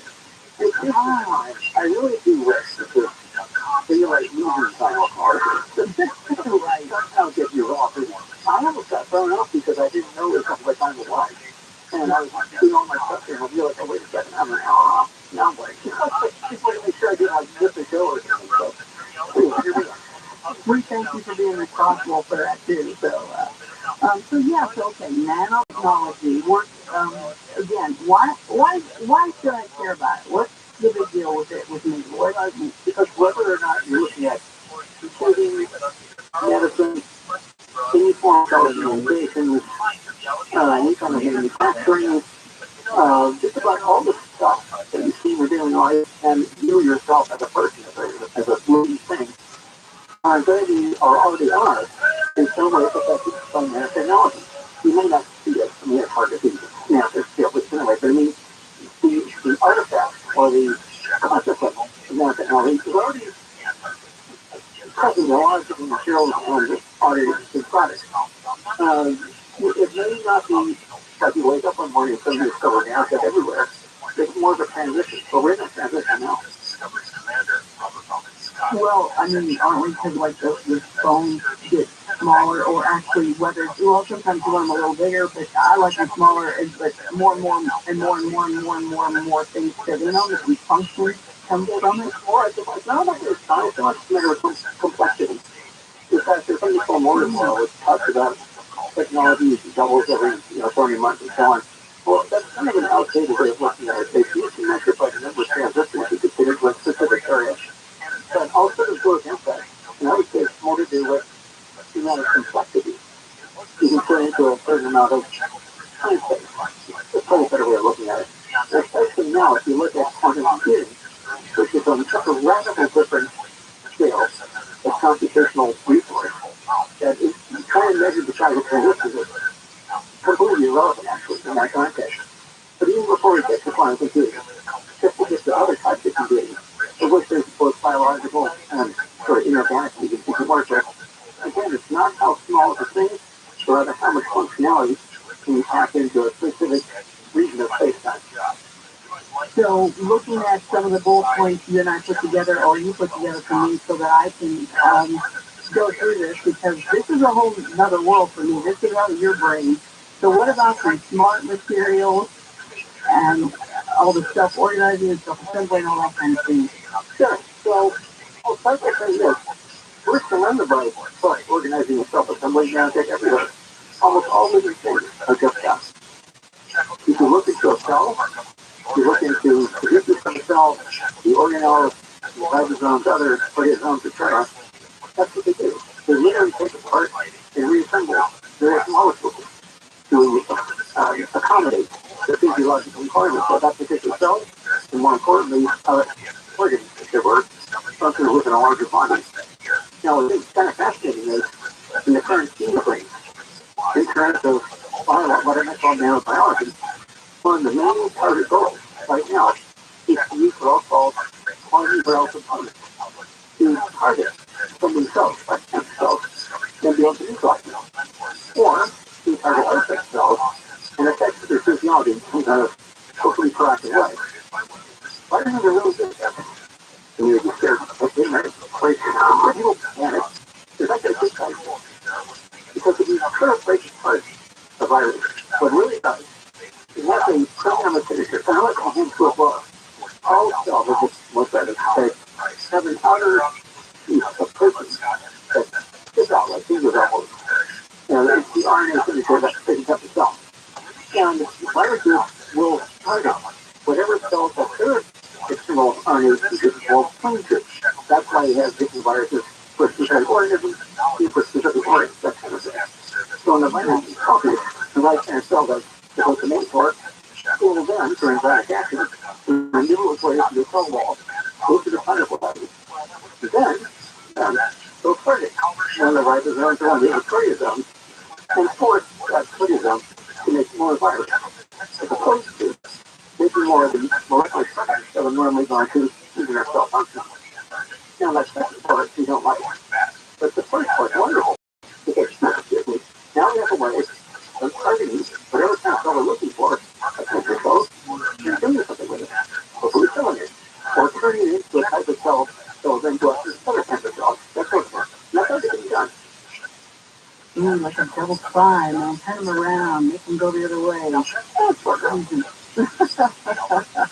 Well, how did yes. Oh, that's not quite that. It's sort of like that in a way. We're not treating people down putting into a submarine, but we are taking already existing submarine of sorts, no, you're and using it for our Is it okay? Now I've seen videos of films or something where they would create like almost like a, let's just say a itty bitty little like submarine drone, yeah, and then you could take it and go move it around and then kill what you wanted to kill. Is that happening now? Another way a different way of looking at this would be an artificial insect. I'm so sorry for my voice, by the way. I've got this horrible cold one. I don't diary because I sound over out. But over the course of this, I really want to thank Ryan a lot. He's an amazing jacket and all that stuff posted up there at the 11th hour and I sent it. He was extremely patient to let me repost all my stuff. And he's great. So for anybody that if you want to check it out, you want to thank Ryan who did a marvelous job. Just want to make that point. Yeah, go to coasttocoastam.com and then look for, I think it says, I'm already on the page, so I think it says like related features. So it's down below the series, and you'll see the pictures that I'm looking at myself going, I still don't get it, but that's why Charles is, going to explain it. Are you called Chuck as well? No, no Chuck. No Chuck. Okay, no Chuck. Well, I'm mad at you. Why are we running about this asshole and not on rock? So anyway, I'm sorry, some biological things in the now world that may be sort of relevant, and it may be part of how we go into discussion later. But there is quite an interest by the FDA to figure out how they're going to classify this genre of development for medical professors. And the reasoning is because in earlier times, there are two major categories of regulatory protocols. One of which covers chemistry, that is drugs. The other of which covers machines. Mostly machines that are outside the body, really hooked up to various devices and scanners and that kind of thing. And more recently, going to implants. But all these regulatory protocols are wrapped around machines. Now, in the world of nanotech, it's not exactly a chemical. Harvard is such a piece But of shit nanotech school. is a machine, even not just Right? If you're in an asshole like that, so what do you motherfucker. categorize it as? So in 2006, I was on by the FDA lab, Professor Maryland, along with other folks that came by reach-players, and we had a 90-minute presentation. And we did these slides are a bit elaborate. Just in the 104 slides I had for that. But after doing this presentation, it went over to details like dendrimers and different kinds of organic molecules, and, different quasi-royal components and manufacturers, deliveries, and all that kind of stuff. Are you like roaming around the house? Are you on your are you like crawling around like a marine, or what's going on over there, man? I'm sitting here with stairs. Oh, is that like you're going in and out of something? Oh no, I'm so sorry. It's a phone. Now you sound good. You sound good. Okay, well, I'm so sorry. I've been having trouble breathing from being part of it. Oh, no breathing during the show, thank you very much. Do not mess it up. Or no dying allowed. yeah, don't have a show here, okay? Yeah. Right. So funny. Okay, so anyway, getting back to the more deliberate stuff. After 90 minutes or so of this presentation, a few of the folks were asking all these questions like, well, how do we regulate this? What do you suggest for a regulatory protocol? How are we going to enforce any kind of new legal definitions for what these nanobiological systems should be? I said, frankly, it's not going to matter. The United States is no longer in a position to put this regulatory will on the rest of the world as it might once have been. Very lucky China's going to go ahead and do whatever they want to do, as I'm sure many other nations will as well. So rather than worry about regulatory protocols and the limitation thereof, look more towards sort of adapting to a much more global kind of way of affecting these properties as they're seen in the future. Now, a lot of folks there, this is about 50 people. Most people Hold that thought. Hold that thought with the 50 people. Stay there. We got to take a break. We'll come back. Remember, it's the 50 people. It's the 50 people. All right. Charles Austin with us now having trouble. And we'll get phone calls as well. You guys can ask questions. Connie will here at Coast to Coast.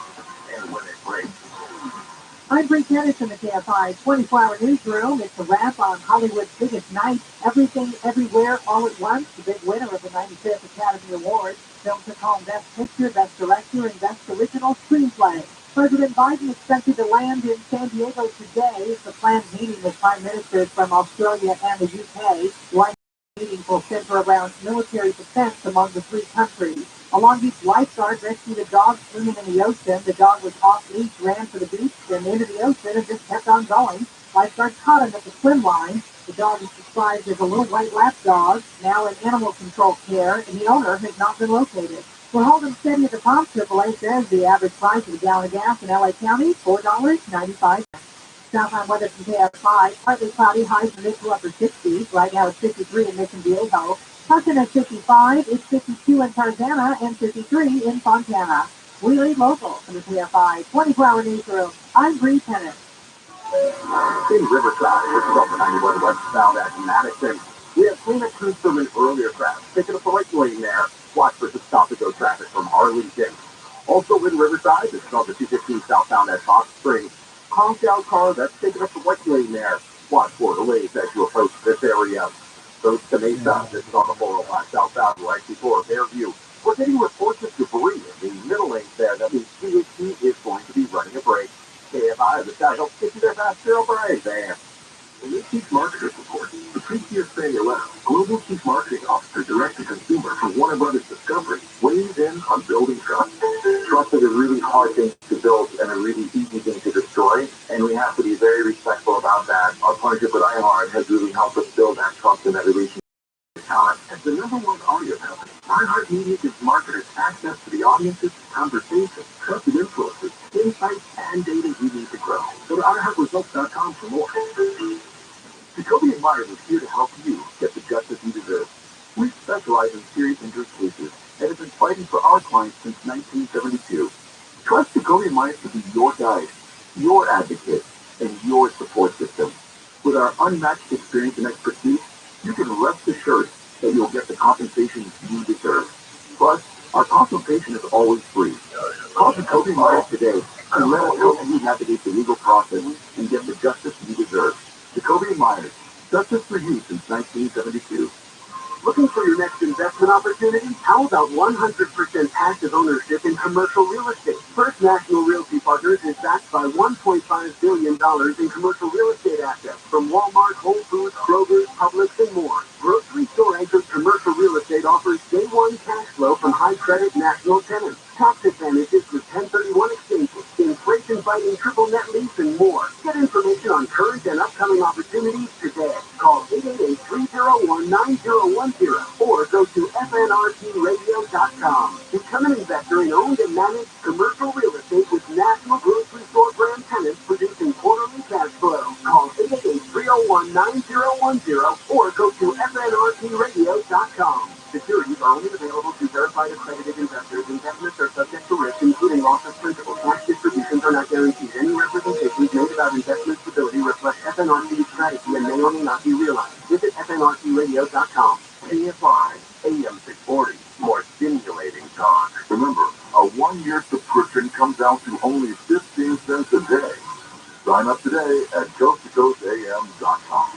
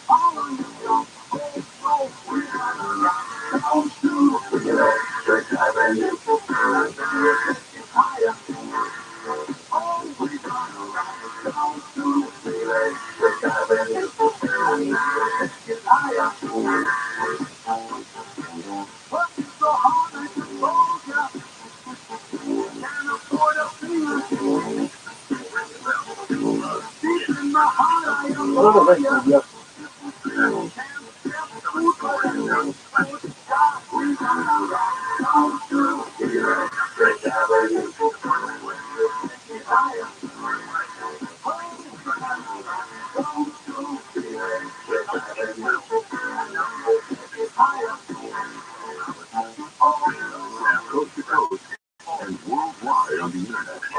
This is Coast to Coast AM. Now, here's your guest host, Connie Willis. Oh no! All right, everybody, ready? Oh no, we gonna rock on through. Oh, does it work? Let's see if it does. Let's try it again. Oh, we gonna rock on through. Coast to Coast AM. Yeah, that works. That works. Yay! It is Coast to Coast AM. You're listening to Connie Willis here.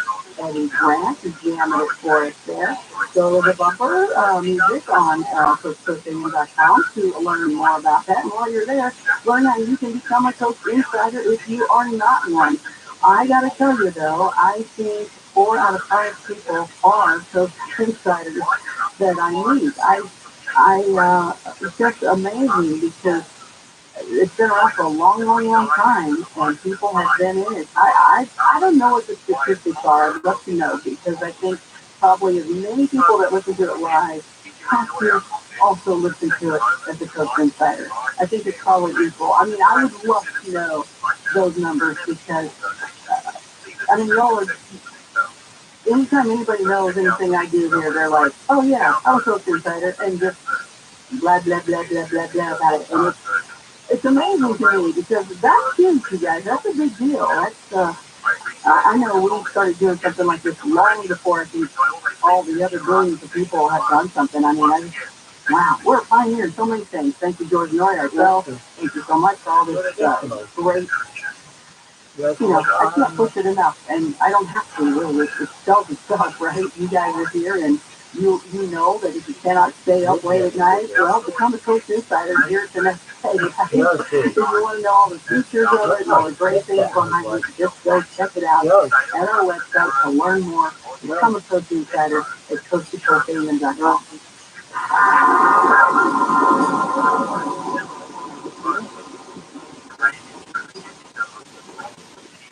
Having repairs done in your apartment should never come with strings attached, like being harassed and constantly pressured for sexual favors. My leaky faucet turned into the maintenance man asking, when are we going to get to know each other better? I didn't know air conditioning fixed, so my building manager repeatedly kept coming into my apartment unannounced and without permission. My landlord told me my rent would be free if I gave him something in exchange.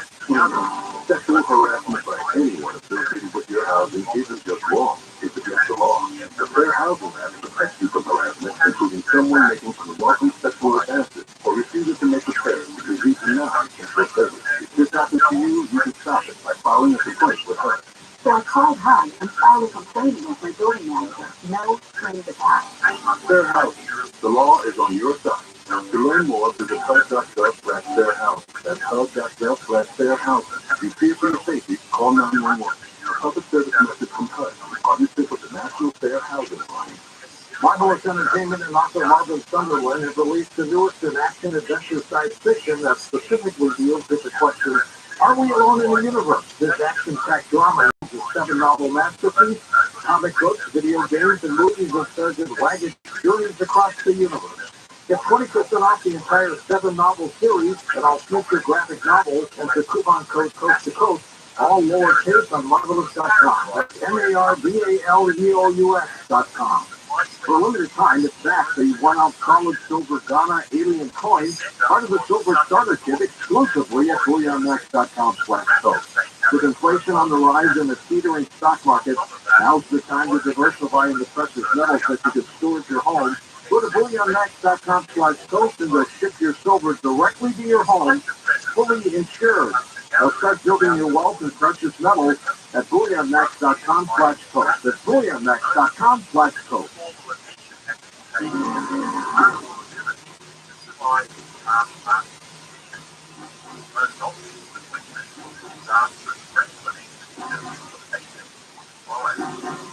You are listening to Coast AM. Connie Willis here. I'd love for you to join one of my shows. I have Connie After Dark, my virtual bar set up. You have to drink with me, whether it's, whatever it is. Daryl Sims will come in, the alien hunter. He's got a glass of milk with him. We'll share some milk together. But it's a really good time. It's a 2-hour live stream, and whatever happens there stays there, never archived, never seen again. A lot of fun. Everybody just gets up to talk and have a good time. Before that is Blue Rock Talk. That's my signature show. That is, hey, Earth. What's our Blue Rock? It's Earth. And we talk about really interesting things. And we really to connect the dots down to a deeper level of all the different anomalies across the board. And they all do relate. And to me, it's fun to the Bigfoot thing. I mean, I've done them all. I can talk to you about them all, but Bigfoot one is just so much fun. It's the best chance, I think, of communication because of the relationship. It's all about the relationship. If you'd like to learn more about that and join the podcast, which that's free, and learn anything else and have some specials, go to ConnieWillis.com and you can learn. I think at least sign up for the newsletter too, and you can know when things are happening. So, Charles Austin with us, and he is just a world of information. Now, Charles, before you get back to the 50s here, just real quick, can you give more of your background? Because, I even want to know, as a kid, what kind of kid were you? Were you the little kid in the science class?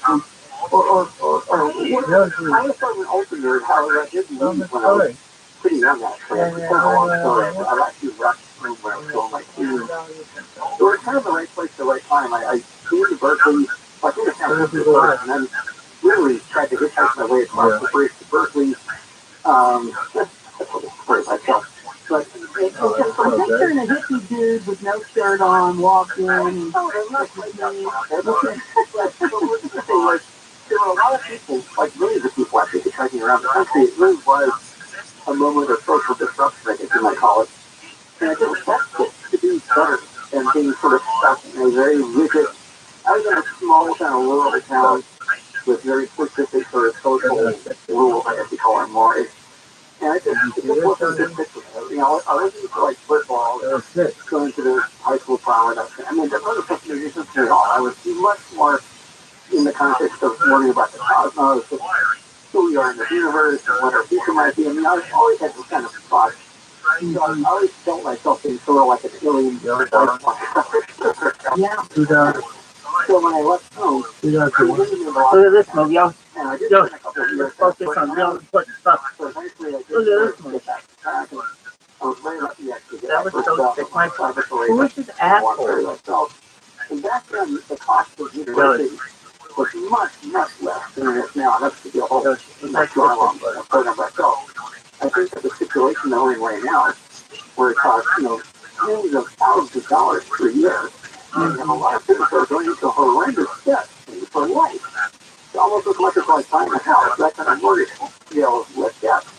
Just to pursue what might or might not be the relevant degree or credentials to create the job they're aiming at. I mean, I think this is a horrible situation, and we're shooting ourselves in the foot in the country by expecting this kind of debt obligation on so many students. Well, but you gotta look back too, just to not get too deep into this part. But you know what? Hey, I had to pay for all my stuff. I was in debt. Everybody just leaves there in debt, you know, for the unless you got, you know, you're in a situation with stuff. I might just pay for all that, but or a scholarship or something like that. But I was heavily into debt. But hey, I had to pay it off. So to me, I'm like, well, you know where you're going. You know what the price is. Pay it off. You know. I agree. I'm not saying that people should be forgetting debt before you, but what I'm saying is the scale. Yeah, exactly. Ridiculous. Ridiculous. You have to be in debt for $2,000 for a couple of years. Fine, I can live with that. Even $200,000. But when you get people looking at $100,000 more, just to get credentials, this is crazy. It's not helping anyone. I went to culinary school. It was $100,000, so I did it. Yeah. We'll keep going on this one, yeah. Go ahead. Also, the political weeds now go into the FDA. So, was that bureaucrats, these were all senior-level bureaucrats. It wasn't a general public. It was a closed meeting with specifically for the department head and various other people that plugged into the FDA's regulatory protocols. So they were there to kind of get a finger on what they thought was maybe regulating in the future. And the thing I was going to bring up was towards the end of this 90-minute long presentation, I said, well, look, folks, whatever regulatory protocols we can come up with, it may or may not make a difference as you once had thought it would be, because the United States is no longer in position to inflict regulatory will upon the rest of the world, or the ones have been. I mean, nowadays, people will fly to wherever, just food and countries, but if they don't necessarily want to abide by the restrictions or regulations here, they'll go to somewhere in India, or they'll go to China, or just some other part of the world. Who think are there? So maybe that's a different way of looking at how you want to assess this future sort of policy. Now, the folks in the room at the time didn't agree. I guess that's some of the cold response to it. However, later, out in the hallway, about a dozen or so of the people there kind of angry said, "Charles, you're 100% right. We get that. We totally get that. We're just trying to figure out what we're looking at, but we don't really expect to regulate anything, at least not in the context of truth." The reason I make that point is because if you're going to look at the future evolution of artificial intelligence, nanotechnology, which I call human technologies, the whole idea of being able to affect one's not just physical health, but neurological or mental health through these kinds of technology mechanisms. Again, we're looking at other aspects of how life is sort of changing through this manual of what they call this sort of post-transhuman era that we're in now. No amount of regulatory anything is going to change it. I think this is the wrong approach. I As I often say, evolution tends to favor the most adaptive, not the fittest, because whatever a fittest is a moving target. It tends to favor the most adaptive. To that extent, it behooves anyone to try to recognize that the way to progress in the future is not by putting ever more stringent limitations on a particular scientific field just because it doesn't feel nice emotionally at the moment. You want to take a more of a holistic view of how all these different developments fit together. And it's a kind of operational ecosystem. And that's why I brought up this NBICU, technical ecosystem, or NIBIC, as they call it. This was, again, going back to 2002, this was a protocol that was developed by Mihail Rocco, and it was being funded by Aircraft International Nanotechnology Initiative. And the whole point of this was to bring together a lot of different scientists and also people in the business side of this realm to discover not so much the science, but more about the bureaucracy, you might say, the bureaucratic machinery that had limited different types of scientific development in the past. They recognized that the only way to really progress forward in a useful way was, in a sense, instead of supporting vertical like isolations of different types of scientific fields and innovative, horizontal, sort of cross-media of different types of disciplines in a way that never really happened before. There's going to be the ultimate extreme of collaborative test development at all different levels. And that was the real significance of the NIBIC protocol. And there were several of these stats over the years. I went to two of them. And in fact, one of the graphics is part of the presentation that is based on that event. But I wanted to make it quite clear. It's not a single anything. It's one of the measures that they all put together. And that's where you want to be looking at. Kind of creating what the future might become. So if I look at like the first graphic, and I'm looking at the different ones that really are like, wow, tell me about this one. Well, one of them I think I have a good idea of when you talk about genetic mapping and things like that. You had mentioned something to me before, and I absolutely agree with you on it. That you said in the future we're just going to be known by our DNA as individuals. Really correct. And there's a really practical research, and there's a person that actually do work on a lot of different projects with this kind of orientation. There's like two different kinds of futurism, if I can branch out a little bit. Yeah. Some futurists are determined to sort of publish details that sounds good, that fits a certain colored profile that emotionally sounds nice and just put one body to it. Sort of polyanthic. Because the world that I work in is kind of the exact opposite. I work with a group of folks, and our mission is to create whatever the data and or the supportable theory comes for. We don't come up with something outcome. We try to come up with an outcome you have to be determined by whatever the information is available that we can apply to that particular model. Okay, so Charles, real quick, the way you are standing or sitting right now, that's the way. Wherever the phone is, I can hear you great. Okay. Okay, so don't, are you moving it around? No, I'm just sitting there. Weird, I'm sorry. It doesn't matter. Keep you from moving it back. It's road and I sort of sorry. That's good. Okay. So did you miss part of what I was saying? I'm sorry. No, go ahead. We're good. So the point is, because of the various sciences, if you come out of a particular research project to an already determined outcome, it's kind of like fake science. You just kind of bend the data and or the research to an already predetermined outcome. In futurism, it's kind of like that. We don't want to have a predetermined outcome. We want to produce outcomes together that we're being told to do. No matter what the outcome is, it could be bad, it could be good, or something in between. So that's kind of how my first view planning.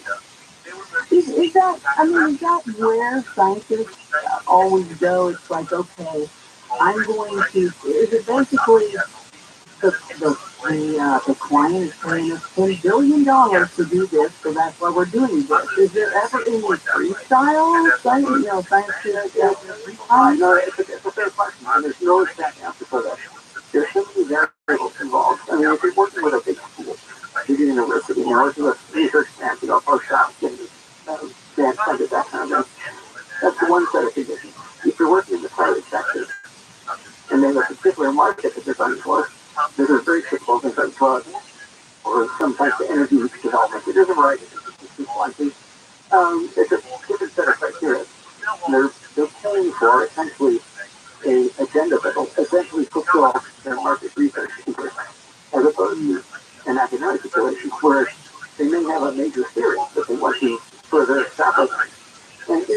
scientists, by the way, depending on what science you're in.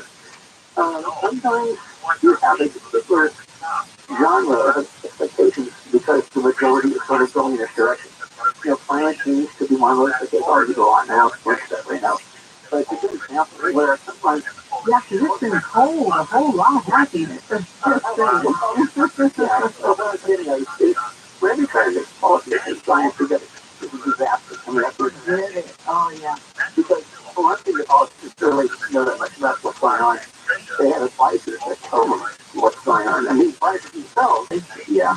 and then you have the general public who, there's the ordinary people trying to live their life. They don't really have to find for the wherewithal to study all these different topics. Some didn't even stand out to actually have an understanding of what they even looked at. So this is a very strange, like a small molecule and energy to come up with what's really going to be the most relevant or, best posture coming up with the range. Well, the thing is, too, I mean, if you say, you know what, I would like to be able to wake up every morning and blah, blah, blah. If I have a blah, blah, blah, at least I have something, a goal to go towards. So I would think along the way, the scientists at one point would go, man, I want to teach off. I would love to take this one that I did 10 years ago, and this project here and here, and what if we did this? I would love to meet those people that go off of the, okay, this is what I got to make. And that creative mind comes up with all these other things. I would love if I could find something. I would find, okay, all you creative ones, come over here. Well, I got so who knows what you all would come up with? Yeah, no, actually, what's one of the reasons I kind of favorite Elon Musk, I'm sure we'll have arguments now, but Elon Musk was a guy who made $30. Yeah, he wanted to find the reason to think for outside the box target. He may not have been a lot of things, but at least he was willing to do it. I give a lot of credit for that. I love that. But anyway, going to get back to my earlier the idea is that if we're going to look for a genetic coding system, where the DNA becomes the ID by the book, you're turning over the place by your DNA. There's actually a practical reason for this. The cost of the DNA, going back to the 2001, which is when the human genome first decoded by Ted Medner and his company event. The idea was it cost like actually $10,000 to decode a genome. That dropped to like $1,000. And then dropped to $100. Now it's under $10. That's wow. At some point it's going to be like a couple of dollars per genome, more or less. And this is the amplifier made possible by the computational resource that's available and the ability to take that genetic specimen and decode it much quicker in a much more automated fashion. All of those methods are affected by nanotechnology. And the reason that this might be so practical is because the cost of health science, the cost of health care, is in many cases directly correlated with the genetic markers that will determine what proclivities a certain disease might have. So when things like obesity or heart trouble, there's anxiety, mental conditions, etc. There's genetic markers for almost all of them. So would it seem reasonable as a cost-saving measure to encourage people, a lot of people to have their genetic content be preemptively analyzed and shaped, as it were, to have a less difficult healthcare management process throughout their life? I would say that's actually a defendable argument on how it actually happened. Most likely, it would be through some kind of financial inducement. So if you're a mother giving birth to a new child, it would probably offer you a discount. Or the cost of that child birth and physical care, you might even get their tax breaks and the government gets very special financial tools to be used to encourage people to circulate throughout. And at a certain threshold, if enough percentage of the population determines to go in this direction, then it will eventually become the type of norm. I think this is enough of the whole thing. Maybe not happen here because of political reasons, but I can certainly see it happening elsewhere. Senior Fellow at Institute for Global Futures and Nanotechnology Consultant. That is who we're talking with. It's Charles Austin. Stay with us. More to come here on Coast 2, Coast AM.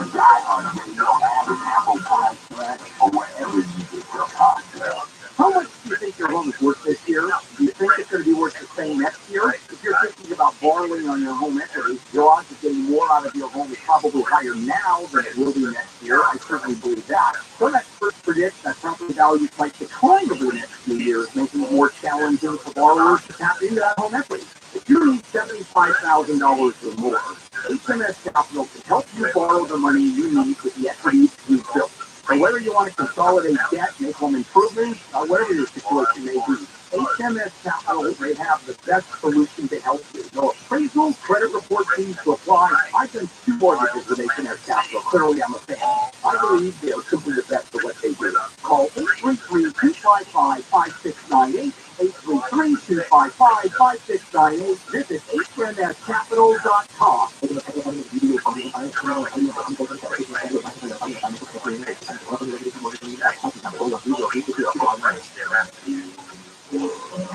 Seriously, my mother could just fix the mess again. We all know how easy it can be to go to the wrong place for transmission repair. Made up of over 800 pieces, the transmission is the most complex part of your car. So bring it to the transmission experts at AMCO. AMCO, always the right fix. AA, MCO. Special financing available. Restrictions, limitations, and exclusions may apply. See AMCO.com for complete details. Did you know that smart speakers should be used for more than just feeding all your info to Homeland Security? But still, good open you this too with the quickly apply AM 640. Make it on air to work. Here's Los Angeles Sports Center. It's Monday, and it's time to rise and shine. Here's Jennifer Jones with your morning football. I need to start this Monday morning by going back to Friday morning and thanking the Wake Up Call team, including my news director, Chris Little, who I had to call at 4 o'clock in the morning. I don't know what I had, but I woke up with the chills, like those, like, oh my God, my body can't stop taking chills. So I got in the bath, like a hot bath, hot as I could get it. I was in the bath for about an hour and a half, and I seemed to finally get those chills to subside. And then come the sweat. Oh yeah, whatever it was full blown. And then there's just this like lingering cough. And everybody keeps saying, well, it's something going around. I know, but when it hits you, it sucks. But I had to call him, and then Wayne, God bless him, had to fill in for me on Wake Up Call. Jason Middleton scrambled to get in here so that he could anchor. Michelle, poor thing, I was on the phone with her. Tyler, he's having to scramble to get everybody who's good to go. So it wasn't one person who wasn't impacted by my skills on Friday. I just want to thank you guys, seriously. I couldn't have done the show. Or I would have, and you all would have been highly entertained by the going on in the background. Hope you had a great weekend. It is Monday, the 13th of March is what's just ahead on your wake-up call. Events with offices in Beverly Hills, El Segundo, Newport Beach, and Ontario have been closed by the New York Department of Financial Services to protect depositors. Another storm is on the way headed to SoCal, witnessing 3 inches of rain this time around, and everything everywhere all at once. Just the top 5 at the Oscars. 505 will talk with ABC Clear Jobbers all about the president meeting with the prime ministers of the UK and Australia. So let's start with some of these stories coming out of KFI's 24-hour newsroom. The New York Department of Financial Services has closed a bank with offices in Southern California just to protect depositors. ABC's Daria Aldinger says Signature Bank is the second bank to close in less than a week. The bank had a number of wealthy depositors, including former President Donald Trump, whose daughter Ivanka was a member of the board of directors from 2011 to 2014. Signature was also named in a 2016 lawsuit involving an alleged Manhattan Ponzi scheme. The FDIC says Signature's depositors will have access to all of their money. The Federal Reserve says clients at Silicon Valley Bank will also have access to their money, not just the $250,000 that was insured by the FDIC.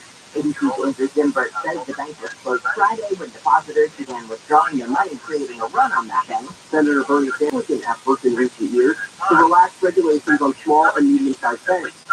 British officials worked throughout the weekend to find a buyer for the UK subsidiary of Silicon Valley Bank. They say the UK Treasury and the Bank of England have facilitated the sale of Silicon Valley Bank UK to HSBC.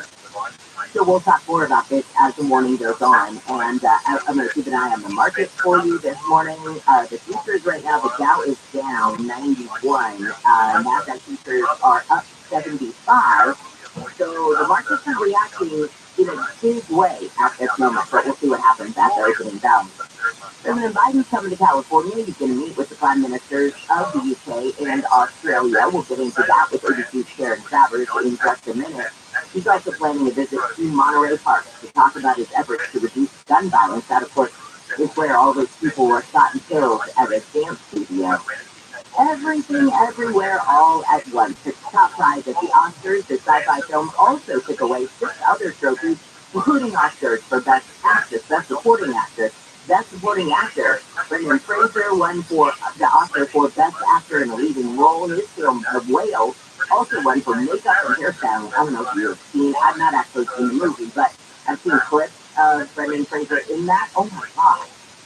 The way that they made him, the heavyset guy, was incredible.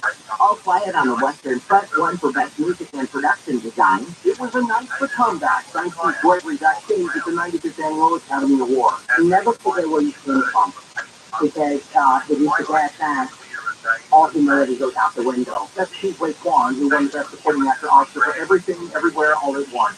Kwan was a child actor who starred in The Goonies and Indiana Jones. Then no one would hire him. Here's Brendan Fraser, Best Actor winner for his role in The Whale. So one foot in front of the other goes in the way. Believe me, I can do it. You can do it. After starring in a string of movies in the 80s and 90s, he left acting for personal reasons. At the Golden Theater in Hollywood, Steve Gregory, pick up on you. More Oscar coverage coming up at 5:50 this morning with ABC's Jason Nathanson. We'll get to your drive right now. Let's say good morning to Nick Kelly. I hope you had a great weekend. And then we're calling fans and glad that you're doing better and checking the drive that's supposed to make you like race. I could go to what's on side of the 91 first thing this morning and the tactics of the drive from before Magnolia as you make way towards our surface club, which is up beyond. I think you further southbound, rather southbound, westbound on the 91 as you're coming out of the St. David Turn, leaving Corona, getting through Yorba and this guy, she's a key northbound, you'll see the ways from Euclid this after the market of 60-40 UCR. I'm afraid something's slowing you down. Time to put yourself on the keyword is takeoff traffic. Heading yourself on 15 at the 138. Looks like this is as the 2 right lanes are shut down for overnight outbound work from the brake check to the 138. That's in the process of reopening right now, coming out of the Xperia area. 15 southbound. We've got a real parking lot for the Acting Heights on before the 395 market, Joshua Street. As you make the approach of 138. So, and with it, those lanes are reopening. Stick with it, you'll be able to get through this sooner than later. So you'll find this guy will skip their faster. I'm the Collier team. 5:06 on your wake-up call. Karen Travers, good morning to you. The president is headed here to California. What's he expected to do today, and who will he meet with? We're meeting with the prime ministers of the United Kingdom and Australia, 2 very critical American allies. And they're trying out your way. No traffic through that though, so I'm sure we'll be excited about that. But we're in San Diego for this meeting. I'm talking about Australia purchasing U.S. manufacturing nuclear powered attack submarines.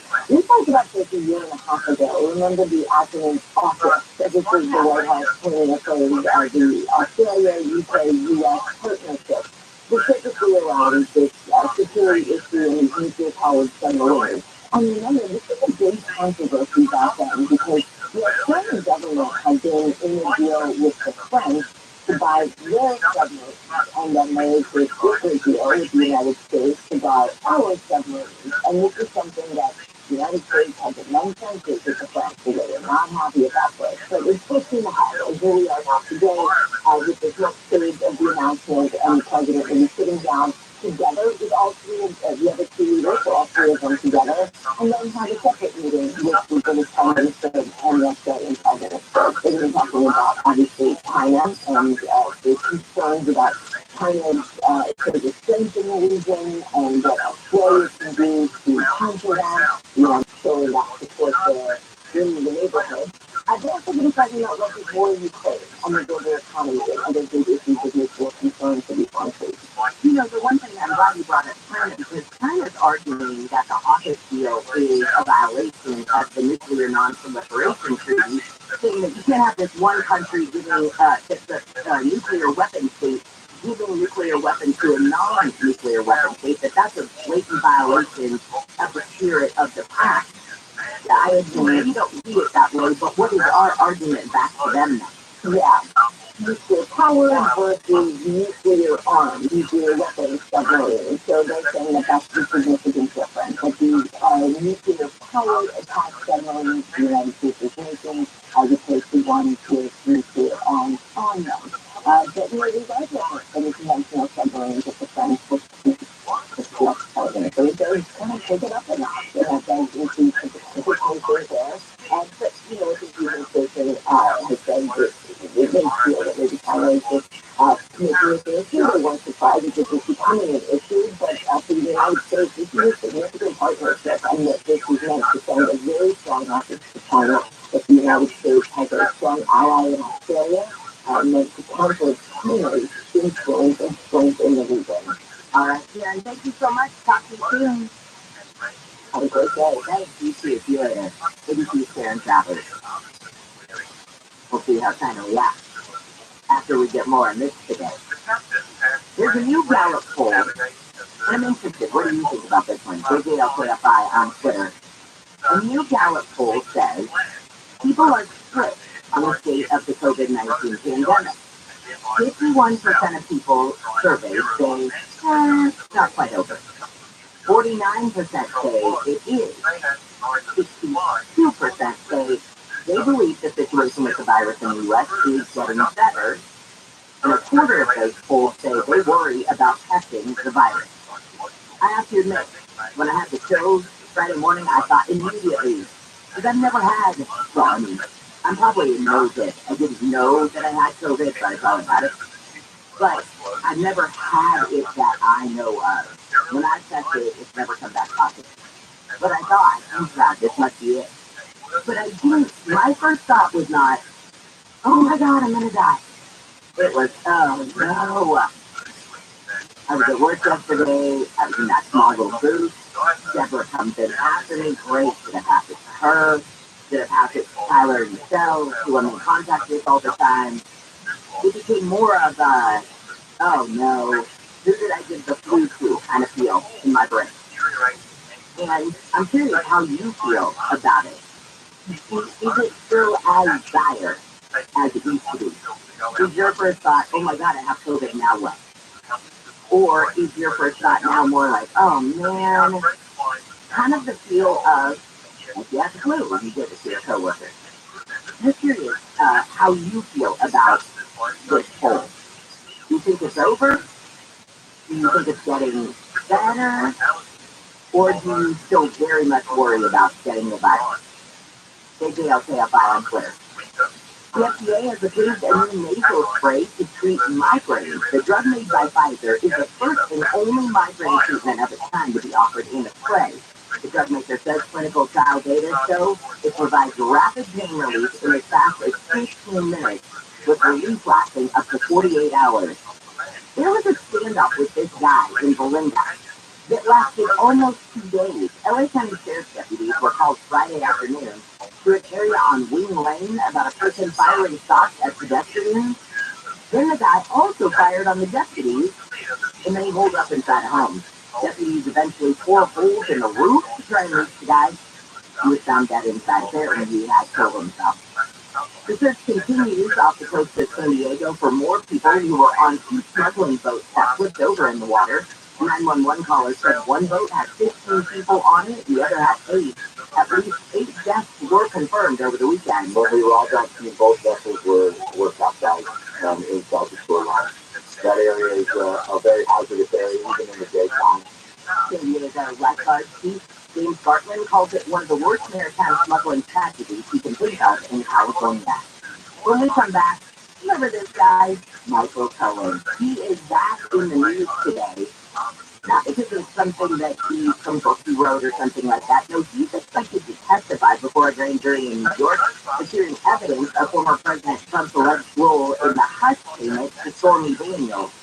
I know, if you're like me and you went, wait a minute, this is still going on. It is. We'll find out what the state of things are in just a second.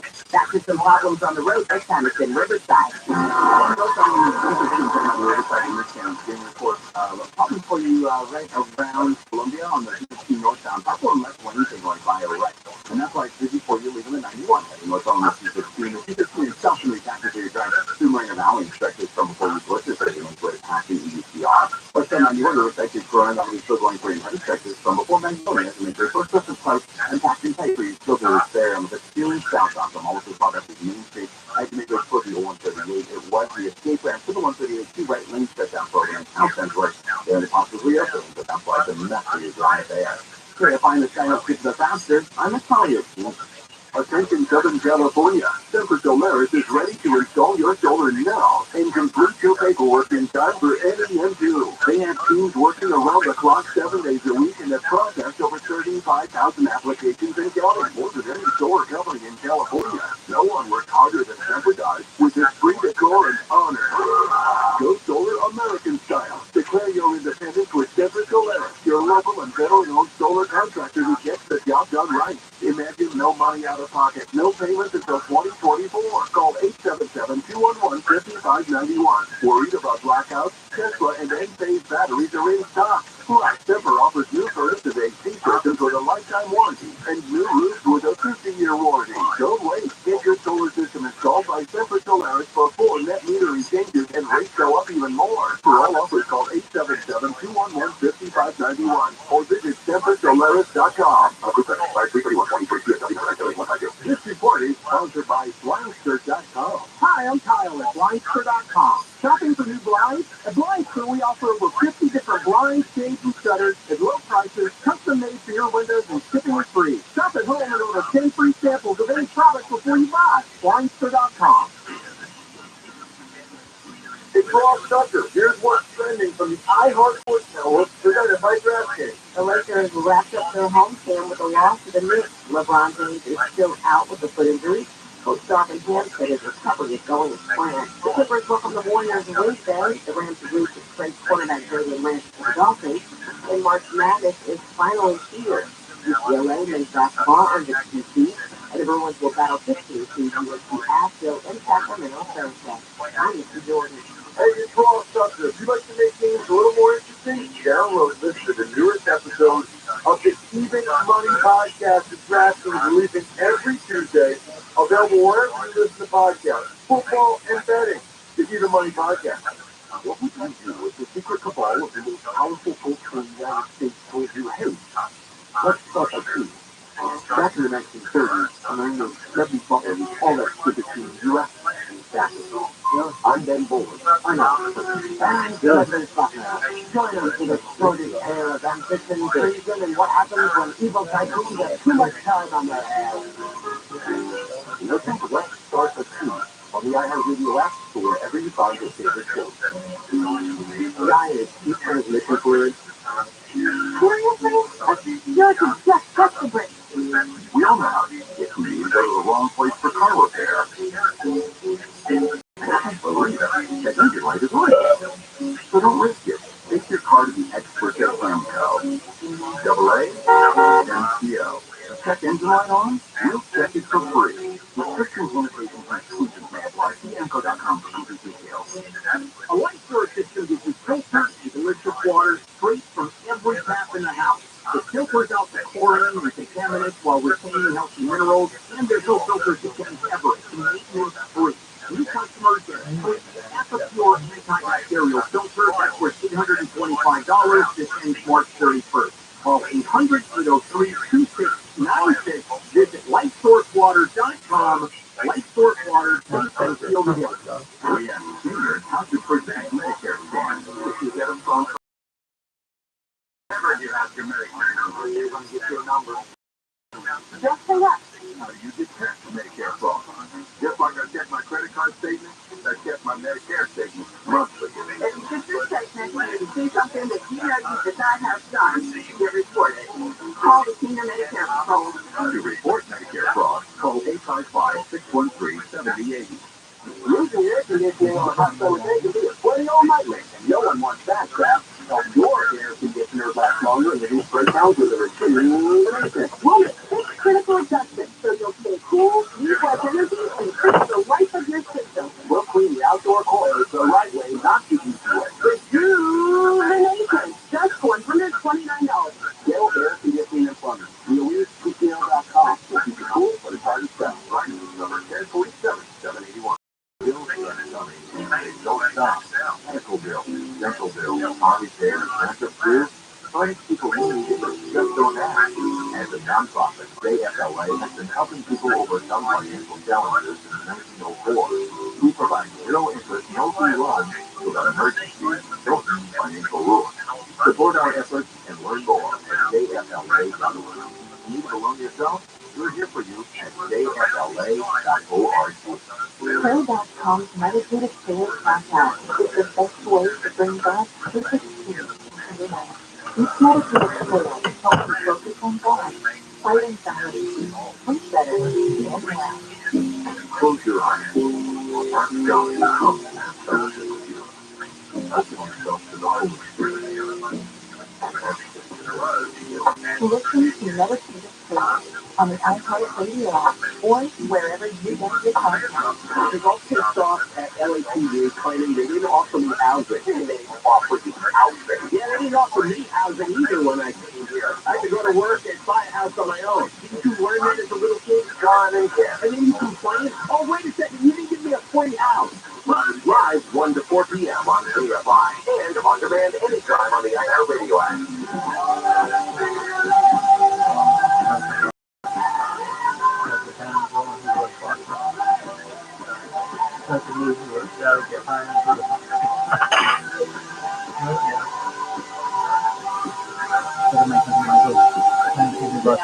AM 640 live everywhere on the iHeartRadio app. This is your wake-up call for a Monday. I'm Jennifer Jones. We hope you had a great weekend. Some of the stories we're watching on KFI for 24 hours. A bank with offices in Beverly Hills, El Segundo, Newport Beach, and Ontario has been closed by the New York Department of Financial Services, all to protect depositors. The department has appointed the FDIC to run the day-to-day operations of Signature Bank. They say all the depositors will be made whole. That's the important part. Governor Newsom has proclaimed a state of emergency to support storm response and relief efforts in 6 more counties. He already has proclaimed a state of emergency in 34 counties throughout the state, including LA and San Bernardino.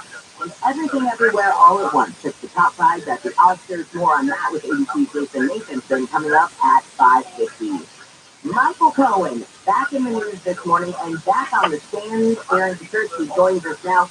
I think when I read this last night, I went, that is still going on? The whole hush money thing is still going on? What's going on now? 7 years later, it's still going on because the attorney's office is considering whether to charge former President Trump over the way his company lost the student Stormy Daniels bill. Remember, it was the first case, the 2015 campaign. Stormy Daniels had said that he had an affair with Donald Trump. He wanted to keep that quiet, paid her $130,000 in hush money. And now the Manhattan DA's office has, off and on been looking at this, but now on the brink it seems that indicting Trump of the way he had falsified business records and making it look like a legal expense when in truth is a related to the election. So Michael Cohen, who went to prison over this, you remember, is something of the star witness, and he's going to testify before the grand jury today. No, I guess it seems from we do our taxes, we go to, whatever, H&R Block, Jackson Hewitt, wherever you go. You sit down, and it's pretty easy. They can see what went where, and, who knows what. It feels like 7 years is a really long time to get something in a ledger figured out. Well, they've been looking at it almost from the beginning, but the Manhattan DA's office has disclosed in its investigation, and now it seems they're finally ready to bring a case related to this. Whether it's successful or not, I think it's an open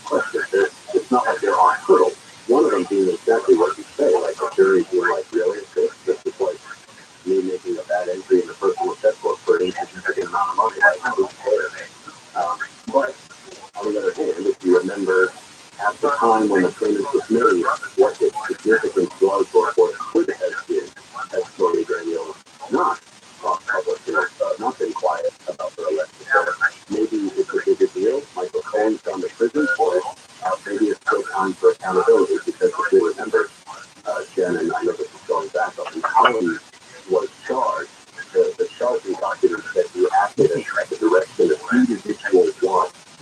Individual one, of course, is former President Trump. Okay, with Michael Cohen's testimony today, I guess, expected to be the smoking gun in the case with the Manhattan DA's office was looking for. Do they think he's going to say something that's going to nail Trump? Look, I think it's a paper case, right? This is not a complicated financial fraud, so it isn't like there is a smoking gun. But in Cohen, you have a human face was made. This is how it was lost.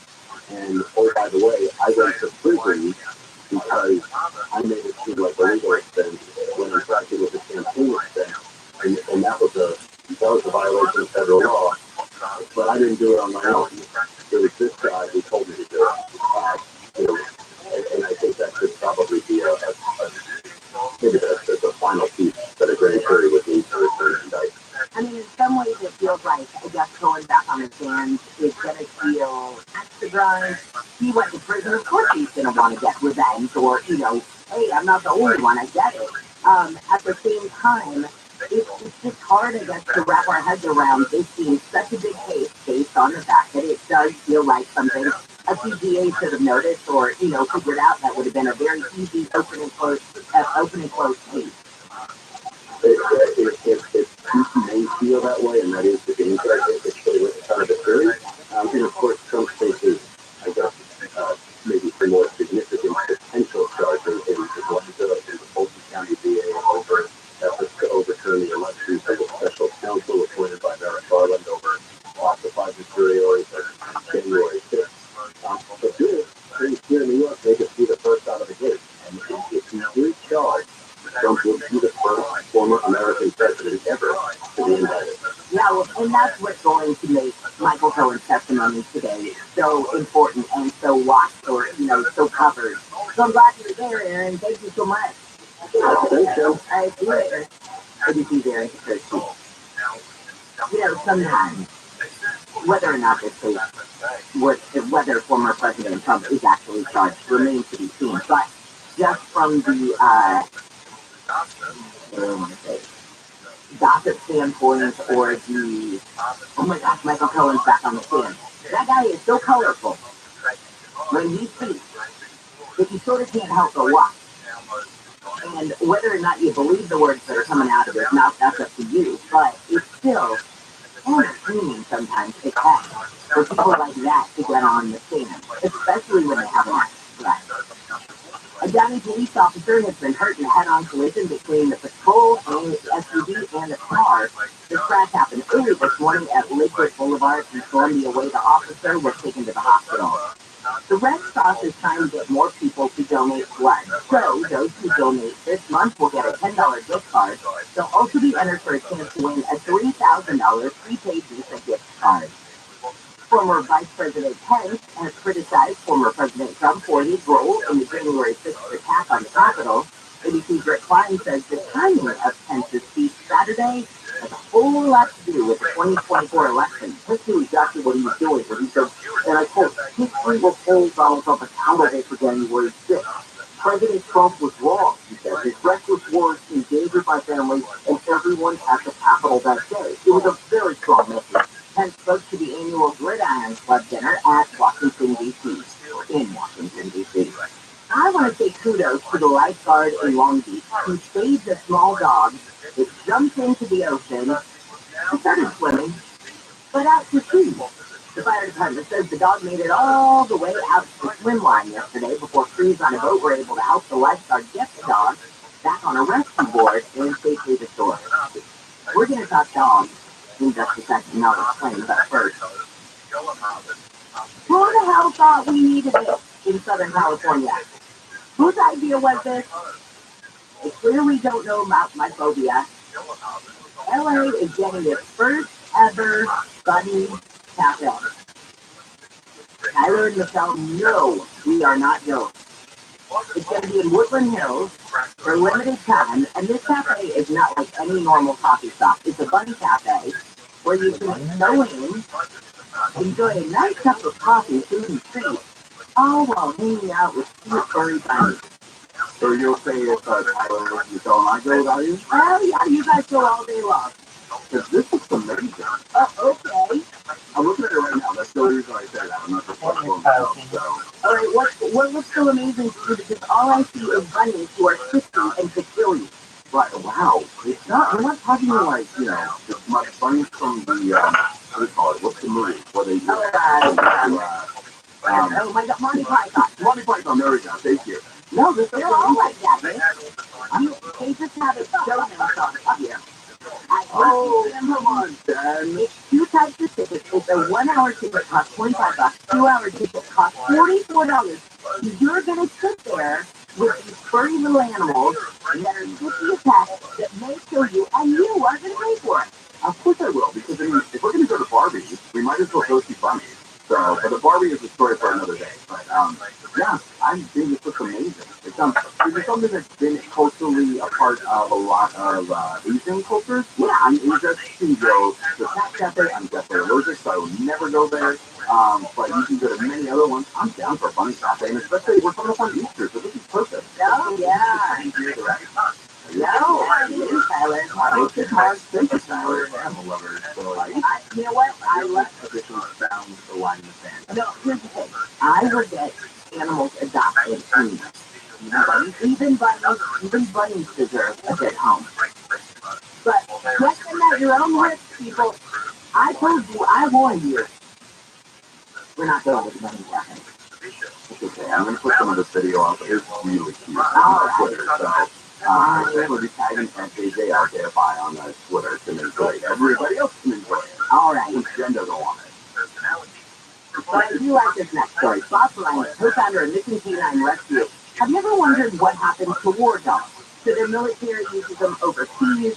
Then what happens after their service time is done? We'll tell you in just a second. Let's get back to your drive with Natalia Orsini. Find out why it's low in this area. There's probably a freaking bunny on the road. Well, it's a whole lot of other situations, but right now Jen is packing tight for folks that are making their way southbound from before Joshua Street, the merchants of 395. That's packing tight all the way through the pass, and that is due to overnight southbound streets that were working for the escape ramp on the 15th southbound. 2 right lanes were shut down to the 138. The closer you get to the 138, your headache kind of wraps up, but usually seeing those orders heavy as well along Summit Valley Road. Also, trying to use that as an alternate coming off of Red Arrow. Toward the 138, I'll save a bit of time this morning. That is doing that as well. Hey, to find this guy helps get there faster, I'm just calling this team. Hi, there's some Toyota people. Yes, I'm going to time to buy Toyota.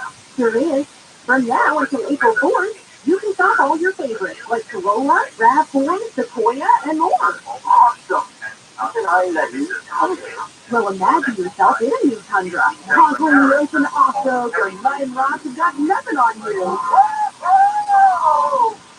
Or maybe you can take the boat out for some water skiing lessons. Now we're talking.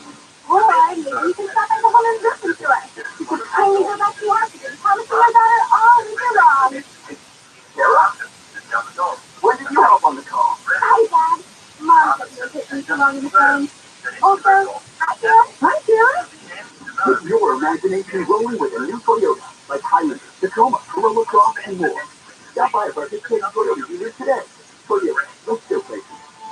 You were in the toy made there, and it's most jealous. This is the fun part. This is why I get to tell you about the great results I'm having in real time. I get to know how well I sleep now, how much more energetic I am. Also, I incorporated Field of Greens into my daily diet. And I get it, trust me, I do. You're probably thinking Field of Greens isn't as good as you say it is, Mo, but it is. It isn't instead of a better diet, it adds to a better diet. More fruits and vegetables that I have been missing. Just one scoop of the beverage of my choice, and I'm filling the gaps in my diet. And Field of Greens has a better health promise. Take Field of Greens and at your next doctor's visit, if your doctor doesn't compliment you on the overall improvement in your health and numbers, well, return Field of Greens for a full refund. I've got you 15% off your first order, and I got you another 10% off when you subscribe. Visit fieldofgreens.com and use promo code AFI. That's fieldofgreens.com. promo code AFI. Hi, I'm Kyle at Blindster.com. Shopping for new blinds? At Blindster, we offer over 50 different blinds, shades, and shutters at low prices, custom made for your windows, and shipping is free. Shop at home and order 10 free samples of any product before you buy. Blindster.com.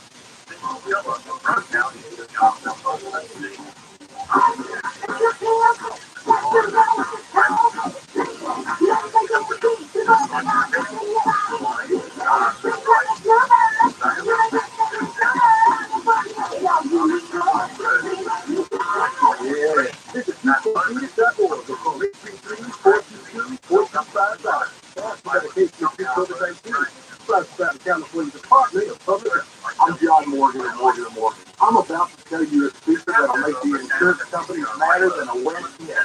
Major insurance companies use a software called Colossal to tell them what the firm you hire is likely to settle your case for. Google it yourself. They know which law firms can lowball and take the last best offer. Not us. Google our firm and see billions recovered from the very same insurance company. They know who we are, and now you know it's here. Morgan & Morgan is MorganPeople.com. For an offer here, you only have till April 14th to lock in the best rates on solar. Do it today at sunroof.com. And I have radio station. Download the free radio app for all your music, radio, and podcasts. I can carry through the party for the dog.